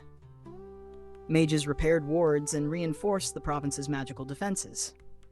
Yet beneath the outward signs of recovery, tension lingered like a storm cloud ready to burst. Kael stood atop Frost Peak Citadel, storm coiling gently along his arms. Silver arcs flickered in the morning light, reflecting both the devastation they had endured and the determination that still burned within him. Lyra hovered beside him, her blue wards extending across the provinces, scanning for lingering threats. "It is quiet," she said, voice soft. "But this calm, it is dangerous. The Sorcerer King is patient. He waits, he observes, he strikes only when the moment is perfect." Kael exhaled slowly, storm pulsing steadily. "Then we use this time. Strengthen every village, every soldier, every bond. We prepare not just for battle, but for the attack that will test everything we've built." Over the following weeks, Kael and Lyra worked tirelessly to restore order and unity. Villages were reinforced with stronger walls, magical wards, and hidden supply caches. Soldiers underwent rigorous training, practicing coordination under extreme conditions to counter the Sorcerer King's multi-front tactics. Mages repaired and expanded the network of magical wards, integrating protective spells designed to detect and counter infiltration. Nobles and leaders attended council meetings to rebuild trust, openly addressing fears and concerns to prevent future fractures. Kael moved among them constantly, storm coiling subtly along his arms as he guided defenses and reassured the weary. "Every bond, every trust, every soldier," he said quietly, "is as important as any weapon. If we falter in unity, even our greatest power cannot save the North." Lyra's wards pulsed in agreement, her energy weaving through soldiers and mages alike. "And we will not falter, Kael, not while we face it together." Even in the midst of rebuilding, Kael found brief moments of solitude with Lyra. In the Citadel gardens, they shared quiet conversations. "You carry the weight of every soldier in every village," Lyra said, her hand brushing against his arm, blue energy intertwining with his storm. "But even you are not invincible. You must rest." Kael's storm flickered softly, reflecting exhaustion and thoughtfulness. "I cannot rest while the North is at risk. Every fracture, every doubt, it could be exploited. The Sorcerer King waits for mistakes. We cannot give him one." Lyra placed her hand fully over his, letting her energy steady his storm. "Then we share the burden, storm and heart, together." Kael exhaled slowly, arcs of silver softening. "Together, always together." Despite the outward calm, the Northern Alliance felt the pressure of the unseen threat. Soldiers practiced tirelessly, but fatigue was evident. Mages repaired wards repeatedly, yet worry shadowed their expressions. Nobles debated strategy endlessly, their voices laced with tension. Kael and Lyra coordinated every movement, every patrol, every reinforcement. Their presence was a stabilizing force, yet even they could feel the weight of anticipation pressing on their shoulders. "Every preparation counts," Kael said to Lyra one evening, storm pulsing with restrained energy. But I fear it may not be enough. The Sorcerer King, he will strike with everything he has, and we will be tested as never before. Lyra's wards flared faintly, a calming counterpoint to his storm. Then we endure. Every bond strengthened, every soldier ready, every ward fortified. He may strike, Kael, but we will be ready. Together. Even as the Alliance rebuilt and prepared, Kael sensed the Sorcerer King's presence far to the south. Dark currents of magic swirled ominously, gathering power in ways even Lyra's wards could only partially detect. Kael, the final strike is coming, Lyra whispered, her eyes scanning the horizon. It will not be just an army or shadow beasts. It will test our leadership, our bonds, our courage, and our hearts. We must be ready for anything. Kael's storm flared brighter, arcs of silver reflecting grim determination. Then we prepare. Every village, every soldier, every mage, every bond. Nothing will be left untested. The North will endure, together. From the obsidian spires of the Sorcerer King, his eyes glowed with cold anticipation. They believe themselves ready, but readiness cannot save them. Soon, the Lost Prince and his fragile alliance will face the storm, and all will fall. As night fell over the northern provinces, Kael and Lyra stood atop Frost Peak Citadel, looking out at the villages below. Fires burned softly in hearths, wards glowed faintly, and soldiers patrolled with careful vigilance. Kael's storm pulsed gently, arcs of silver reflecting hope and determination. Even after everything, we endure. The North will survive, Lyra. Whatever comes, we face it together. Lyra's blue wards intertwined with his storm, glowing softly in the moonlight. Together, Kael. Always together. For a brief moment, the northern provinces were at peace, unaware of the storm gathering beyond the horizon. The Sorcerer King's ultimate strike, waiting to test every bond, every loyalty, and every heart in the Alliance. The northern provinces had known calm for only a fleeting moment. As dawn broke, a ripple of unease spread like wildfire. Villages reported strange disturbances, mages detected subtle dark currents, and scouts whispered of armies moving in the forests to the south. Kael stood atop Frost Peak Citadel, storm coiling tightly along his arms, arcs of silver flickering with restrained fury. His eyes scanned the horizon, noting unnatural movements in forests, valleys, and even skies. Lyra hovered beside him, her blue wards pulsating as she traced magical disturbances. Kael, it has begun. The Sorcerer King is no longer testing us. His ultimate strike is underway. He is striking everywhere, exploiting fear, fatigue, and any remaining fractures. Kael clenched his fists, storm flaring brighter. Then we fight. Every village, every soldier, every mage, we hold the line. No fracture can be exploited. Together, we endure. Always together. By mid-morning, the Sorcerer King's forces became fully visible. Shadow beasts prowled forests, tearing apart patrols and supply lines. Rogue mages unleashed devastating magical storms, twisting reality, summoning illusions of armies that did not exist. Mercenary warbands attacked from hidden paths, cutting off reinforcements and sowing chaos. Saboteurs within the Northern Alliance struck at supply caches, magical wards, and communication networks. The scale and precision of the attack were unprecedented. Kael realized this was not just a battle, it was an attempt to shatter the Alliance's very spirit. Lyra, we need to act fast. The North cannot survive this unless we coordinate perfectly, Kael said, storm flaring violently. Lyra's blue wards intertwined with his storm, amplifying defensive and offensive power across multiple fronts. We must focus on stabilizing key villages and fortresses first. Everything else follows. Kael and Lyra led a strike team into the southern forests, where the densest concentration of shadow beasts and rogue mages threatened the Alliance's supply lines. The battle was chaos incarnate. Shadow beasts lunged from every direction, tearing apart soldiers and trees alike.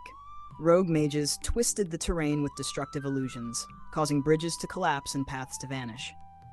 Saboteurs infiltrated the ranks, spreading misinformation and weakening defenses. Kael's storm flared violently, arcs of silver slashing through beasts and rogue mages. Lyra's wards amplified every loyalist's attack, stabilized wards under sabotage, and shielded civilians fleeing the chaos. Despite overwhelming odds, their combined power allowed the loyalists to hold, regroup, and counterattack. The Sorcerer King targeted the minds of Kael's allies. Soldiers confronted visions of their comrades fighting against them. Nobles were presented with illusions of betrayal among each other. Mages' wards failed under invisible pressure, shaking confidence and resolve. Kael's storm surged, arcs of silver cutting through illusions and despair. Focus. Fear is the weapon, not reality. Protect each other. Lyra's energy intertwined with his storm, reinforcing morale and concentration across the battlefield. Together. Storm and heart, together. Despite the assault's unprecedented scale, Kael and Lyra executed a series of daring maneuvers. Frostbrook cavalry struck at the flanks of shadow beasts and rogue mages. Northwatch archers focused fire on rogue mages projecting illusions. Silver Peak mages repaired wards mid-battle, restoring defenses sabotaged by infiltrators. Loyalist soldiers coordinated counterattacks, cutting enemy forces off from reinforcements. The Sorcerer King's meticulously orchestrated assault began to falter, his forces unable to maintain momentum against the unified coordinated Northern Alliance. Amid the chaos, Kael discovered the Sorcerer King's focal point of power, a massive dark nexus generating shadow beasts and illusions simultaneously. Neutralizing it would cripple the enemy, but it required both Kael and Lyra to risk everything. "We end this here, Lyra," Kael said, storm flaring violently. "We strike the source, or the North falls."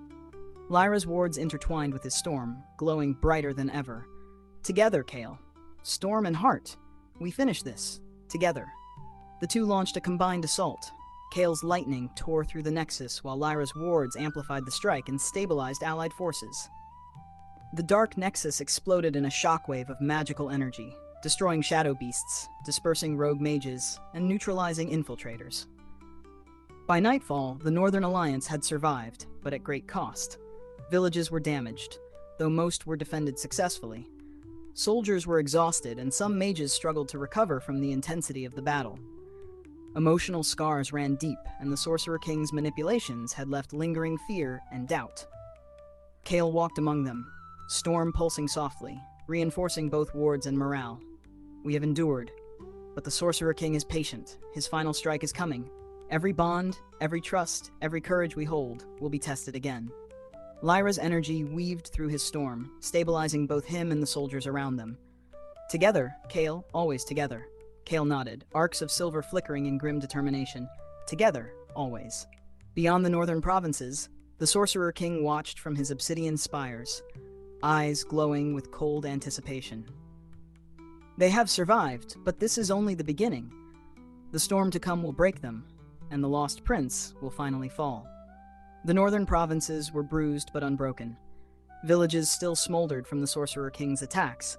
Soldiers bore the fatigue of relentless battles, and wards flickered under the strain of continuous assaults. Yet the calm that settled over the provinces was deceptive, almost sinister.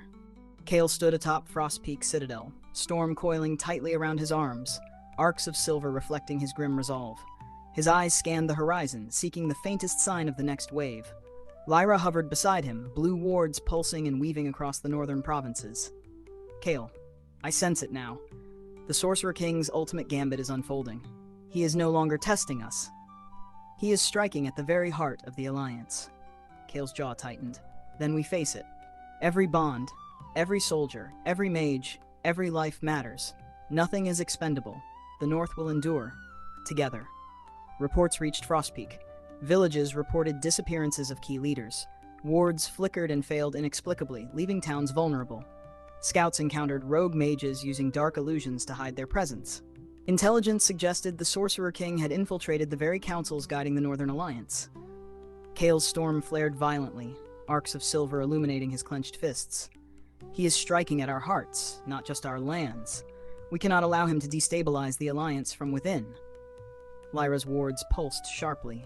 "Then we root out the infiltrators. Every shadow, every whisper, every corrupted magic trace exposed. This is a war of mind, body, and spirit." Kael and Lyra led a strike team into the first confirmed site of infiltration, Silver Peak, where rogue mages were tampering with the city's wards and kidnapping influential leaders. The battle was brutal and chaotic.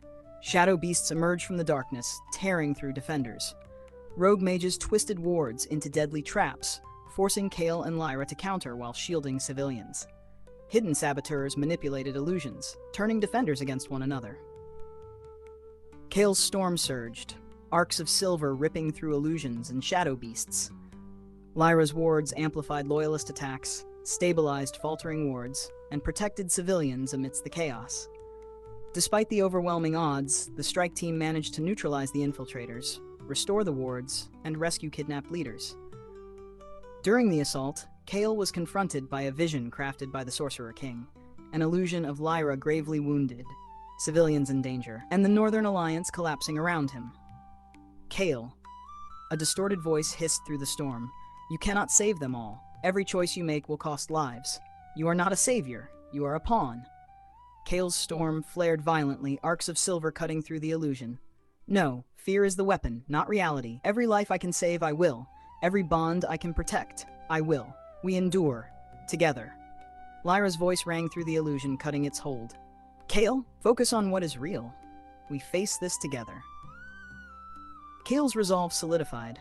With a surge of lightning and Lyra's wards, he destroyed the illusion, dispersing the shadow beasts and rogue mages in the vicinity.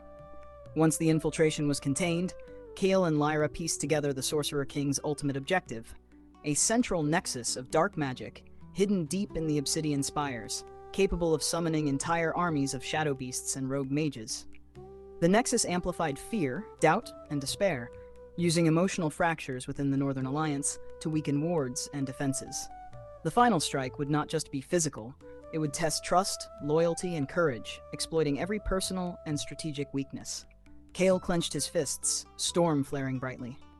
"This is it, Lyra, the Sorcerer King's heart of darkness and the ultimate test for the Alliance. We either stop him now, or everything we've built falls." Lyra's blue wards intertwined with his storm, glowing brighter than ever. "Then we face it, Kael. Storm and heart. Together, we cannot fail." In the following days, Kael and Lyra mobilized every soldier, mage, and noble in the northern provinces.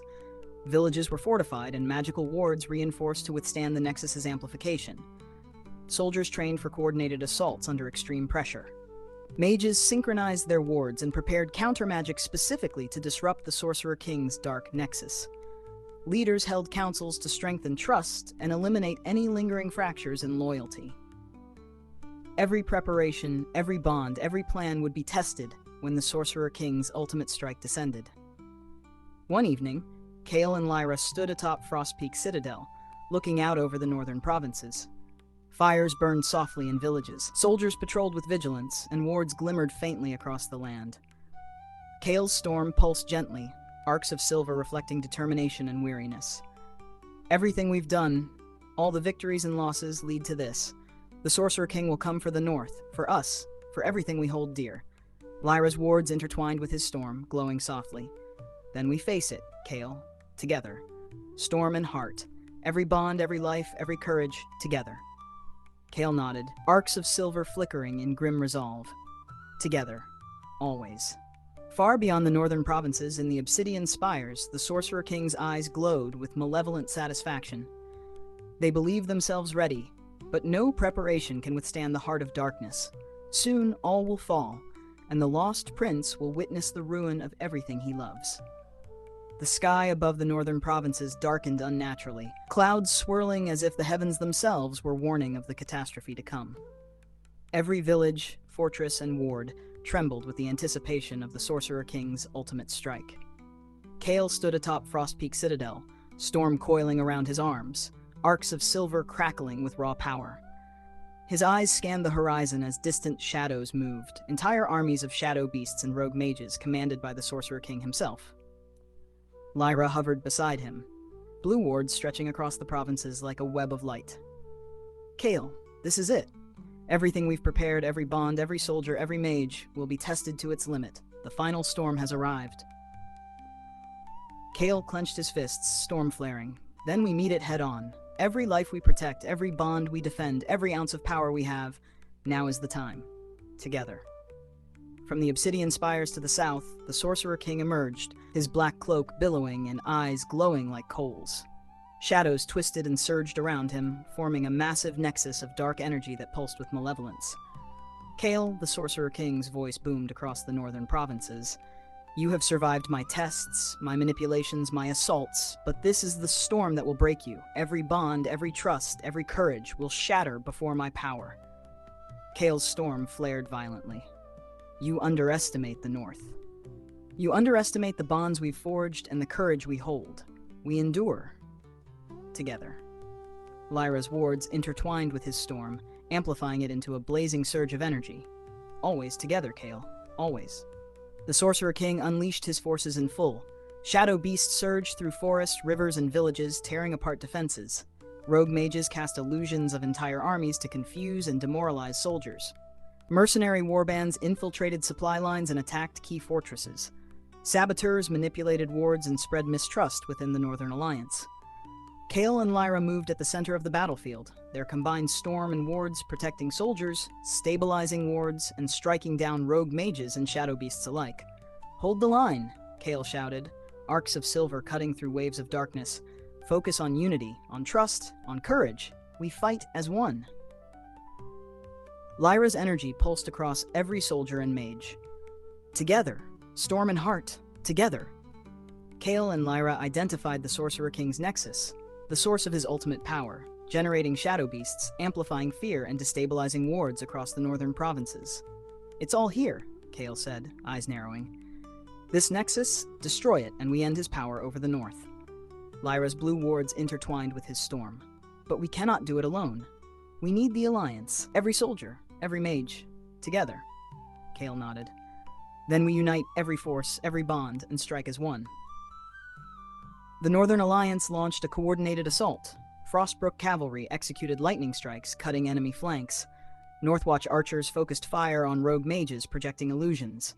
Silver Peak mages synchronized wards, countering the Sorcerer King's amplifications. Soldiers protected civilians, reinforced villages, and defended key positions.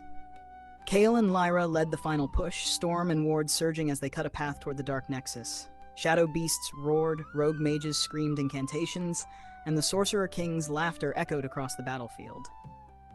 "Kael," he hissed, "you cannot defeat me. Every bond you hold, I will break." Kael's storm flared violently. "You underestimate the North. You underestimate what we fight for. Together!" Lyra's wards amplified his power, and they struck the Nexus in unison. A blinding surge of silver and blue energy that shattered the Dark Nexus, dispersing shadow beasts, neutralizing rogue mages, and collapsing the Sorcerer King's amplifications. The Sorcerer King, weakened but unbroken, confronted Kael directly. Shadows lashed out, twisting the terrain and summoning illusions of fallen soldiers and Lyra in danger. "You cannot win, Kael," he roared. "Every bond you cherish will be broken before your eyes." Kael's storm flared brighter than ever, arcs of silver slicing through shadows and illusions. Lyra's wards enveloped them both, stabilizing reality itself. "Not today," Kael shouted. "We fight for every life, every bond, every heart. We endure, together." With a combined surge of storm and wards, Kael and Lyra struck the Sorcerer King directly. His shadows screamed, his illusions shattered, and the obsidian spires trembled and cracked. The Nexus of Darkness collapsed entirely, and the Sorcerer King was finally defeated, his essence dissipating into the void, leaving the northern provinces free from his tyranny. The battlefield was silent, save for the wind through damaged villages and the faint hum of repaired wards. Soldiers tended the wounded. Villages were rebuilt. The Northern Alliance had survived the ultimate storm. Kael and Lyra stood atop Frost Peak Citadel, storm and wards pulsing softly, their hands intertwined. "We endured," Lyra whispered, blue energy weaving with silver arcs. "Every bond, every life, every courage. We survived." Kael exhaled slowly, looking out over the northern provinces. "The Sorcerer King is gone, but the bonds we forged, the trust we rebuilt, that is what remains. The North will endure. Together." Lyra smiled softly. "Always together."